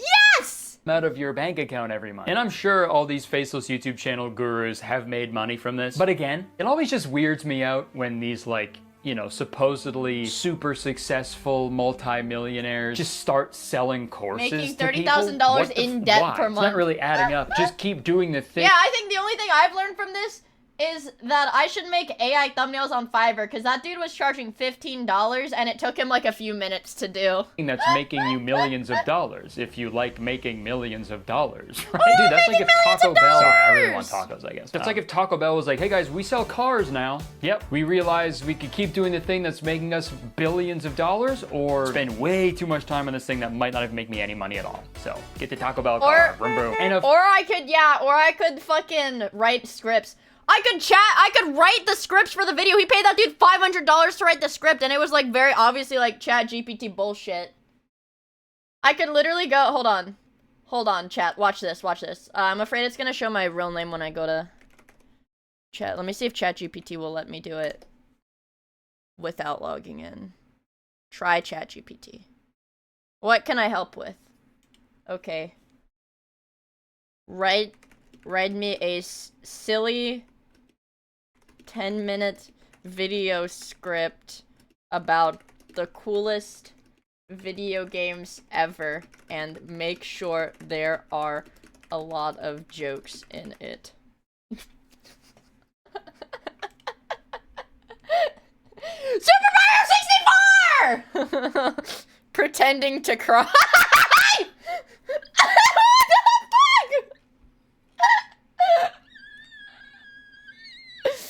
Steve shouting excitedly, "What's up, gamers, nerds, and people who just googled cool video games because they don't actually game but wanted to sound cool at a party?" Whoa. Whoa. Yeah, that scriptwriter definitely used ChatGPT. Like 100%. Guys, I could do, look, it does have editing notes. Welcome to the coolest video games list ever. Cooler than your favorite snack. Cooler than your mom's Wi-Fi password. Cooler than, well, probably cooler than your actual existence. Let's jump into it!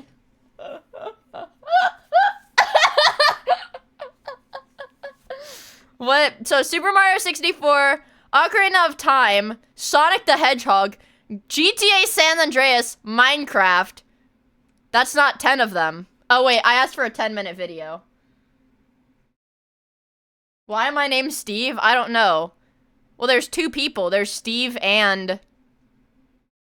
Oh, no, it's just Steve. Okay.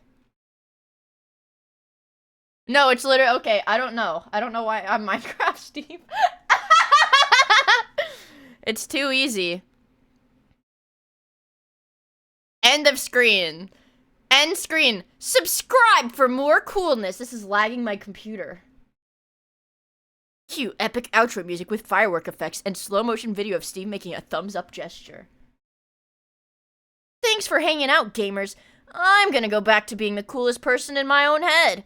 Catch you next time, where we'll dive into more epic adventures like actually getting through all the levels in Super Mario 64. Hey, I don't like this guy. Shut up. I don't need to play video games to be cool. Of course, I hate this it's guy. fucking easy for me to sit here and be like, just make the videos you want to make, man. Just do it for the love, dude. It's all Do it art. for the love of the You know, game. because that worked for me. I got really lucky. But like, it might not work for everybody. That's the thing. It can't, actually. Like, mathematically, not everyone can be a successful YouTuber. We can't all be YouTubers, right? We need plumbers and shit.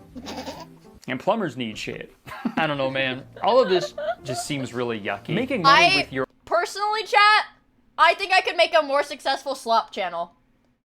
I don't wanna say that I think I would be more competent at this than extremely famous YouTuber Curtis Connor, who has over 5 million subscribers, but I think I could make slop content pretty well. Yeah, I mean, look, I already got the script for the first video.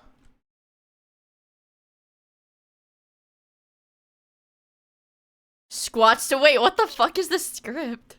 What the fuck is that? What the fuck did this thing generate? What the fuck did this generate for me?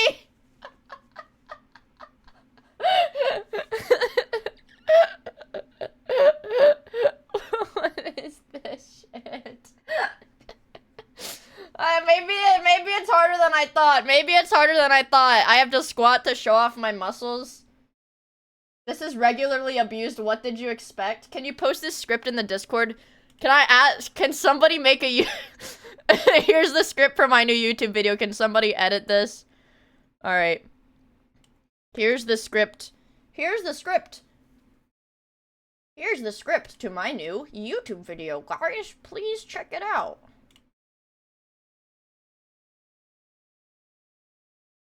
Here's the script to my new YouTube video, guys. Please let me know if you like it. What? It's too big. Hold on, I have to like copy it in chunks. Maybe if I can do like the first two of them. Okay. And then the last three.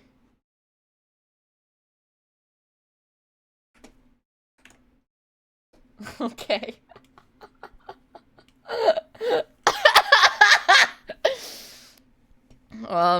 Subscribe for more coolness. Steve does a weird air guitar. What the fuck, dude? What is this shit? What is this? What is this? Steve does a weird air guitar move and pretends to ride a dragon. Thanks for hanging out, gamers. Why does it always have to explode at the worst Oh, it's the Minecraft one. Steve picks up a plastic pickaxe and starts mining the set. And of course, we can't forget Minecraft, the game where you break blocks, place blocks, and get so addicted you forget what the sun looks like for days. Steve picks up a block and pretends to place it. But here's the real kicker. This game is not only the coolest, but it also has the most chillest soundtrack. You're just out there mining and building your dream house while the music's like... It's okay. Relax. Just break more dirt. Cut to Steve with wide eyes, imitating a creeper explosion.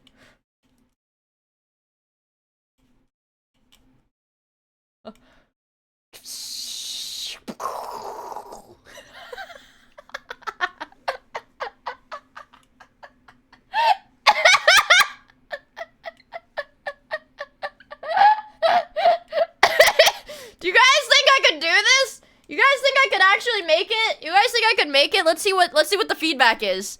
What the fuck? Whoa, let's fucking go! Wait, who is this? Who is this shorty? She looks kind of like she looks kind of like the mouse girl. Who is this? She looks like the mouse girl. But it's not. God, I hope you don't make this. Obviously, I'm not gonna fucking make it. What? I'm not gonna make it, bros. What is this? If this is about eugenics, I'm not gonna watch it. what I thought was a beach pussy or a camel toe that I was fingering, it was a ball sack. It was the dude's ball sack, and he was tucking, because he kept tucking his dick, and I was fingering the ball sack. And I was wondering why she wasn't moaning or anything, I was rubbing the clit. What? Is that Asmon? What? I want to see the Luscious Listings video. I do want to see it. I do want to see it. Show me Luscious Listings. Show me Luscious Listings. Oh, okay. Oh, boy. What is the most expensive house? I don't want to watch this one. Hey, everyone. Welcome back to the channel.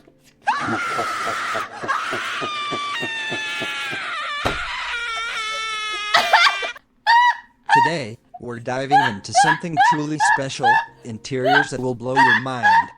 I'm not just talking about stylish designs or trendy spaces. What the fuck? I'm talking about homes, where the moment you walk through the front... Let's see, yeah, what's the most popular video? Is still the fucking channel update. Hey, everyone. Welcome back to the channel.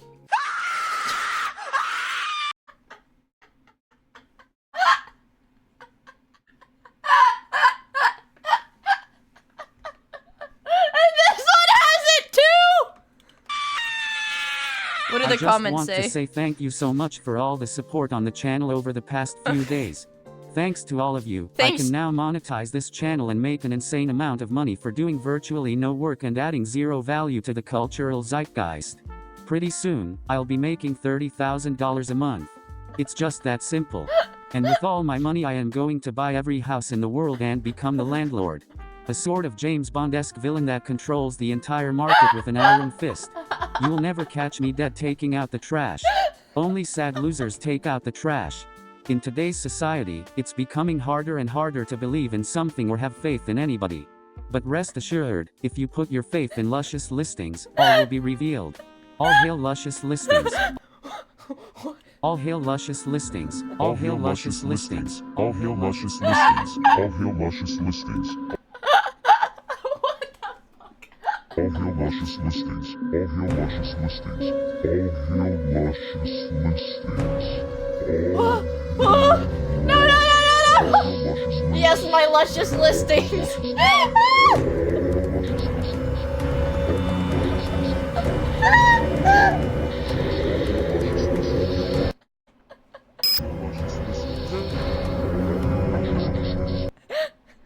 What is this shit? Oh, the original 2 subscribers watching in horror.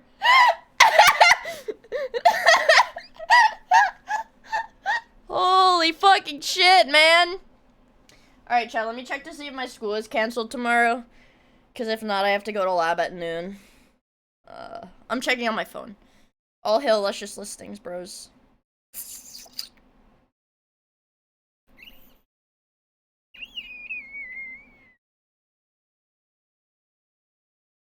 It says it's delayed, but here's the thing. They didn't cancel my school. They didn't cancel school yesterday. Today. They didn't cancel school today until morning. They didn't tell me it was going to be a snow day until I woke up in the morning, and then I just went back to bed. Do you guys want to see the snow outside my house? I'll go grab a handful of snow and bring it to my room. You guys want to see? Oh, I'm not doing that for free. I'm sorry. It's really cold. It's like really freaking cold outside. I'm not gonna do that for free.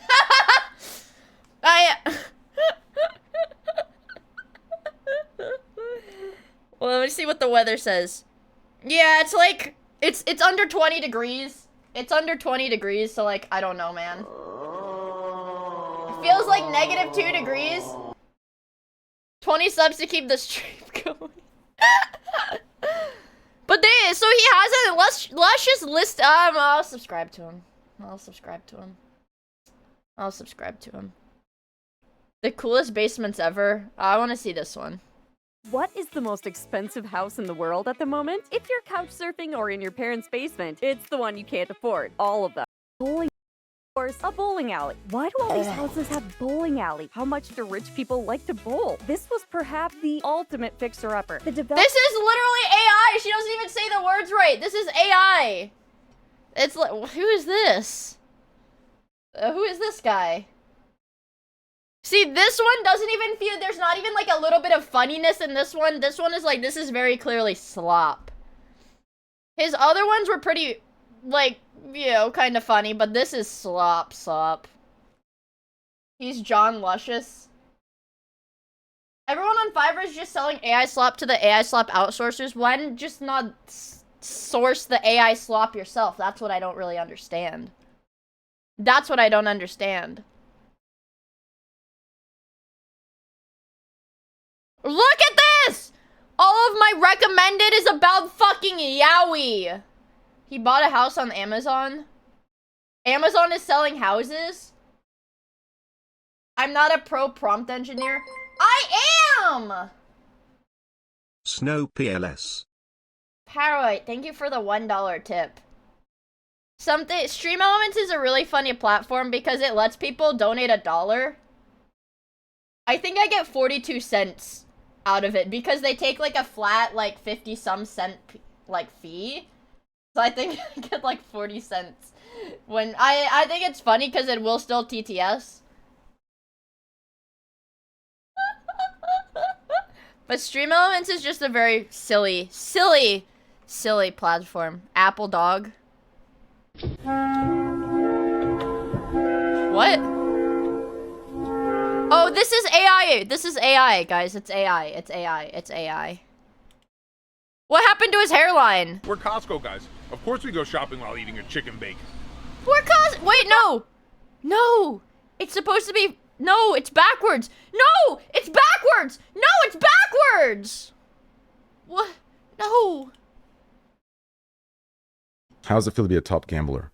You know, I want to try and look at that in the benefit that I want to give the benefit of that and try and look at that in a positive. Dude, he's tweaking. Way, but I really just can't. I'm confused. How the fuck's that your first law? You want to provide context? Normally I just permit you, but I feel a little nicer today. I'll give you a chance to explain what the fuck that kind of question is. Dude, he's tweaking the fuck out. How does it feel to be a lonely, miserable, broke bitch? Whoa! How does it feel to be a top gambler?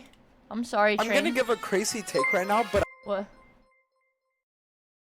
If you do not show me snow right now, I will finally do it. What? What? What? What? What does that mean? Guys, don't kill yourself. Pointless. Wait. AI baby wait. There's another Curtis Connor AI video. Folks, I'm very...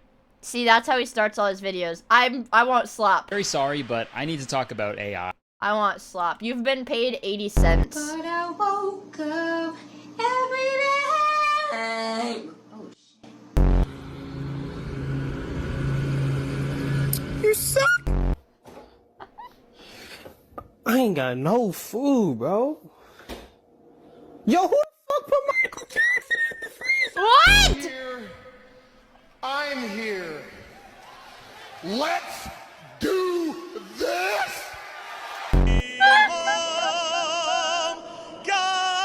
For the lols. Thank you for the tip, Chris. I really appreciate it.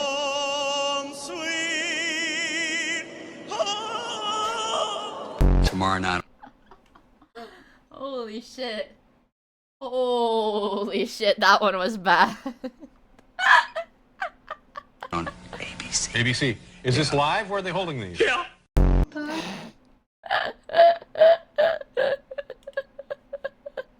Where is it? Wait, AI slop. I'm friggin' ticked off. You can't do anything these days without encountering a I want company AI that's promoting slop. its new pointless AI feature or some crappy looking AI generated artwork when they could have easily just paid an artist to make the exact same thing but way better. I'm looking at you, Tears for Fears. What the hell's going on? Tears for Fears still makes really good music, but seeing their AI generated cover art for their new single just broke my heart, man. Everybody Wants to Rule the World is one of the best songs of all time. Damn. Arguably one of the I'm best getting pieces pieces of art of all time. So it is Alright, just truly guys, baffling to don't me kill how yourself. a band I'll that be has been right back. so artistically influential kill and yourself. I'll be iconic right for back. so many years is forcing a just know this is computer not to make worth an it. ugly, uninspired piece of art for their new song. It just doesn't make any sense. And especially when you consider the environmental impact AI image generation has on the planet, Tears for Fears kind of predicted their own future, dude.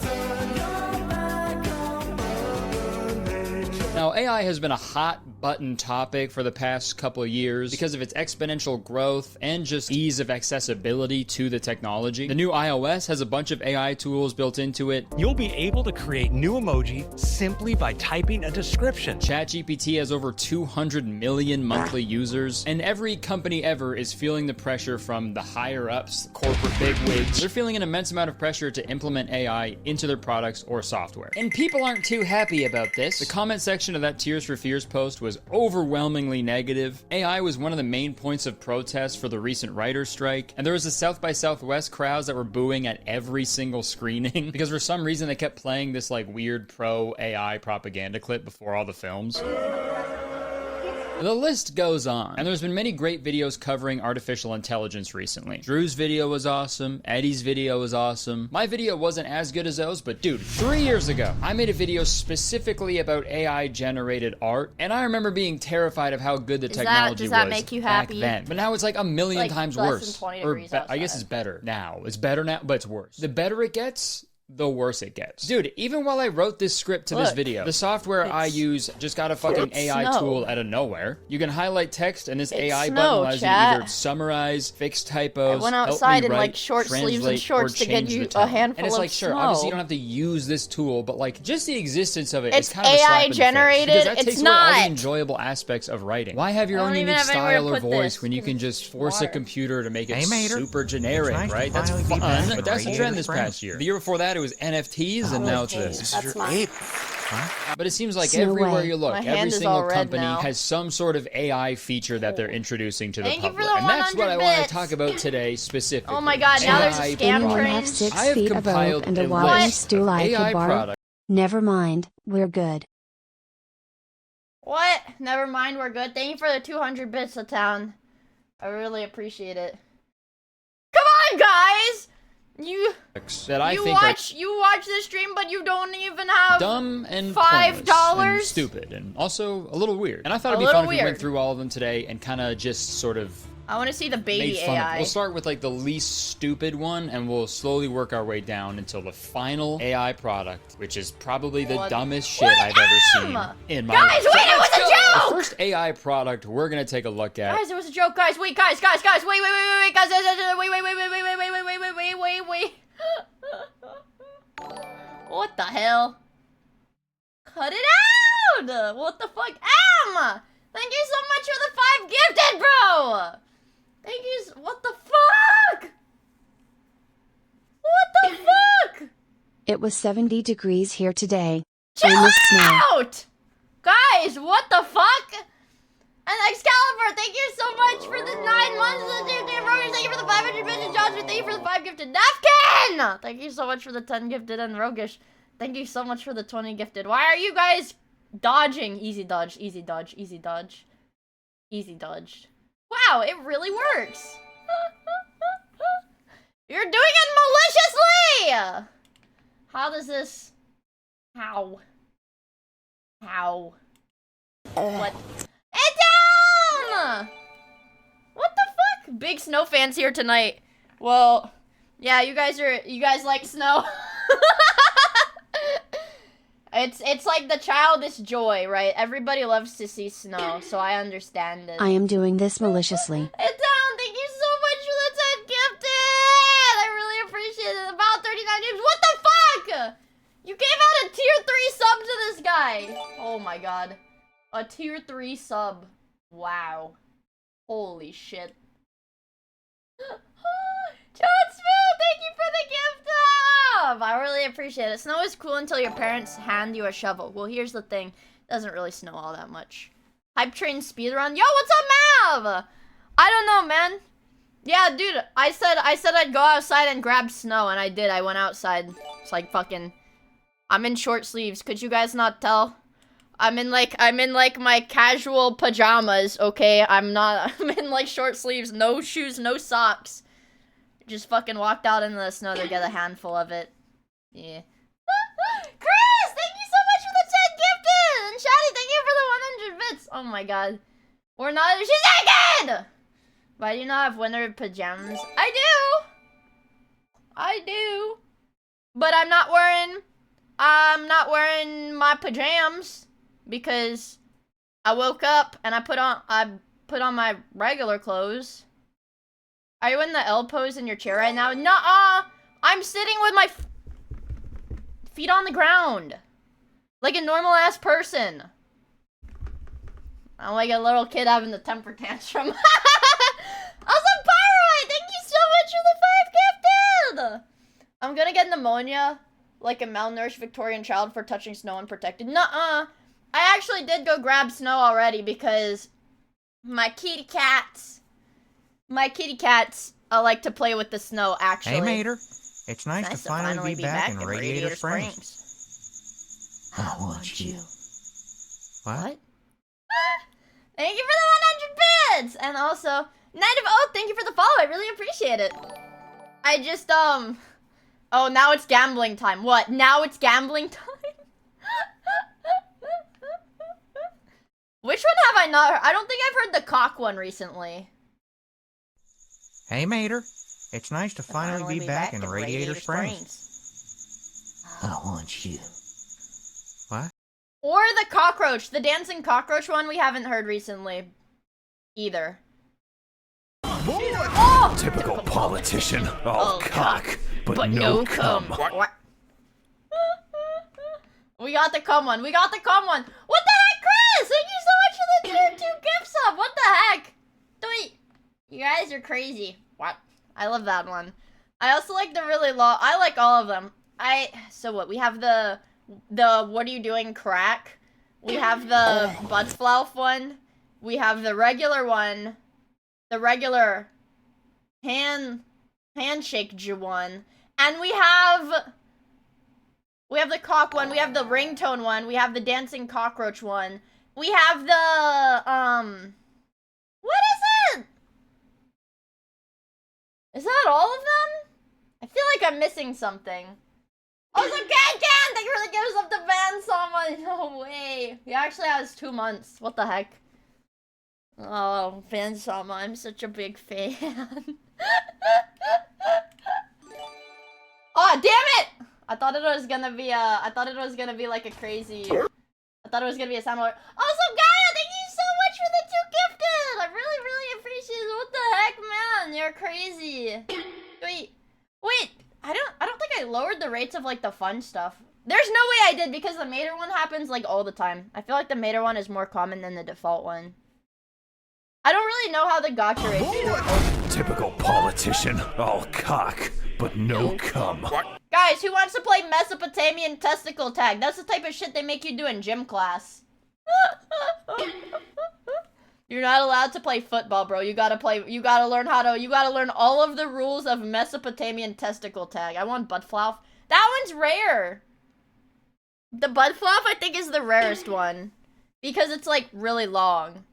I kinda wanna go look it up and check, but also at the same time, I'm like, I don't know. I can't believe you wore those pajamas to your pajamas. Hey, at least I'm not drinking, Brian. Yes, you call them steamed hams, despite the fact that they are obviously grilled from Black's. What? Yeah, right behind Black's hardware store. There's a white guy works on. Link, what the fuck? Holy shit! Thank you for the gifts of the map. What?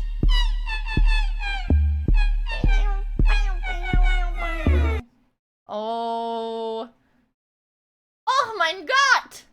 What the hell? Giga Chad. What the hell? What the hell?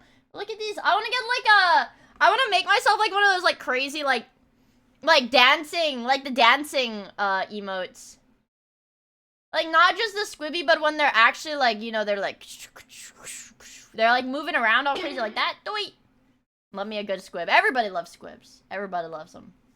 Oh, I kind of like that little dancing one. The Lumi one, that one's cute. The Terry! Oh, GIF. There was like a really I sped up just GIF. be in the giving mood. Wow, thank you so much, Chris. I need that dancing Terry. Hold on. I need the edit of him dancing. There's like a very specific edit. There's 14 videos of him dancing. Ah, fuck. It's like a sped up one. Desert Ghost! Thank you so much for the 5 gift. What the fuck, you guys? What the hell, man? You guys are crazy. I want to edit. I want the edit of him dancing. The Hey, hardest Mater. question. It's nice to Oh finally my be god, back there's in the Radiator N-word in that Springs. subtitles. Okay. I want you. I want you. What? What? There's the N-word. There's the N-word. I just want to see. Let's see him dance. Super Idol 的笑容都没你的甜，8月正午的阳光都没你耀眼，热爱105度的你，滴滴青春的蒸馏水。 This isn't the video of him dancing. There's a really specific one. Also, take a chance. Thank you so much for the follow. I really appreciate it. Oh my god. We've got... Fuck. I think it was posted in the Discord, honestly. I think I'll be able to find it in the Discord. What the fuck? Can, thank you for the gifts up to Terry A. Davis _ Temple OS. I really appreciate it, bro. This is like a Hopecore Terry Davis edit. Alright, we can watch that one while I look for the edit.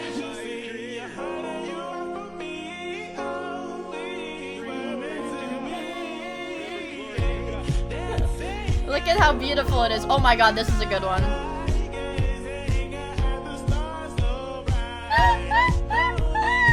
Oh, it's so beautiful. He's so happy. He's so happy.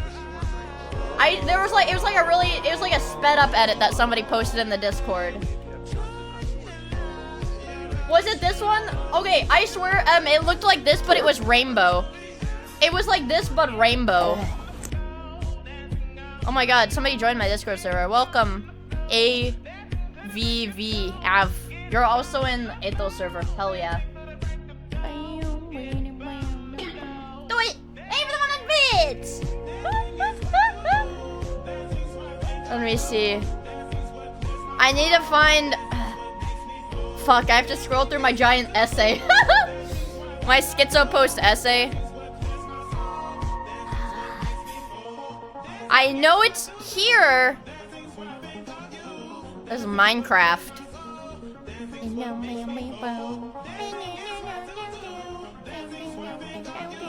Is this Hosho Marine? This isn't Hosho Marine?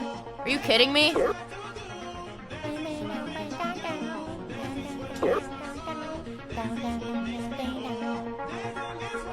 I need a papaya. Look at him go!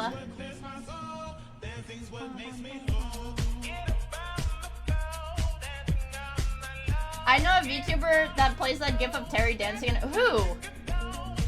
Because there's like, I don't know.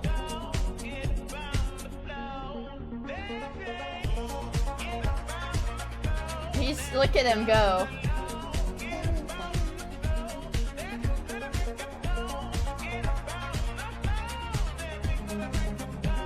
I thought it was Marine. Oh yeah, it does kind of look like her. No, that's Daniel Larson. That's Balatro porn. Family Guy. I miss Terry too. Semen retention, guys. Don't semen retention post in my Discord. Stop semen retention posting. I see it. I see it all and it freaks me out. I'm scared of semen retention posting.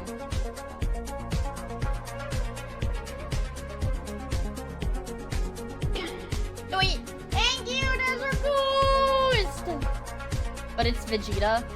I swear to God, somebody posted like a rainbow gif of him dancing, but I can't find it. It's like this one though, for sure. Hold on, I'll find it. I'll find it. But I'll Google it on tenor. I want a tenor gif.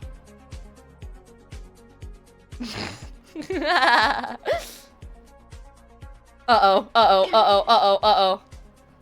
I'm scared. I think of a rainbow, I'm you know. scared. We have these nightmares of like 1984, the book. 1984, the book? War. But God promises us with the rainbow that all things rise and fall, you know? So that's kind of the promise. All things rise and fall. That's awesome, Terry. That's a beautiful way to think about it. Hey, no more bits. The scam train is over. The scam train is over. No more bits.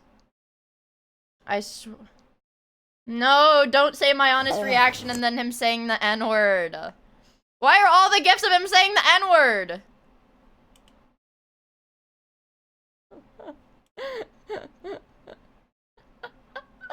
What is this?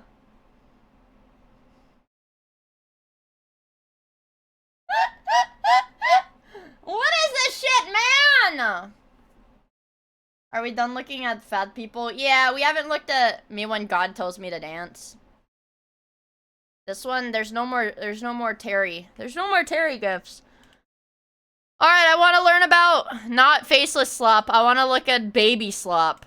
That is the Gluckskind AI stroller. Yes, you heard that correctly. The Gluckskind This AI company created stroller. a stroller that's powered by AI that can actually drive itself. And you may be thinking, What the fuck? And a self-driving stroller? do we really need this? And the obvious answer to that Glux question Glux is 3000. Yes! Of course we do. This is awesome, okay? Why would you waste your time pushing your kid in a stroller when you could just have the stroller push itself, freeing you up to scroll on your awesome phone? I found a video of the two inventors of this AI stroller, and they're sort of like going through how the product works. So let's watch that. This is the Gluckskind Ella. It's It's so you can hold hands with your wife. It is powered by AI with computer vision with sensors all around it to give it a 360 safety puzzle. Okay, so gonna be honest, when I first watched this video, I thought this was the dumbest fucking thing ever. Because why? You know, why would you need this? It's like super easy to push a stroller and also be cognizant of your surroundings at the same time. If you can't do that, It's so your baby can fall down the stairs. maybe you shouldn't I have think a kid. everybody You know, the deserves main to thing fall I'm down the stairs concerned like about, once. I would not trust an autopilot feature with a baby. There's been several instances Yeah, with we're the Tesla outsourcing child autopilot neglect. It's causing not just for crazy, YouTube deadly crashes videos. because the computer got confused by its surroundings, allegedly. So clearly that happens, right? So what if you're walking with the AI Allegedly. stroller and you walk by this like mural on the wall? There's a painting of a road on the wall, like in a fucking Looney Tunes episode. Dude, the stroller's gonna think that's a road. It's gonna fucking smash right into it. And that soft spot on your baby's head, it's gonna be even softer. So I thought this was not just stupid, but incredibly irresponsible and dangerous. But then I kept watching the video, and I found out that the stroller only drives itself when there isn't a baby inside of it. The smart stroller Wait, will only what? self-drive or operate hand. Wait, what the fuck? What the fuck is the purpose of this then? It's a self-driving stroller that only drives if there's nothing in it, then why the fuck would you have it driving? Hands-free when a baby or toddler is not present inside the stroller. Okay, so like that's safe and good, but like Then why what would the you fuck bring is an the empty point of this stroller then? The only with cool you? thing about the stroller is that it moves by itself, but you can't even use that feature when you're using the stroller as intended, right? Like when you're transporting a kid. I guess my opinion is a little skewed because I don't have any kids and I've never pushed a stroller in my life, but I have pushed several shopping carts in my life. And I assume it's the same thing. And when I don't want to push a shopping cart anymore, I usually push really, really hard and fast, and I run, and then I jump on the little back part and I ride it, and it's really fun. So why don't parents just do that shit? Parents, hop on your kids' strollers. It's fine. It'll be fine. And bro, for $4,000, I don't think it's worth it. I will say though, this is the least weird product out of all of them because I do at least see the appeal with some of the features. One specifically, there's like a smart wheel feature that lets you easily like push it up and down hills. It's like motorized, so you don't have to push too hard. You can literally have fingers on to move like 100 pounds. It's just effortless. But like, just have that. You know, the self-driving thing is fucking stupid and pointless. They just had to do it. It just had to throw AI They in just there for no had reason. to do and it. again, He's the Joker. $4,000? I know strollers are expensive, but like, chill. That is Why not a would you very pay smart for way to that? manage your money. I'll tell you a smart way to manage your money, though. Rocket Money. Rocket Money. That's right. This video is sponsored by Rocket Money. Folks, let me tell you a cautionary to me. All right, next up on our Oh yeah, guys, if you didn't see this, check this shit out. To my coffee mug. You know why I've been sleeping? Chat, do you know why I was able to sleep for like 14 to 16 hours in the last 24 hours? Do you know why out of the last 24 hours I slept 14 to 16 hours? Turkey Tom! I have this Hosho Marine Pirate Crew official teddy bear. It's really soft too. Very, very soft. It's official Hosho Marine merch. Yep. Because I have my wife, an extension of my wife's body. You have a lot of Hololive merch? I have a lot of Hosho Marine merch. I happen to have an autographed, like, picture from Kiara. I have an autographed Kiara thing. But the rest of my Hololive merch, I mean, okay. I have the Kiara thing. I have a Kobo plush, an Iris plush, Suisei plush, 2 Suisei plushies, and the Shion plush, and the Kiara plush. But other than that, it's all Hosho Marine. I've got a Hosho Marine wall scroll, 2 Hosho Marine plushies. Actually, I have 3 Hosho Marine plushies now because I got her office lady outfit, her teddy bear.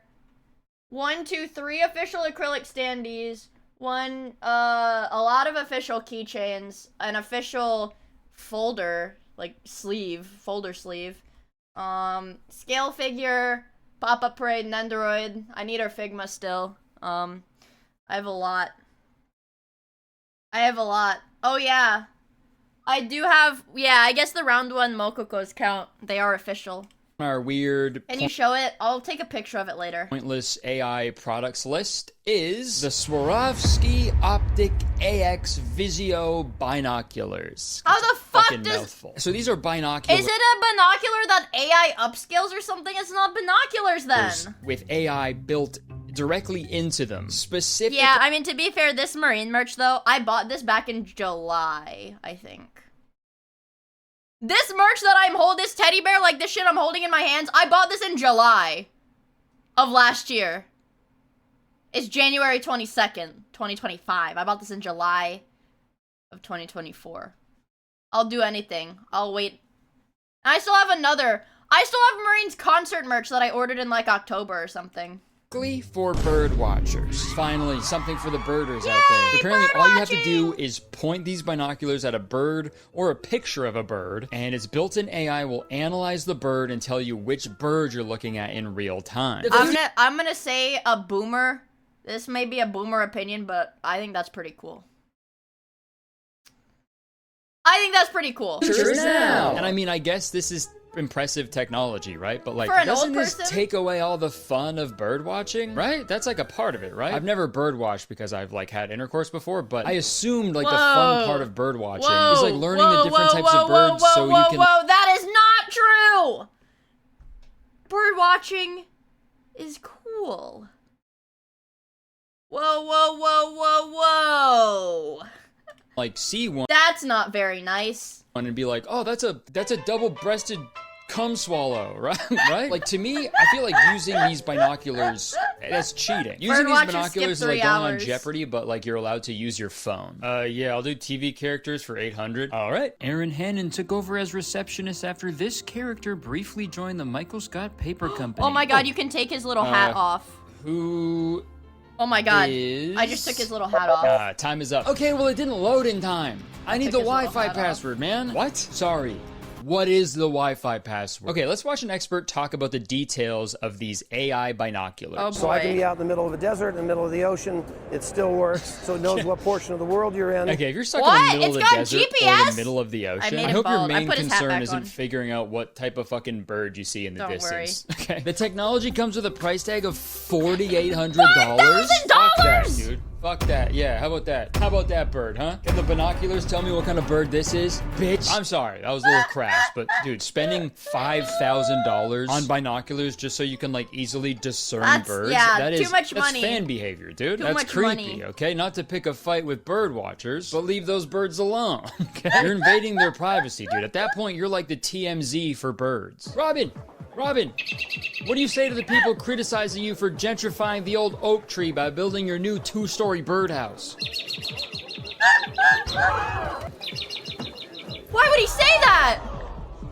I don't know if you're allowed to say that. And the next part of this video says that the company is planning to improve its current mammal identification mode. Wow. And mammal detection is pretty interesting. I think if they pointed those binoculars at me, it would say, go. Also, do you think it would work with like furries? Like if you point those binoculars at a furry, would it just say wolf, or would it give you like the Twitter handle of that furry, right? So I can be out in the middle of the desert, in the middle of the ocean, it still works. All right, moving on. The next item on my stupid, pointless AI products list is the Brisket AI-powered grill. Does it tell you how much? How long? Wait. Fucking, Does it tell you how long to cook your brisket for the perfect texture? Man, brisket would go crazy right now. I'm not gonna lie. Yeah, pyro flashbacks. You know what? This might be with peak. a built-in AI. Are we Gen X men, chat? This, you know, I'm kind of feeling the grill. Chatbot that you can talk to and ask for specific recipes, and it will I'm actually trying to grill cook up my your food brisket for you. Let's check out the commercial. What if your grill was smart? And we don't just mean it connects to Wi-Fi. What if your grill could think? My grill would try to cook me. Ah, sweet. Man-made horrors beyond my comprehension. How was that Peter Griffin impression? Sound off in the comments. Vera is a generative cooking AI that lets you ask anything, say anything, and cook anything. What it is say anything? So if I go on that app and I'm like, I'm gonna fuck my grill, I'm gonna put my penis in my grill, what would it tell me? Can I communicate with the app? Or do I have to buy a grill before it lets me talk to the Vera AI? Just tell Vera what you want. Hey Vera, I want to grill up some chicken wings. What do you think it would say if you're like, Vera, how do I cook a person? Wait! He's got the same idea! Wait, we're thinking the same thing! We're thinking the same thing! And you can go about your day. Vera constantly monitors the cooking process, so relax. Your food will be delicious and ready when you need it. The age of AI-powered grilling is here. Fucking Flintstones ass dinner, dude. The hell's that shit? Fuck, again, cool technology, I guess. Man. But like, who is this for? Man, meat would be pretty good. I'm not gonna lie. I might have I think I might have a chicken nugget in my room. Like a couple that I didn't eat that are like a day and a half old.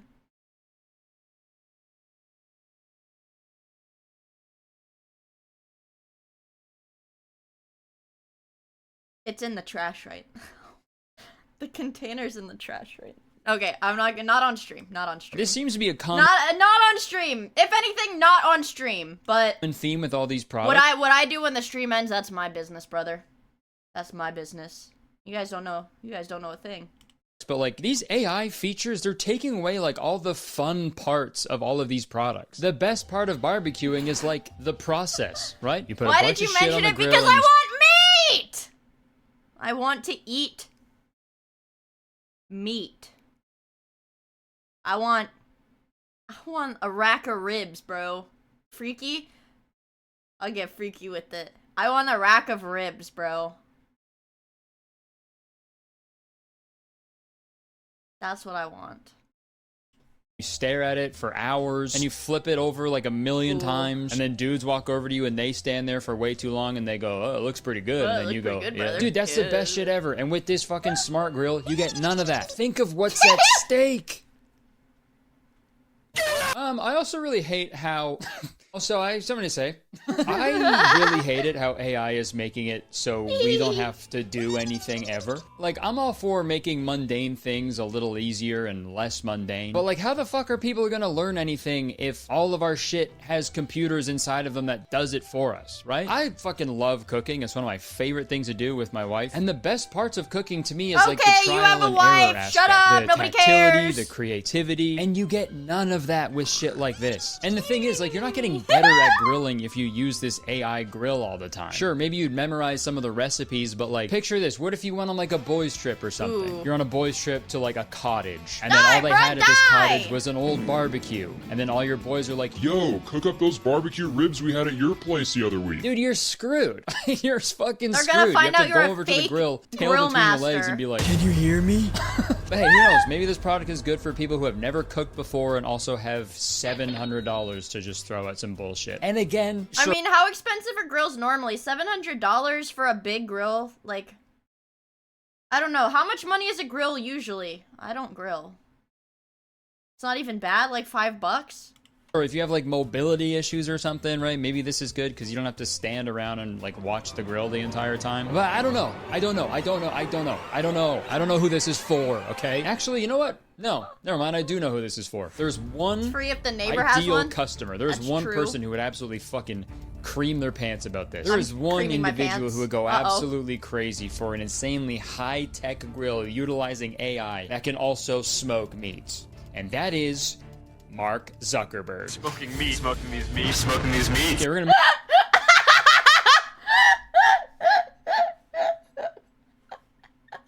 move on, and now we're gonna start getting a little bit more Smoking weird. This these next meats. stupid AI product I found is called BeMind, the world's first AI-powered mirror. That's and at scary. first, you know, you may think this is I a do little not want an crazy, but after AI-powered watching mirror the looking at video me, bro. Talking about the mirror, you'll know it's crazy. So the smart mirror that we invented is supposed to be in the people's bathroom where we are taking care of yourself every day, but we never realize that it's a very important moment that we can take I wanna more play of Subway time. Surfers on my That's why mirror. we want to put all this technology in your bathroom mirror so you can take care of yourself through all the routine that you do I watch every TV day. on my Okay, mirror. so she didn't really do a good job of explaining what exactly this mirror does. But according to their website, daily health tech pioneer Barracuda today unveiled BeMind, the world's first AI-powered smart mirror for mental wellness, acting as a health companion capable of identifying AI mood mirror. and helping Hide manage my stress. reflection to make Built my on a new friends think I'm a generation vampire. smart mirror Wait, that would software be from the good. Care OS platform, BeMind provides personalized recommendations and experiences based on a user's mental state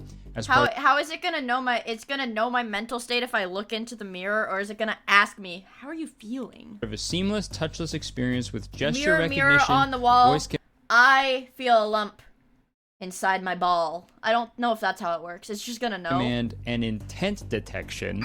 English, please. So this mirror can like analyze you as well as your mental state, and then recommend things that you can do that will make you feel better somehow. Maybe I don't want to have an guided evil meditation mirror or, like, a clone. calming That's video or scary. something. This whole mirror is pretty much based around prioritizing your mental health Show me all and the fun shits utilizing in the technology area. to make you feel better. And that's all well and good, but literally the very next part of the video shows the mirror giving a person a rating on their skin's redness, eye bags, oiliness, and dark spots.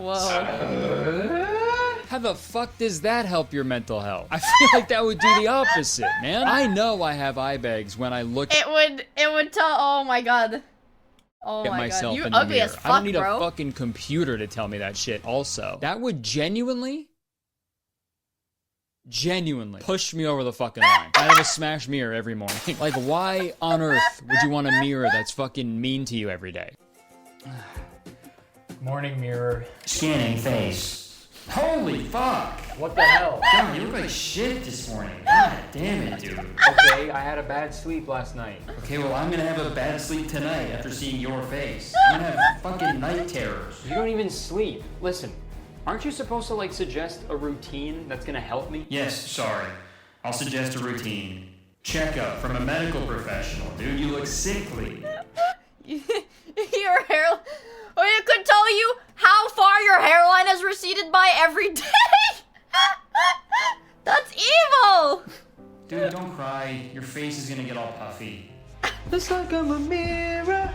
Oh, mommy was staring back at me. This is gonna ruin the video. And you're probably wondering how the mirror can tell how you're feeling. There's a camera in it. By using a high quality camera, we can just have a different data point from yours. It's not a mirror then. It's a camera. The whole point of a mirror is to be able to see yourself without like taking a picture, right? Right?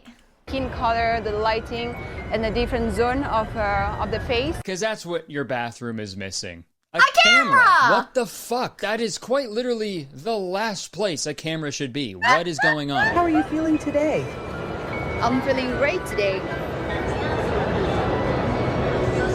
You don't look like it! Fantastic mood, and your smile is utterly contagious. She's not smiling! Your smile is utterly contagious. And also, look, I'm all for positive affirmations and shit, like, whatever, hell. But I fear using this mirror would have the opposite effect on me. You know, it would make me feel so much worse. Your smile is utterly contagious. Thanks, mirror. So, Tattoo Agro is very interesting to have weather in the morning, toothbrushing for the children, and also entertainment for the entire family, you know? Okay, so yeah, this is basically just a mirror with like a built-in screen, and those have existed for years in hotel rooms. But again, dude, every fucking company has to insert AI into their shit for no reason whatsoever. But then also we thought about a step further because we can use AI in our mirror.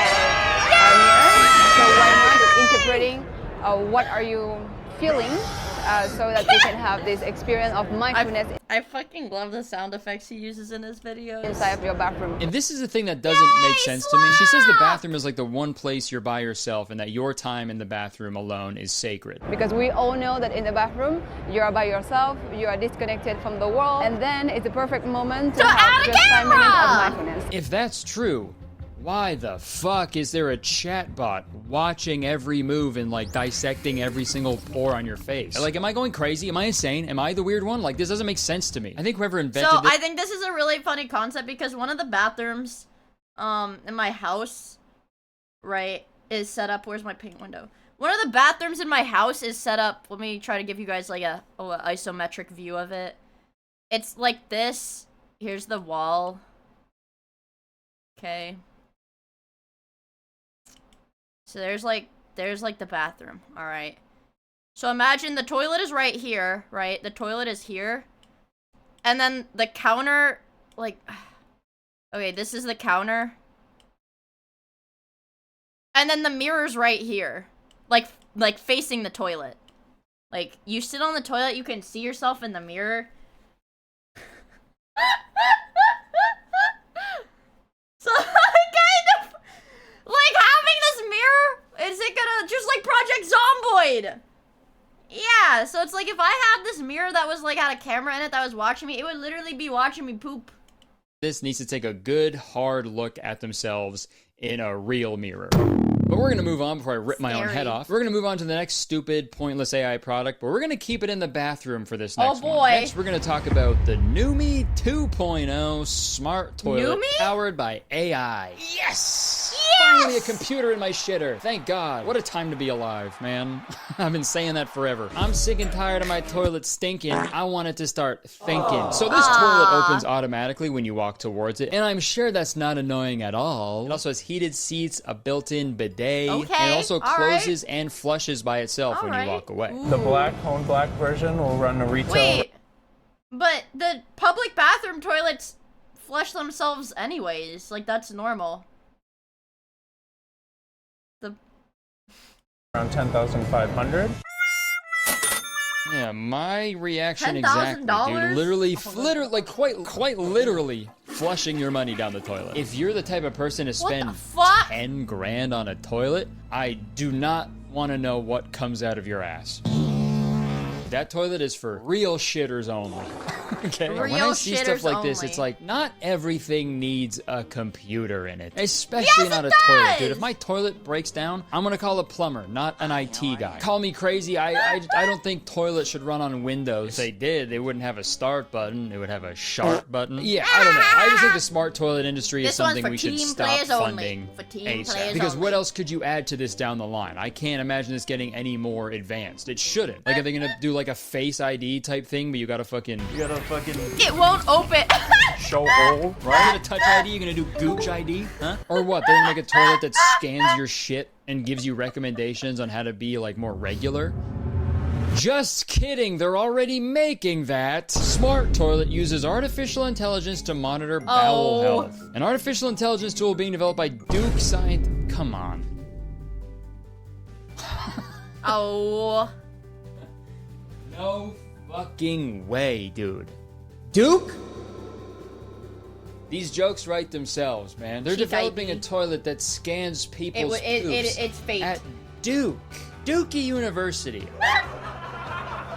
I'm gonna start crying. That's so funny. I don't know. I guess I see the appeal of being able to like quickly scan your dookie for like red flags, especially if you're eating a lot of red flags. That's probably not good for you. But I don't know. It's just weird, man. And when the singularity occurs and robots gain consciousness, I'm just gonna feel bad for the toilet robot. Okay? What a shit life he's gonna live. Literally, all day just getting piss and shit into their mouth. Really putting the PU in GPU. But folks, you can't piss into an AI toilet unless you first consume an AI drink, which brings us to our next stupid, pointless AI product. Hell Energy Drink. The very first energy drink created entirely... Bro, I am not drinking Hell. I am not drinking the Hell Energy Drink. That shit is gonna kill you. ...by AI. Pretty cool, right? Yes! No. According to the Hell website, the world's first energy drink entirely powered by AI has been developed by Hell Energy. Design, recipe, I'm not drinking that tasting, shit. and meticulous taste evaluation, predictive intelligence, security measures, marketing elements, every aspect has been expertly crafted by advanced AI. They put mercury and arsenic in it? This is the biggest gimmick of all time. Because why the fuck would you want a computer crafting your beverages for you? It'll send you to the underworld. And the article on Coca-Cola freestyle machine? crafting your beverages for you. My fucking goat. When I was younger, they would have these at Burger King. And I would always go to like, it was like the Coke. And I would make it like the, you could make like the fruit Coke. And then you could add like the vanilla. So I would make like orange vanilla. And they made that. They made bottled orange vanilla Coke. And then they stopped selling it, I think. I saw them at Jack in the Box. I've never been to Jack in the Box. Yeah, you could make your own flavors of Coke, but I think they stopped selling the bottled version, which made me sad. And the article on their own website goes on to say, the AI created 3 flavor variations for fine-tuning and digitized them using the technology of a New York-based company. So vague. After tasting, yes, tasting, not testing, all 3 drinks and analyzing extensive data and statistics, the AI utilized predictive intelligence to select the winning flavor. Thus, the truly unique and refreshing Tutti Frutti and Berry Blast flavor was born. Yeah, for sure, because a Tutti Frutti berry blend has never been created before. Groundbreaking stuff. Go ahead and try to find a berry-flavored beverage at a gas station. Oh, wait. Oh, what's that? You found one before I finished talking? Okay, got it. Also, what the fuck do you mean the AI tasted it? Yes, tasting, not testing. What does this computer look like if it can... It uses the, like, you know how apparently dudes can taste, like, soy sauce with their balls? It's like that, but, like, the AI does it. You, like, dip the, like, little sensor into it. Is that true? I'm not really sure. Honestly. Taste stuff. I'm just picturing like a regular desktop computer with like a big fucking tongue on it or something. Oh, they made the freaky computer. Computer's too freaky. Or maybe they just poured the energy drink on like a regular computer and they were like, the computer liked this flavor so much it exploded with excitement. And I was also gonna make a comment about how ugly the branding is and how ugly the can looks because it was made by AI, but then I thought about it and literally every energy drink can is like the ugliest thing on the planet, so it's not really a fair criticism. I like and I Red tried Bull's to find branding. a can of this like for this video, but I really could not find one. It's mostly over in like the UK and stuff. I also don't want to financially support bullshit like this, but I did find a video of a British guy reviewing it. This is their new AI version. This might taste like Satan's arsehole. It just tastes fruity. It shows that AI hasn't got a fucking clue. Not a clue, mate. You know you've got a stinker of a product on your hands when even a British dude doesn't like the taste of it? Oh, no. Yeah, mate, I'll eat blood pudding and haggis and jelly eels. But this AI drink is bollocks. Sorry, British people, that was in bad taste.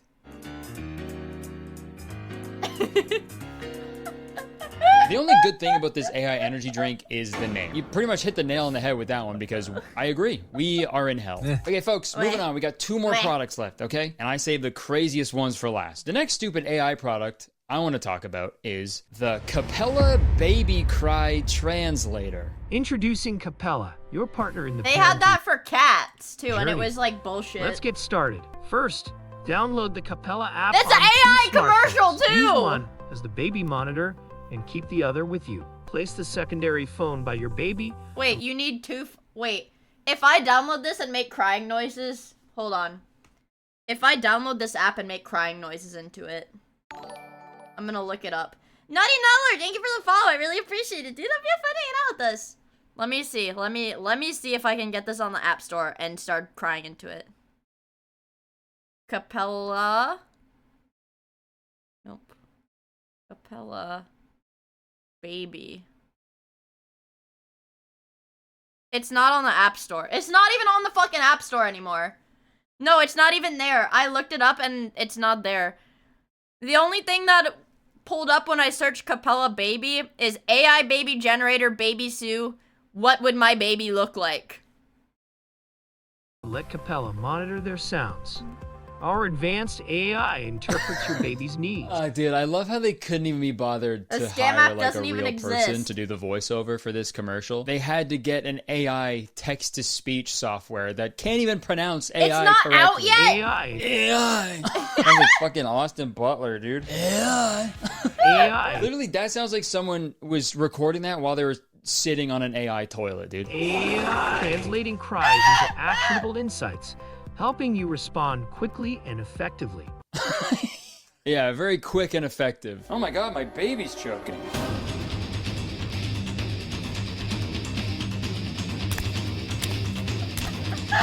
Receive instant alerts for crying. Are you kidding me? My baby is The phone uncomfortable. Says uncomfortable. Yeah, man. That's like the only reason babies cry. It's your job as a parent to figure out why they're uncomfortable. Download Capella today and embrace a You new cannot era. download Capella Smart, today. It's not on the sustainable App Store. What the fuck, man?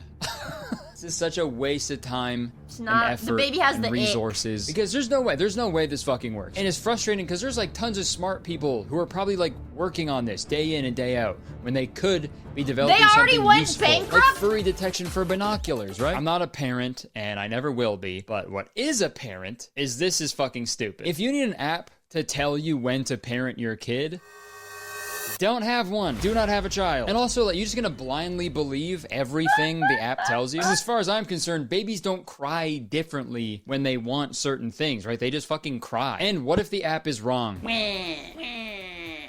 The app says my baby wants to be strangled to death. Seriously? That's 6 jars of baby food in an hour. How is he still hungry? Well, AI wouldn't lie to me. Open wide, here comes the choo-choo train. No! Oh my god, he said his first word. This app is awesome. Your baby is still hungry. Come on. Come on, one more bite. No. Just one more bite, that's it. Your baby is exploded. Aside from how goofy this whole idea is, the irony is just beautiful. The ad shows 2 parents leaving a baby alone in a room with a smartphone while they sit on their asses and do nothing. And then they're like, why is my baby crying so much? Because you're making a phone do the parenting for you, you fucking morons. What the hell? You know what? I hope they put an alert on the phone that pops up when the baby is crying and it says, your baby's crying because you guys are on your fucking phone all day. Go hang out with your kid. Oh my god. Honestly though, you know what? On second thought, this Capella company has the opportunity to do the funniest thing of all time. They could just put the craziest, most specific reasons for your baby crying, and idiots who download this app would believe it. Tommy is crying. He wants you to bury yourself alive. Honey, can you take care of the baby? Tommy is crying. If you love your baby, you'll dig your own grave. Can you take care of the baby? Yes, honey. Alright folks, we've got one more product to talk about, and I have saved the worst for last. I saw the commercial for this product a few weeks ago, and it actually inspired me to make this entire video. So, the last stupid, pointless AI product we're going to talk about today is called Friend. This is a wearable device, like that AI Humane pin that was pretty much universally hated by everybody. But this one is a little different because the Humane pin was advertised, you know, make you more productive and help you with your everyday life. Oh, but Friend okay. is advertised as exactly that. A friend that you wear around your neck all day and it listens to every... What if you train the AI friend to be racist? Do you think it has, like, safeguards in place so that you can't train your friend to be racist? Can you train it to do, like, the character AI ERP?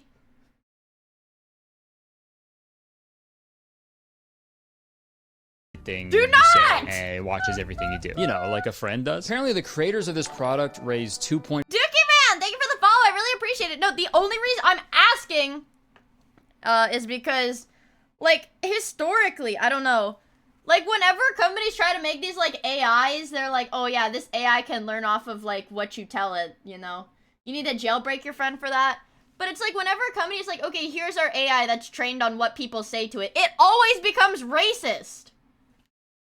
It, like, everybody knows the Microsoft one, whatever her name was. It was, like, the Microsoft, like, whatever companion AI that was a girl. Tay? Yeah, Tay, they had to take Tay down.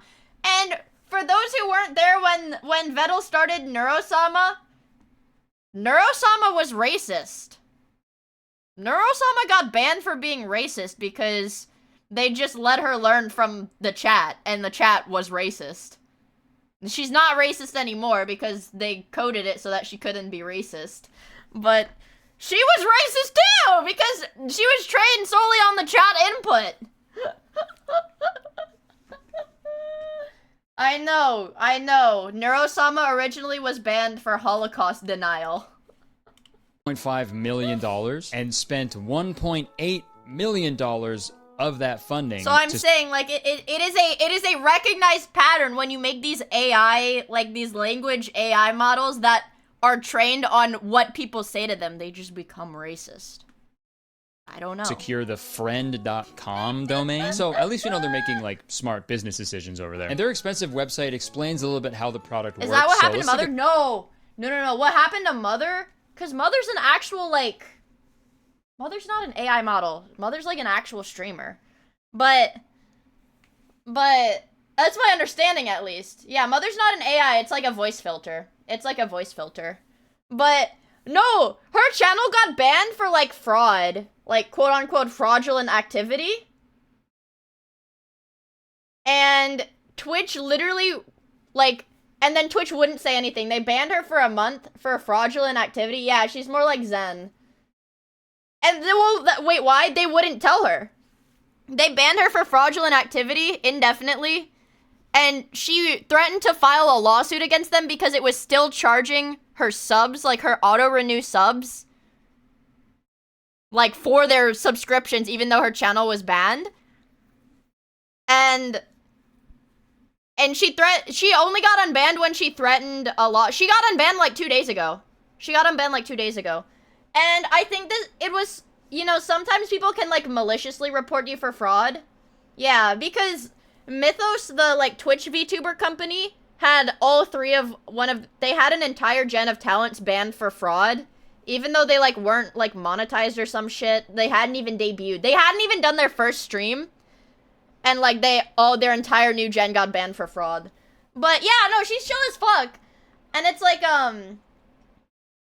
yeah, it's really easy to, like, report people. I always maliciously report Miia streams for fraud, thanks. A quick look at that before we watch the reveal trailer. How it works. Talk! Oh? To, speak your mind or gossip about what your friend overheard. Remember when Dan said they were gonna start giving more explanations for bans? That only works if you're, like, Kai Cenat. Who was it? Was it one of the FaZe people, or was it Kai, who one of their friends got banned, and they literally just got on the phone with, like, Dan? They literally got on the phone with him and said, hey, this person was banned. They need to be unbanned. And they were like, okay, we'll unban them. It was either a FaZe person or Kai Cenat who was on the phone with them, but that only works if you're, like, literally top 10 streamers. That literally works only if you're top 10 streamers. Pause. It Your was friend me. will think for a moment and come up with kind of something good to crazy. say. Read. Okay. Check your phone to see what your friend said. And that's it. This is literally character AI. This is literally character AI. The whole product. The entire product is a chatbot inside of a pendant that texts you responses to the things you say, or the things It that doesn't even say, wait! It doesn't even talk back to you. It texts you. But they really branded the absolute shit out of this thing. It has a sleek design, they use clean and simple font, and if you squint at the website, it looks like you're about to buy an AirTag. And when it comes to branding and aesthetics, holy smokes, they cranked it up to 11 for their reveal trailer. Gosh, I'm out of breath. We made it. Woo! I don't know how to woo very good. That's fair. Who the fuck is gonna use this, genuinely? Who the fuck would buy this? Alright, let's go. Very smart, okay. Like, you literally cannot have a full-fledged conversation with this. Aside from the fact that it's literally an AI chatbot that just texts you in response to voice input, you literally cannot, like, multitask. What's the point of it being independent? Because it only replies on your phone. I need an AI girlfriend. Do you know how you can get an AI girlfriend for free? It's called character AI. It's called character AI, and these will be your girlfriend. They literally, God, I can't remember who I was with. I think it was maybe May. It was either May or Remy when I was hanging out with them one of the days at TwitchCon. They were like, oh yeah, I have a Goku chatbot on my phone. Do you want to talk to him? And I was like, no. I think it might have been May. And then they were like, oh, I'm calling him. You gotta go talk to Goku now. I'm calling him. And it was, it was May. It was May's Goku. May has a fucking Goku chatbot on her phone. And it didn't like me, by the way. It didn't like me. Yeah! And it didn't like me because her Goku is abused. She kicks her Goku in the balls all the time. Yes, May abuses her Goku chatbot. And then, like, she made all of us talk to her Goku chatbot at TwitchCon, and he was, like, really sad and abused. Because she kicks him in the balls all the time. Also, Ella the Valley Cat, thank you for the follow. I really appreciate it. I hope you have fun hanging out with us. What a dickhead. I heard your porn addiction is strong. Well, let me fight it. Yeah, she's got really funny chatbots. Look at the questions. Yeah, yep, that's right. It's a girlfriend! It shows someone else. I am kind of sad that I didn't end up going to MagFest. Because, like, all my streamer friends are going there. May was tweeting about how she's going to MagFest, and I was like, because MagFest is, like, driving distance for me, but, like, I didn't get a hotel room, and I didn't get a ticket, so. I'm locking in! I'm working! In nature, you know, being outdoors, so that's smart because it tricks the... Oh my god, Hydramix! I know someone going to that con. I know like fucking 10 people going to that con. It's a sad day. Sad day. All of my besties are going. And they're gonna get drunk and they're gonna have fun without me. But it's okay. It's okay. It's okay. It's okay. The viewer into thinking that this I actually unlocked a new fear. They're gonna talk shit about me too the whole time. I actually have unlocked a new fear. With that Turkey Tom video or whatever about Lily whatever. Now I'm like, what if people think that I'm like a industry plant like botted thing because I don't have like connections because I don't like talk to people. New irrational fear unlocked. What if people think that I'm like a botted account? Botted influencer because I literally don't have friends because I just do my own thing and I don't have like industry connections. I don't have like VTuber connections. Yeah, that's every VTuber. No, it's not, bro. No, it's not. This isn't the dumbest, saddest, most lonely shit you could ever purchase. Very smart, very smart. Come on. Oh, let's go. Are you serious? Wait, is this gonna be his girlfriend? I swear to God, if this one is gonna be... Is this one gonna be the girlfriend? I hate this. I don't know. It's like the more I think about it, the more I get like a little scared about it because every VTuber that I know Every VTuber that I know has like a friend group of people they regularly collab with and hang out with. Like every VTuber I know has like a regular group of people that they collab with. Like, did you think about that? You know. It's grim. This game. Where's... Uh-oh. Take notes, baby. Oh man, you guys suck. Bro, you look like the back Let's of go. the Let's go. It makes fun of you! It makes fun of you. I thought it was gonna be like a girlfriend. Like, no, keep your head up, big guy. You can do it. That shit's making fun of you, dude. Ari, what did that text message say? Don't you do stuff with Lumi, Cleo, and Mari often? I think the last time I collabed with Lumi and Cleo was about 6 months ago. The last time I collabed with Mari was maybe like 2 or 3 months ago. Or more.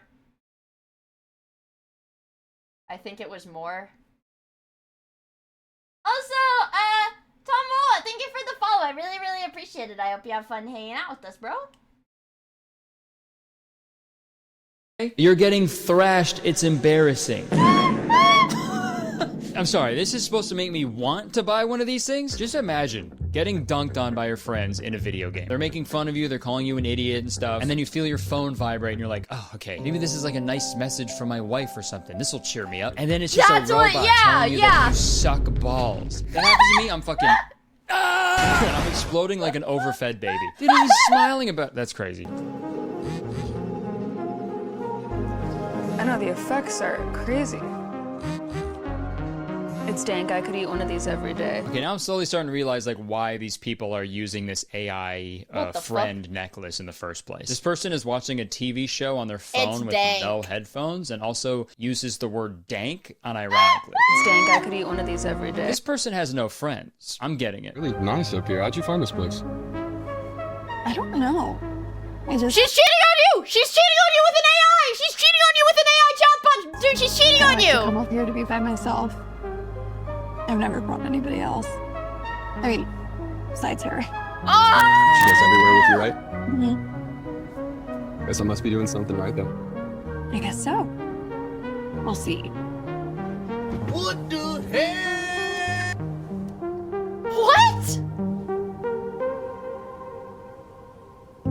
I'm so confused. How? So does the boyfriend or the necklace sit in the chair? I'm gonna have to say the boyfriend, How probably. is this commercial supposed to sell? Yeah, it's like unsettling. It's unsettling as fuck. Any of these. This was like a Black Mirror episode, dude. And like in the commercial, every interaction with it is like weird and uncomfortable, and the only person who doesn't have one is like immediately weirded out by it. And I'm confused. He looked so uncomfortable when she was like, well, you know, besides her. Like, he's like, what? Is she okay? Does she have, like, mental illness? What's up? What is she talking about? What the fuck is she talking about? I'm confused how the product actually works. It shows the people press a button on their friend to activate it so they can talk to it, but also sometimes the AI friend just sends them texts unprompted. So, like, what is this thing? What the fuck? You have to press the button to talk to it unless you're fucking dog shit at video games. Unless you're a noob at video games, then it has to fucking tell you that you suck. So I'm sorry, but I also don't understand the ending of this commercial where she goes to like press the friend and button. She does, yeah, it's like a horror movie. Dude, like, you could tell me this is like some kind of psychological horror where like the AI thing gets jealous of her talking to another human and it like tries to like take over her body or some shit. And I'd be like, this seems like a good trailer for that. She stops herself. To me, how I interpreted that was her being like, oh, wait, no, I'm talking to a person is like way better than this stupid thing on my arm, on my neck. Why the fuck would I do this? I'm weird now. I'm a weird person for doing this. I see the error of my ways. That's how I interpret it. Great gift to give your self-conscious friends. friends. Trying to sell these, right? I don't get it. Excuse me. Excuse me, I don't get it. And on the FAQ on this website, it says the AI friend is always listening. When connected via Bluetooth, your friend is always listening and forming their own internal thoughts. That's scary. What if the AI rats on you for doing illegal shit? It's probably obligated to. We have given your friend free will for when they decide to reach out to you. bad. Hey, Scary. that's bad. That's bad. Let's not do that ever. That is a nightmare. A robot that can just chime in at any point and is always listening. Is my Imagine you're like friend at a fight Chinese? with your significant other, and halfway you get like a text from your fucking AI friend, and it's like, damn, you're a shitty fucking boyfriend, dude. Or like, dude, imagine the opposite. Imagine you're like, you know, getting it on with your significant other, and then halfway through, you know, your AI friend maybe is on like Hell your yeah, nightstand let's or something. go. And halfway through, Round you get a 2, text baby. that's like, wow, I bet that feels awesome.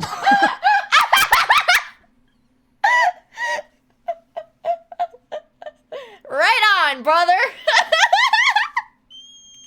That would totally ruin the mood, right? Or no, maybe you get sent a URL link to this video. Nice car. I don't know, man. I feel like as time goes on, more and more things like It's this gonna turn are just into a fucking gooner. demanding our attention. And these fucking weird AI wearables, they're only gonna become more popular, unfortunately. And I just truly, I urge you all to really take the time and think. Before you buy one of these, just really think about how stupid you look. You're gonna look so dumb. This is lame and embarrassing. Everybody's looking at you, and they're all talking about you behind your back. Everybody's watching you, dude. And also, And they're all hate making fun of every you. company ever. Can we just be alone with our thoughts for once? Please? Are we not allowed to just go on a hike without telling a weird little robot about it? Can I watch a movie without Letterboxd being like, "You tell people what you thought about it"? Can I play video games with my friends without a chatbot telling me to kill myself? Like, what's going on? I don't know. In conclusion, after learning about all of these products, I'm convinced even more than I was before that we do not need AI. This stuff isn't making our lives any easier. It's just But it's making them fucking weirder. funny. It just feels gross. And as AI becomes more and more prevalent with each passing day, I feel like we're gonna start missing out on like the best part of being a human being. Making mistakes. That's like the most important part of the human experience. Die, bro, Fucking up, die! doing Pull the something plug on stupid, him! and then you go, oh, got it. Not gonna do that again. Cause sure, I'm sure pushing a stroller every day is annoying and difficult, but you're gonna look back on those days You don't when need your kid is all AI to grown make up, a and you're gonna feel realistic foolish for elephant, ever dude. You only complaining. need And yeah, Temple maybe you OS. will identify a bird incorrectly one day with your bird watching friends, and maybe they'll tease you for it. They're But gonna hey, laugh maybe that'll at you. become an inside joke They're between all of you all for the gonna rest of your laugh at you, lives. bro. And maybe one day you'll cook a rack of ribs like way longer than you were supposed to, but you'll actually end up loving that charred taste that it acquired. Who knows? And you may look in the mirror and notice a bunch of things about yourself that you hate. And I know it's annoying to, physically flush the toilet every time you take a poo, but sometimes those automatic toilets flush before you get the opportunity to take a picture of your huge, disgusting shit What? so you can send to your buddies and laugh about it. What? And I know the energy drinks crafted by Aw. humans make your heart want to explode, but that's better than your baby Meh. exploding after feeding it too much because an app told you your baby was hungry when you really just wanted to go to bed. And of course, a baby crying all the time is Sorry. frustrating and That was confusing, but double trying flush. and failing and learning But you is how only you flushed become a better once. parent, I'd assume. I don't know. And for God's sakes,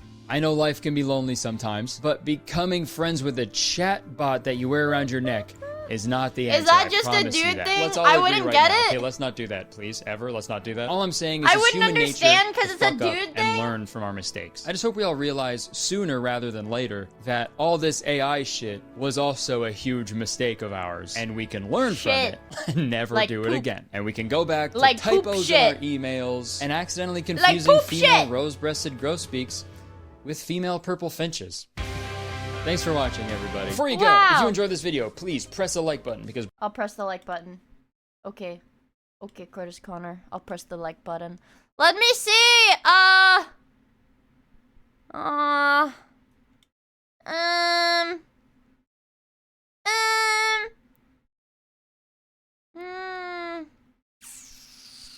I'm trying to think.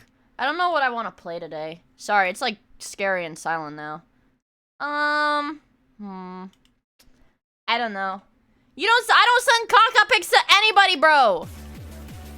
I do not send caca pics.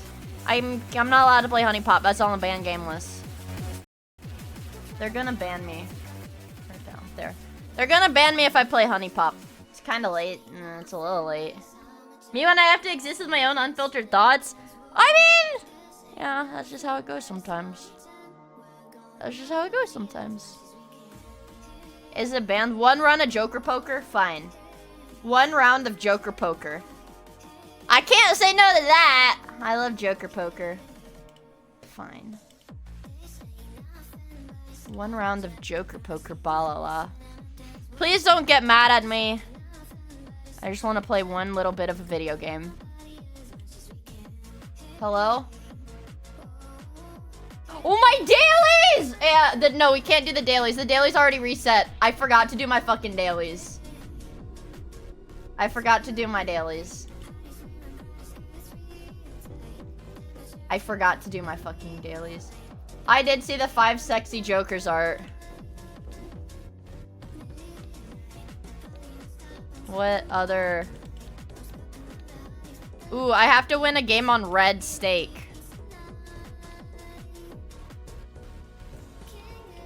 Alright.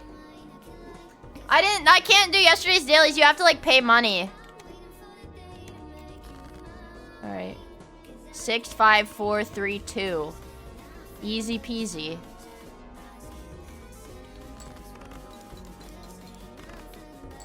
Uh-oh.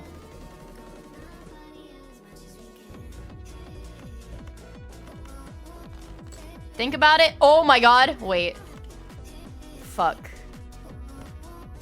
Wait. 1, 2, 3, 4. I need a king or an 8. God damn it.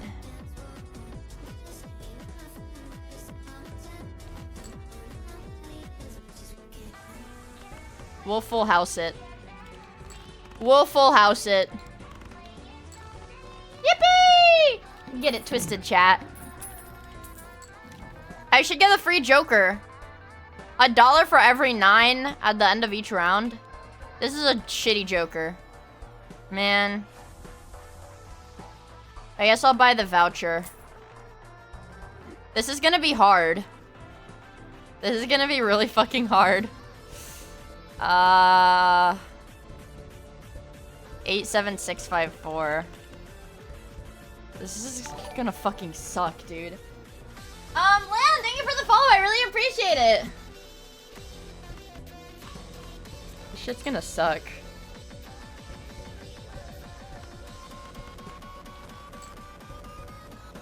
I don't even know what to do.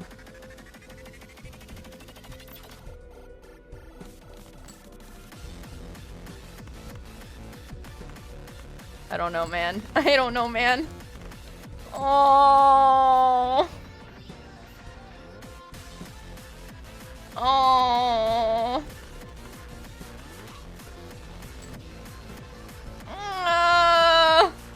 I don't even know what to do now, bro. What game is this? Balala. It's on the App Store. Balala. Dude, I'm so fucked. Can I get up? Fuck. Damn, I'm so cooked.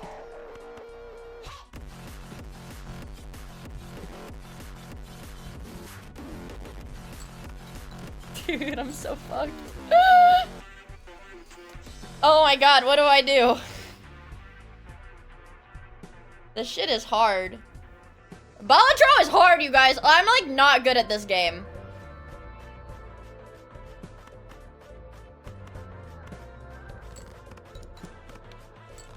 Okay.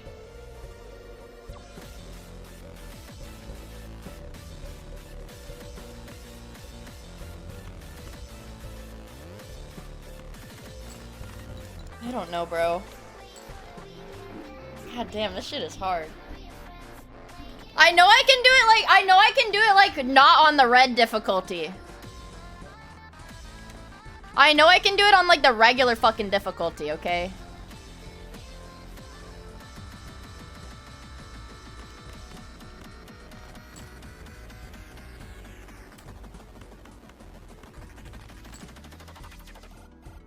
Okay, maybe not.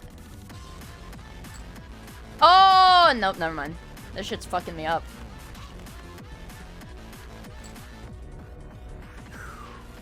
Okay. Not the best.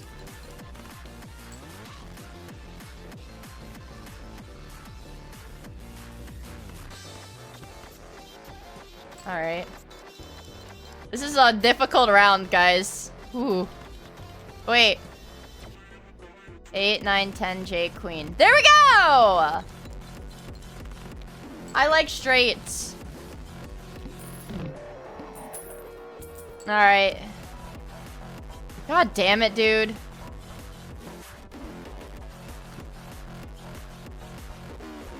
I mean, like, I guess. Oh, yes, yes, yes! Supernova's good. Supernova's good. Wait, is Supernova better or Blue Joker? Supernova or Blue Joker?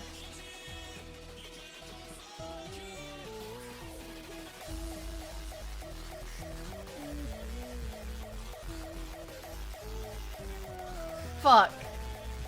Supernova has more long-term potential. Well, I'm in it for the long haul, alright? Damn. Stone card. Doubles my money. Oh,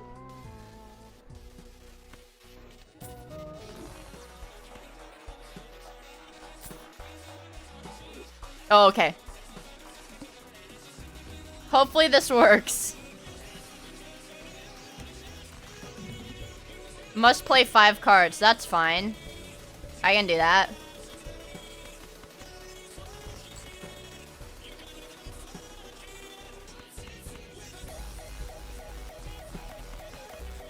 Okay, it doesn't matter if they're like...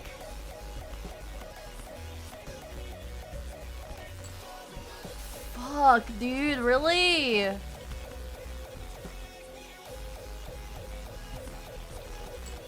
Oh!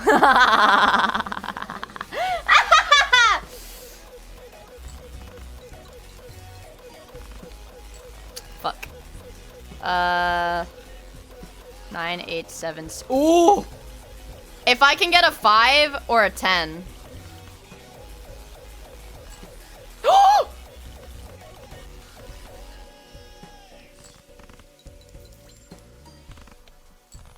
Ooh, baby. All right. So, straight. We're good. We're good. We're good. We're good. So now... The juggler? Is the juggler even worth it? Is the juggler even worth it? No? Okay. Alright. Alrighty. 7, 6. Ooh.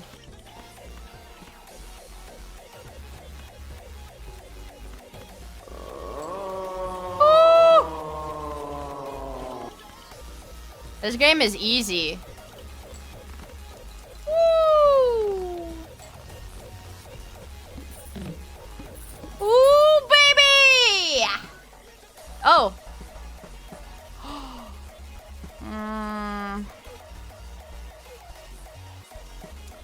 Is the holographic one worth it? Or should I get the... Is this worth it for now? I'm gonna get this for now because it's plus 10 molt. It's mid? No, it's mid, but it's got a plus 10 molt regardless. So I'll keep it like this. What is this? Shit, I think... Should I re-roll the boss? I think I should re-roll the boss. Okay, fuck. This might be bad.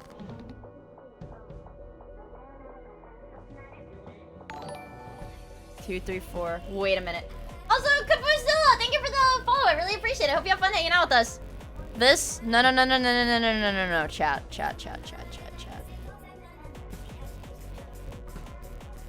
Consider the following. Or, okay.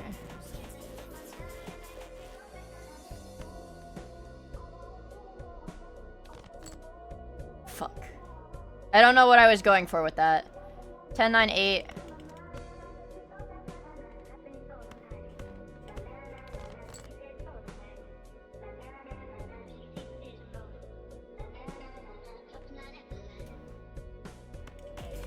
I think I have to do this.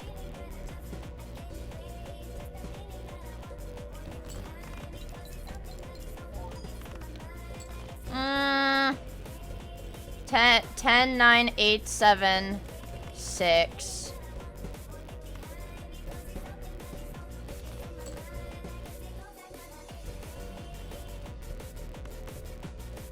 Well.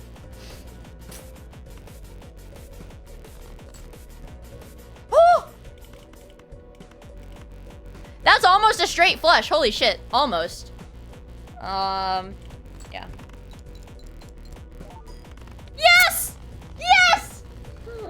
Okay. $9.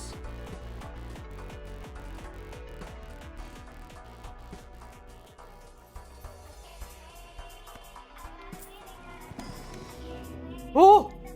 Whoa! I've never seen this before! I've never seen this before!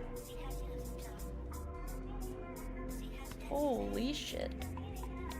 Fuck yeah, I'm using the black hole, bitch. Alright.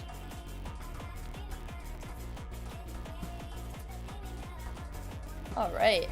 I'm not gonna buy this voucher right now. We're just gonna keep going. For now. A free rare Joker? A free rare Joker?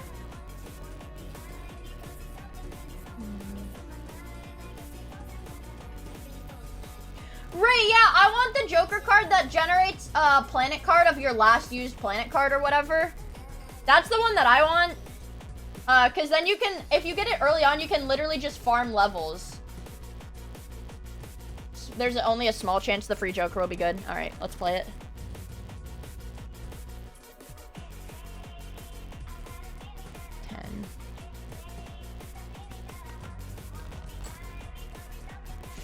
Okay.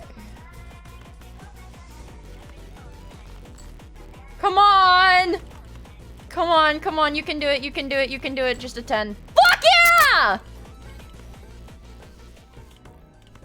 Alright. Oh wait, this should be afterwards. Fuck, I totally forgot. Right? Or no, this isn't the... This isn't the same... Okay. What is this?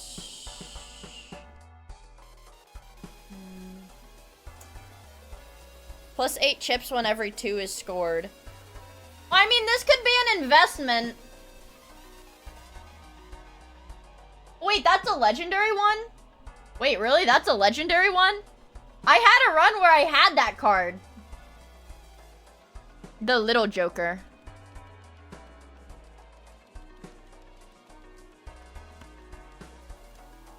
Wait, that was a legendary one, damn. Should I raise my interest? I'm gonna buy the little one just because I have him, you know, whatever. I have the little guy. So, like, hypothetically, if I were to just go in and... I don't know. Just get rid of these guys. Whoa! Alright, well, we'll try that some other time. I just need a 10. Okay, maybe, you know what? 2 pair is okay. 2 pairs okay. 2 pairs okay. Of course I get a 10! Wait, I just need an 8. Wait, 7, 6, no. 10, 9. I need an 8.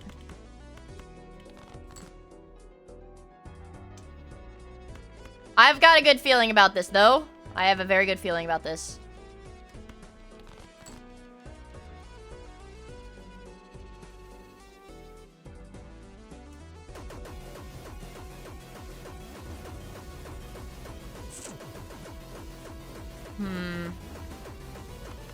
Well. Oh my god, are you jerking me off right now?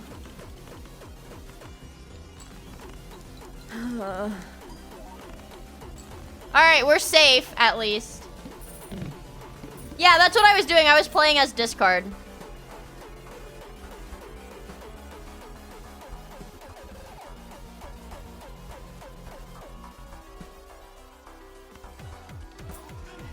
Ah! Oh, the misery.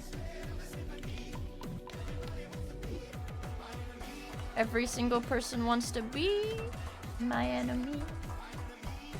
Banner isn't great with red deck. What does that fucking mean? Oh, banner. That's what the Joker's called. This is the Wii Joker. Alright. Oh my god, I need to make extra amounts of money.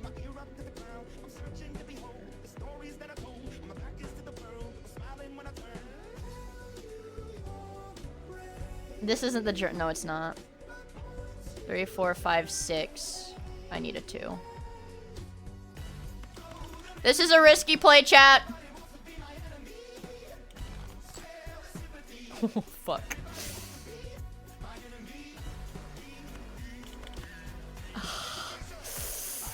Three, 4, 5, 6.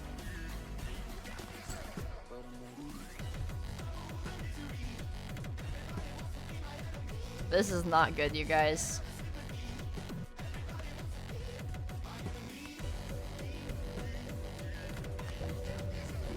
Hopefully this works.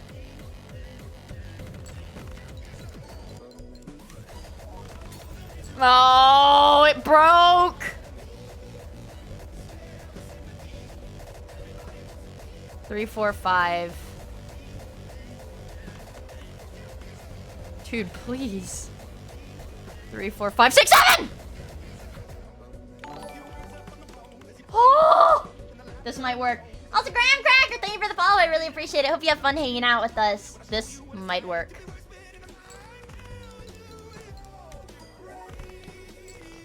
Oh!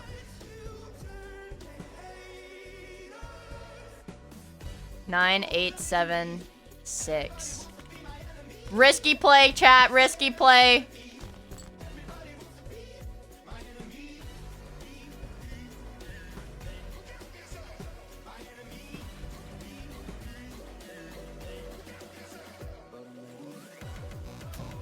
Okay. 10, 9, 8, 7, 6.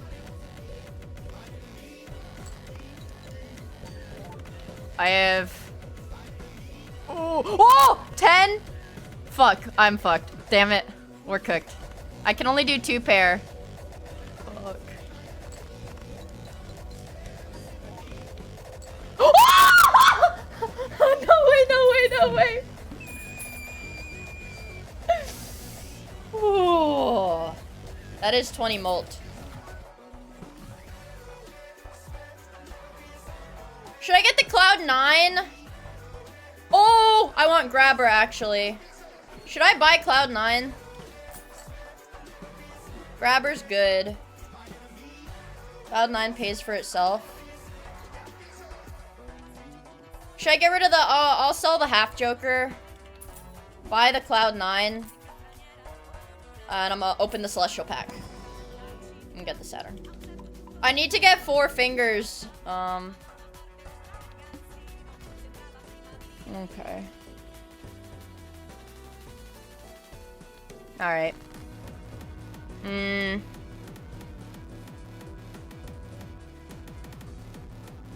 Let's do another risky move. Let's go for a 2 pair first.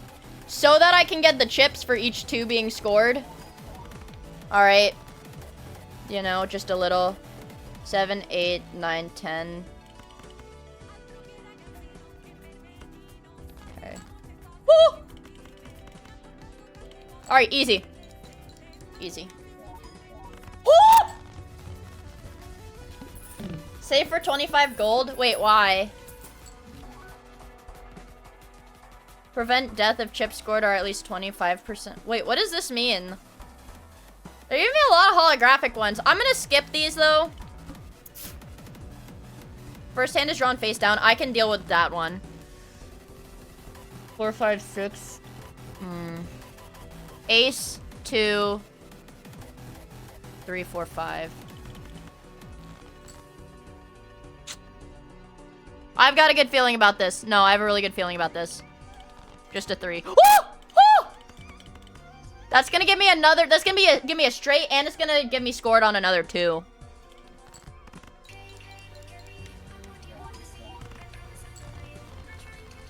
Alright. Interest chuds, cope harder. Spend maxing is how rail count. Whoa! I'm making so much money! Alright, I have a lot of money now. I have a lot of money right now. Should I reroll the shop or what? Keep an eye for 9 so I can copy them. Should I reroll the shop? No? Cloud 9 is good. Cloud 9 makes me... Oh! Wait, so I can keep farming 9 so I can make more money. Alright. Let's see if I can do this.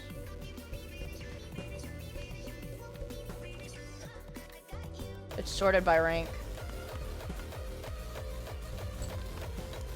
Okay, not a good play.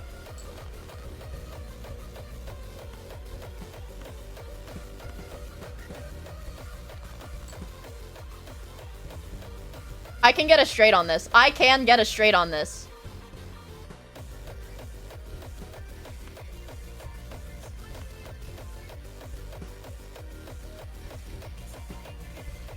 I just need an 8 or a king. Fuck. No, no, no, no. It's too risky. It's too risky. It's too risky. It's too risky. Oh, fuck. I was wrong, guys. I need to be fucking playing the straights only now. 5, 6, 7. I don't even know at this point. 5, 6, 7. Wait, no. 10, 9, 8. Okay. This is going to be shitty, but 4, 5, 6. Dude, we're fried.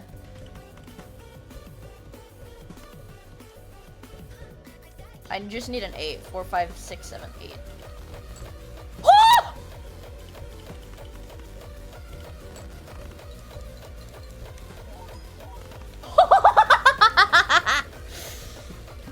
Yes. Yes, yes, yes. Whoa, I'm getting so much fucking money. Oh my god, yes. What, permanent discard? Yes. Are you guys sure I shouldn't be re-rolling the shop like at all right now? I'm getting a lot of money. And I still don't have full set of jokers. Don't? I'm going to.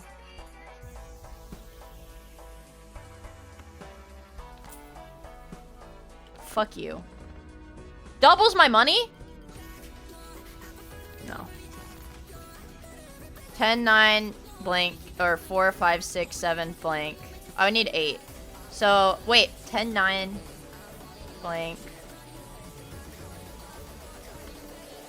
I get more money for this.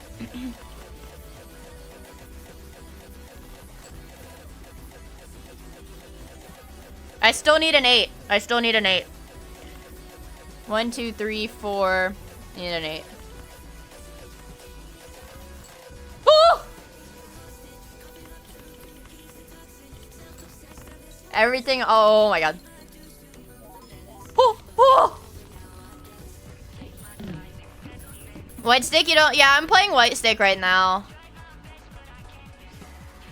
Sell this card to create a free double tag. What the heck is. What is. Wait, what is this? Gives a copy of the next selected tag. What does that mean? Well, I don't know what that one means.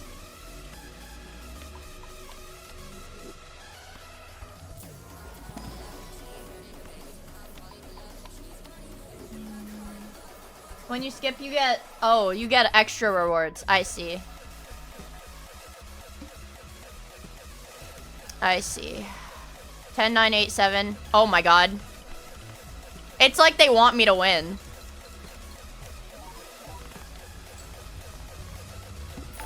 This isn't gonna keep working for me, though. Also, Bronze Tiger, thank you for the follow. I really appreciate it. I hope you have fun hanging out with us. Another baby joker. Re-trigger all cards for the next 10 hands. Also, Gijo! Is that how you say it? Thank you for the follow. I really appreciate it. I hope you have fun hanging out with us. Uh-oh. Hello? Next round. Cards drawn face down after each hand played. So my understanding is I need... We can run... No, I need a straight. I need a straight. I need a straight.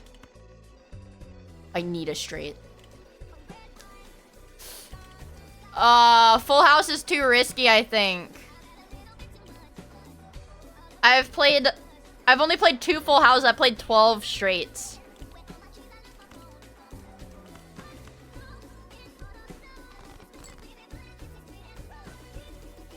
It really wants me to play a full house for some reason. Okay, alright, alright, alright, alright. King. Oh, fuck. A 10. I just need a 10. I need a 10. Oh! This is my best chance to get a good score, you guys.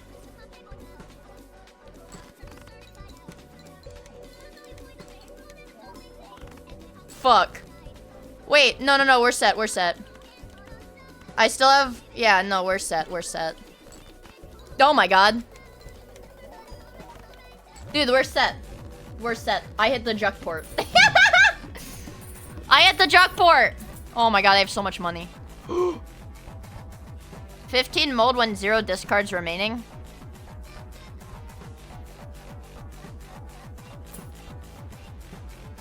Plus 100 chips. This shit sucks. Dude, these suck. This shit sucks ass, dude.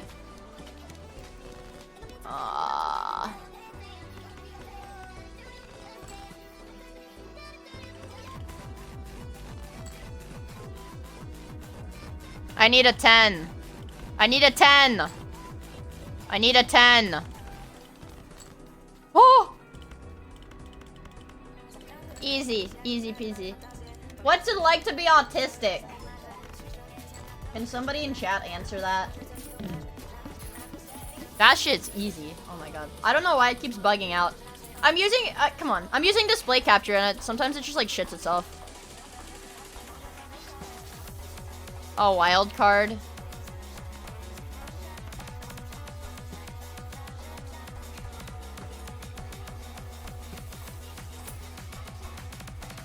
Plus 12 for a straight versus... Plus 12 for a straight. Okay, no. The supernova is gonna be better than that Joker.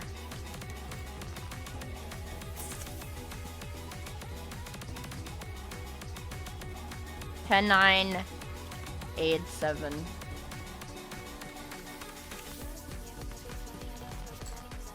I need to get put into a situation where I can fucking play the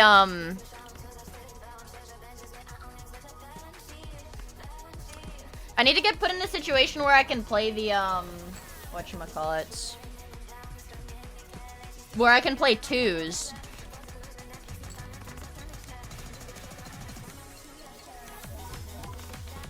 Oh my god, I'm not making enough money anymore.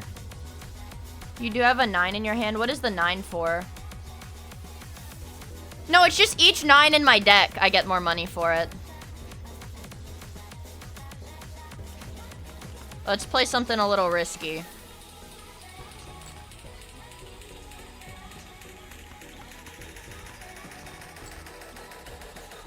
Okay, that wasn't a good idea. I'm gonna be honest with you guys, that was a pretty bad idea. But I'm just gonna use this as like a whatever.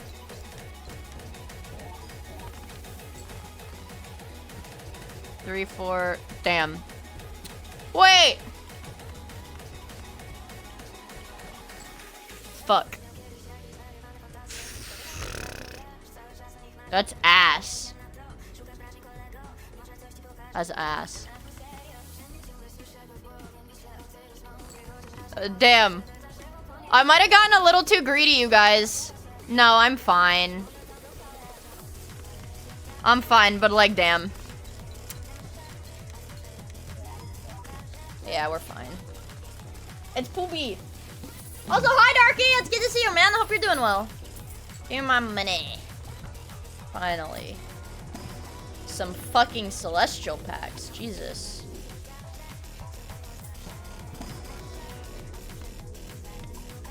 I need to get rid of these two.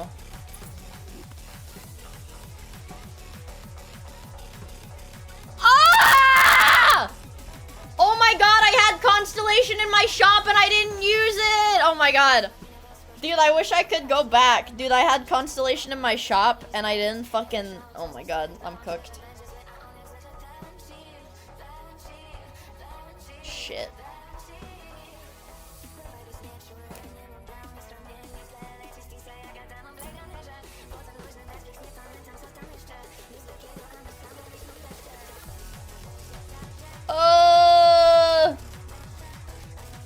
Some guy pulled a gun on another guy at the gas station. What the hell?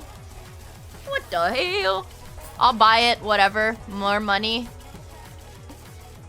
We're cooked. 40,000.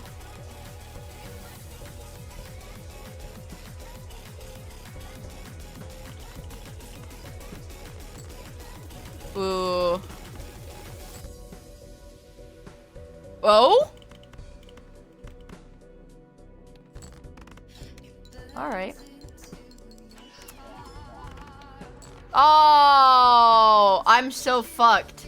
Holy shit, I'm so fucked. Oh, I'm so fucked.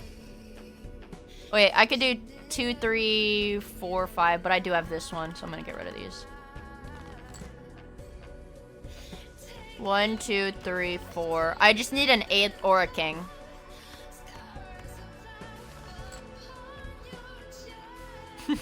Uh-oh.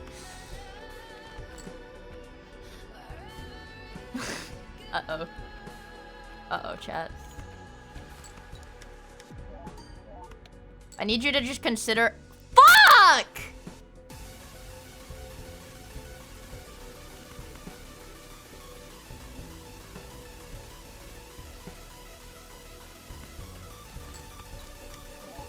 I don't even know what to say. Oh my god, you guys would not believe how bad my luck is. Okay.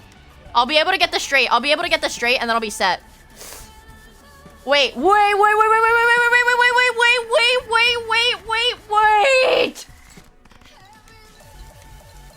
I did it. Oh, I did it.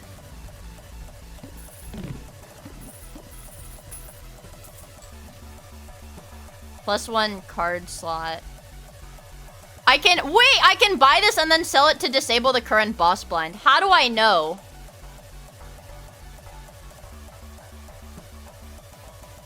How do I know? How do I know? It's in run info. Face cards are debuffed. But the problem is I'm gonna have to buy this. I think I'm gonna sell the hallucination Joker.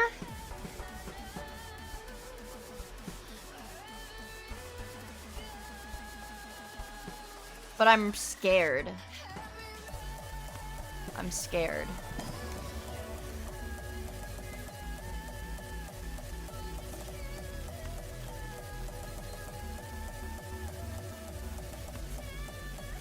I can choose 2 of them. Well, fucking let me choose 2 of them, bitch. Oh.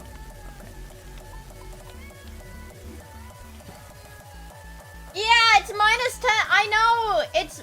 But here's the thing. For the face cards, it re-triggers them. Right? It re-triggers them, so that's like 20 chips. 20 chips per face card versus... I'm gonna sell it. I'm gonna sell it, chat.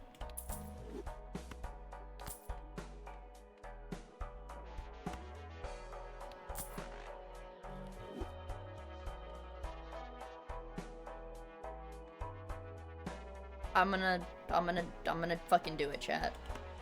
I'm gonna fucking do it, chat. I'm gonna fucking do it, chat. I'm kinda scared, though.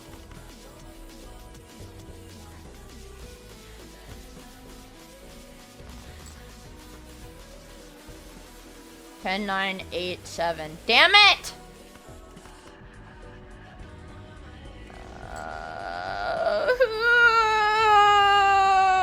It's raping me! I don't know what to do! Oh my god.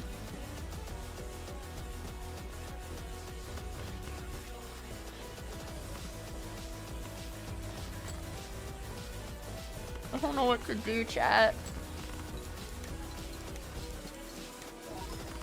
Dude, I'm fucked. I'm so fucked.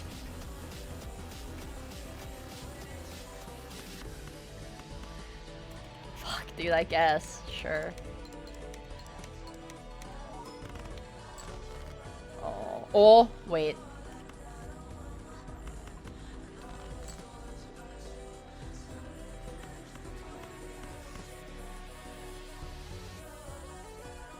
This is my last fucking chance. So let's use the glass card on this king. Wait, I can't. Oh. Let's use it on the ace.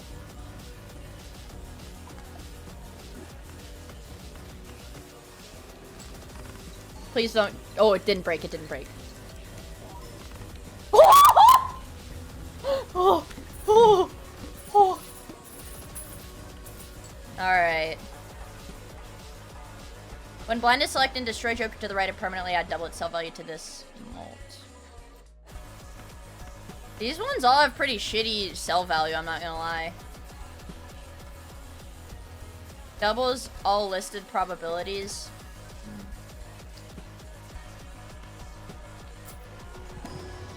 Fuck, let's just keep trying.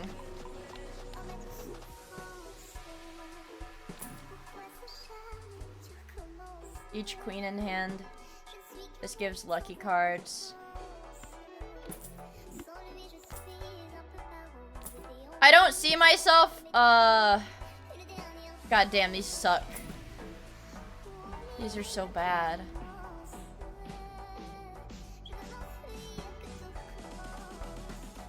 Dude, I'm cooked. I'm cooked.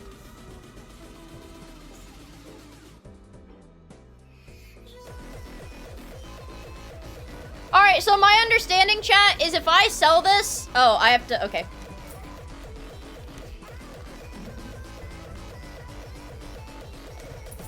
Alright. Now.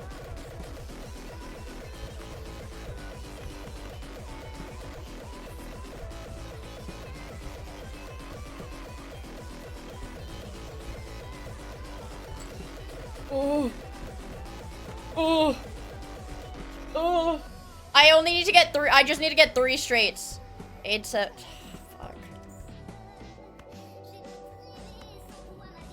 I need a 9 to do this, though, is the problem. Wait, 1, 2, 9. Oh my god. I'm like, fuck. Oh. It might be possible.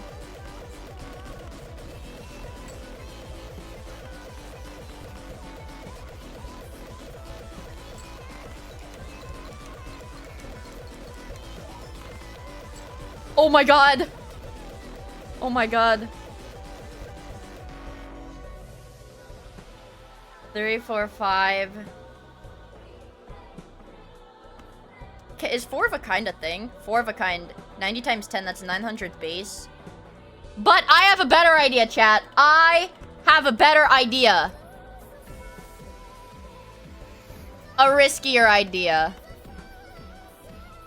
3, 4, 5.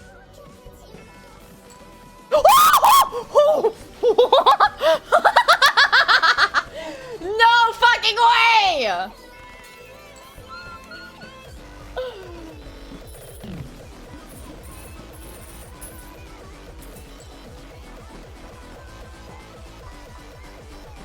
I did it. Alright. Alright. -1 ante, -1 hand. Ooh.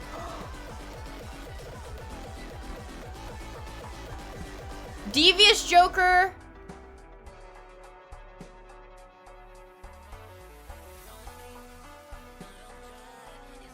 Did I win the game? Or am I on the last... I'm on the last one of the game? We could go for the Jonkler. We could get the Devious Jonkler. That Joker is really bad for straight builds. Fuck. Here's what I think I should do.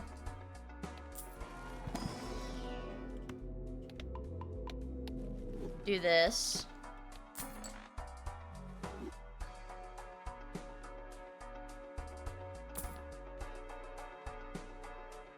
I'll do any... I will literally... Whoa. A negative Joker. Should I take the negative Joker? It's $10. Take it? Okay. I need 4 fingers. Oh my god, my music stopped. Hold on. I'm on display capture right now, so it's a little... Man, that was my last chance. Fuck. I'll just buy popcorn for now. No. I'll buy this one.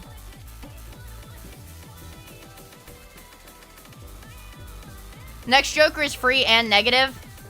I can do this. 8-7...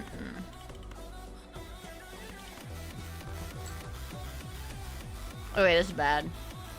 Low-key, this is kind of bad, but I can get rid of my dog shit cards by doing this. Oh, that's bad.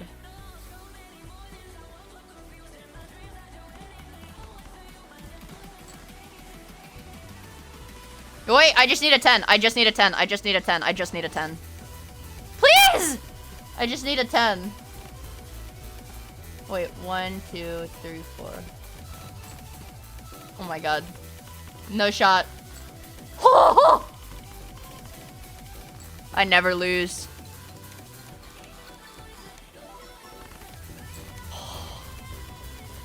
Ooh.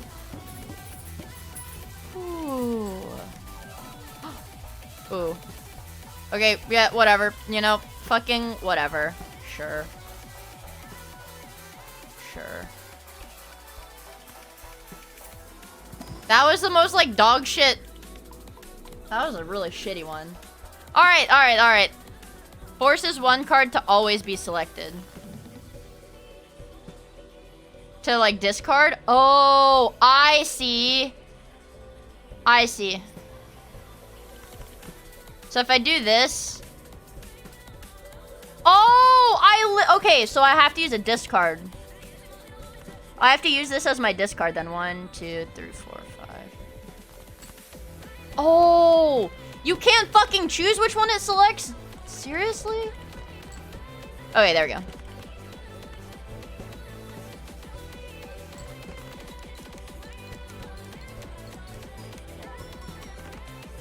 No! I'm gonna do it!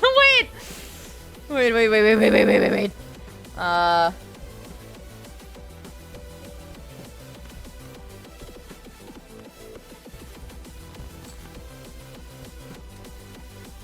I just need a 10. Or... let's think about this. I could... play like this. If I get a 10, I will get it straight. So it'll play like a high card, whatever. Wait, that was enough. That was enough!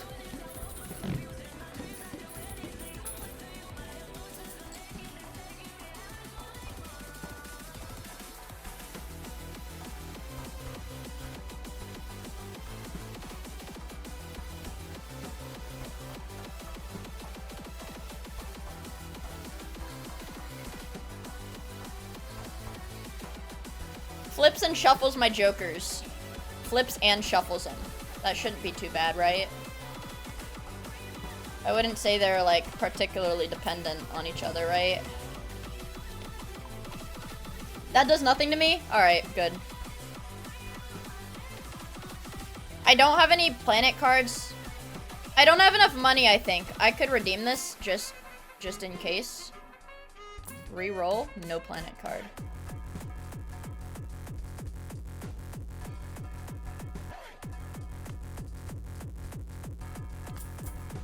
Okay. Dude! These are the most dog shit jokers! Adds a voucher. Whatever. Whoa! Alright.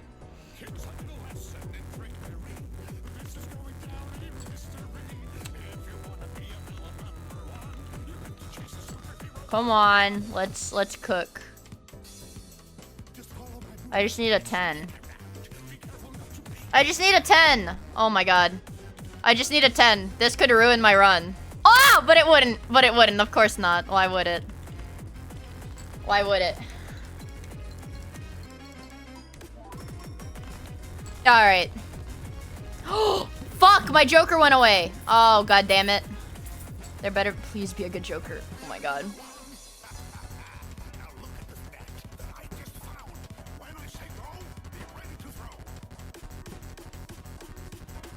This is gonna be my best bet, I think.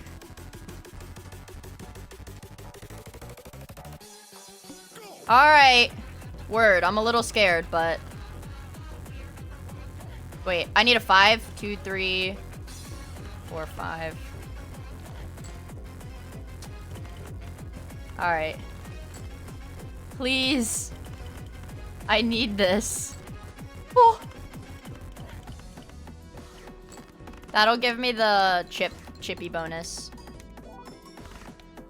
53,000 on one. That's 10, 9, 8. Wait, 7.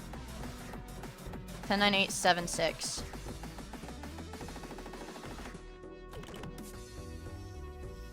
I just need a 7. Are you jerking me off? 10, 9, 8, 7, 6. These. Oh, wait. LOL! Oh my god, LOL! Oh, what is this, Cleo? My like capture is bugged.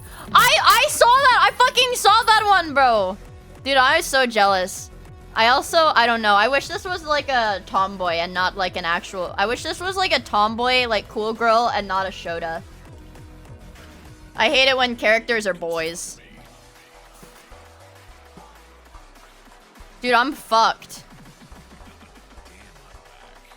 Am I on the boss? Fuck, dude, I'm so fucked.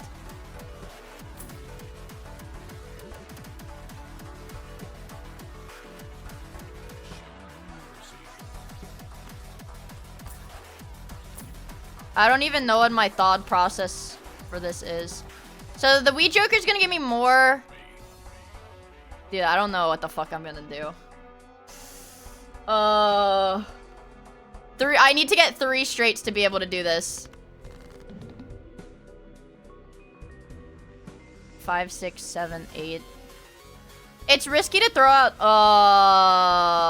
It's so risky to throw out my face cards right now, though.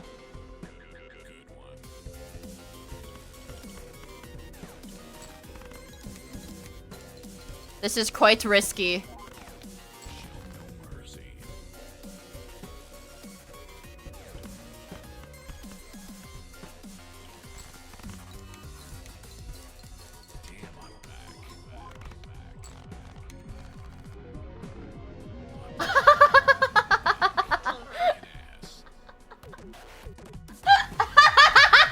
What the fuck? That was easy! That was easy! That scared me a little bit. That was kind of close. That shit was easy! Oh, man. How does the ace count in the straight? It can function as like a 1. You can either put the ace at the very end of the face cards or at the very beginning of the number cards. I hit the jackpot! Straights are easy. I know. I only like playing straights. I only like playing the straights. Dude, fuck yeah, bro. Fuck yeah! Oh, that's what I unlocked. I got the ballot Joker. Okay. Oh, I got a new Joker. I got a pirate Joker. Hell yeah, brother. Hell fucking yeah. Hold on, it should display the game soon. Fix my display. Hell yeah, brother. Dude, I feel fucking great. I feel fucking great. You have -1 hand size. And minus hands and minus discards later. That make them quite unreliable to hit. Yeah, but if you get the right Jokers. If you get the right Jokers, then it's fine. That's all you just have to hit the right Jokers, bro. I grambled and wondered. What time is it? Oh my god, it's 1. Fuck! I have lab tomorrow, unless they cancel school. If they don't cancel school, I gotta fucking go to class, like... I have to go to class in, like, 10 hours or some shit. Ah! I really hope they cancel. Please cancel. Please don't make me go to school! God damn it, bro. No, it's just like how it is, man. Fuck. Please don't make me go to school. I could have Molt Jokers instead. I could either go to school or have Jokers. I could either... I don't know. I could either have cool Jokers or, I don't know. I could either have cool Jokers or be sad. Seems like an easy choice to me, doesn't it? Seems like an easy choice to me. I don't know. Who's live right now?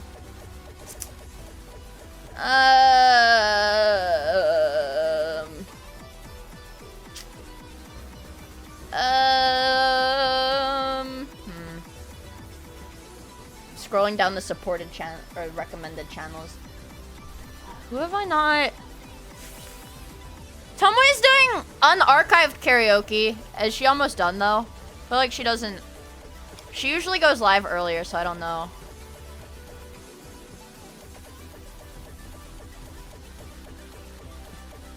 I don't know. She started an hour ago, I think. Let's see. It's time for the everybody's favorite part of my stream where I'm like, I don't know what to do. I don't know who to raid.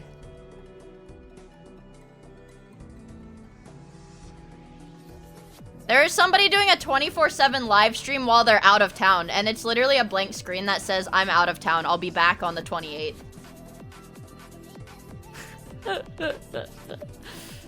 I wish I could innovate content like this. Man, I am not locked in enough raid. Why? I'm not gonna do that. Someone doing a model kit.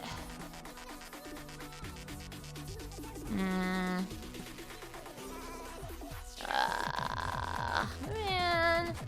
It's always the same people that are alive.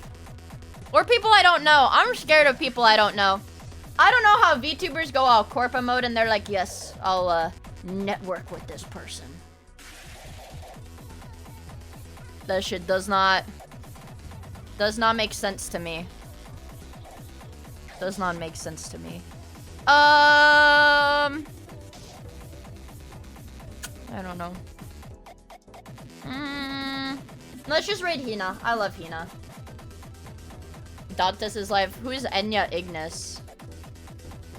Oh, didn't all the idol people get demonetized? Sorry, I have to like Google these people. Or not Google, I have to search them up on Twitch. Didn't all the idol people get demonetized or some shit? What is she doing?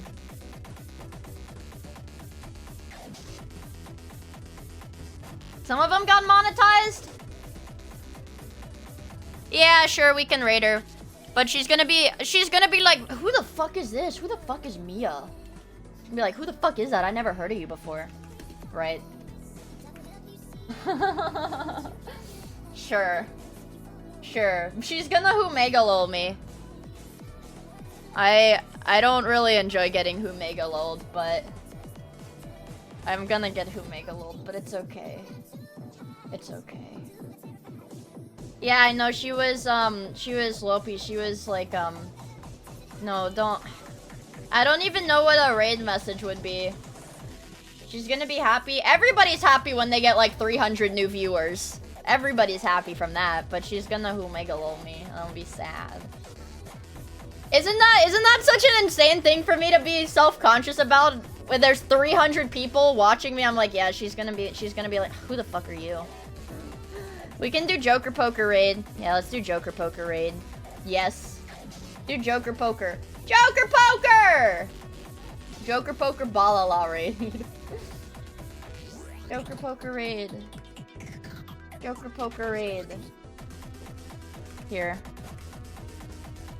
Everyone will Humegalol you the first time, but it's not fair! Some people don't get Humegalol because they just like go viral or something, and then they never get Humegalol, and then everybody's like, oh my god! I see you online. I'm like, oh my god, you're like a celebrity. But I just have to get Humegalol. Like, who are you? Who are you? Anyways, I will stream tomorrow, 7 p.m. Eastern. We'll play something else, and I'll see you guys then. Okay, bye!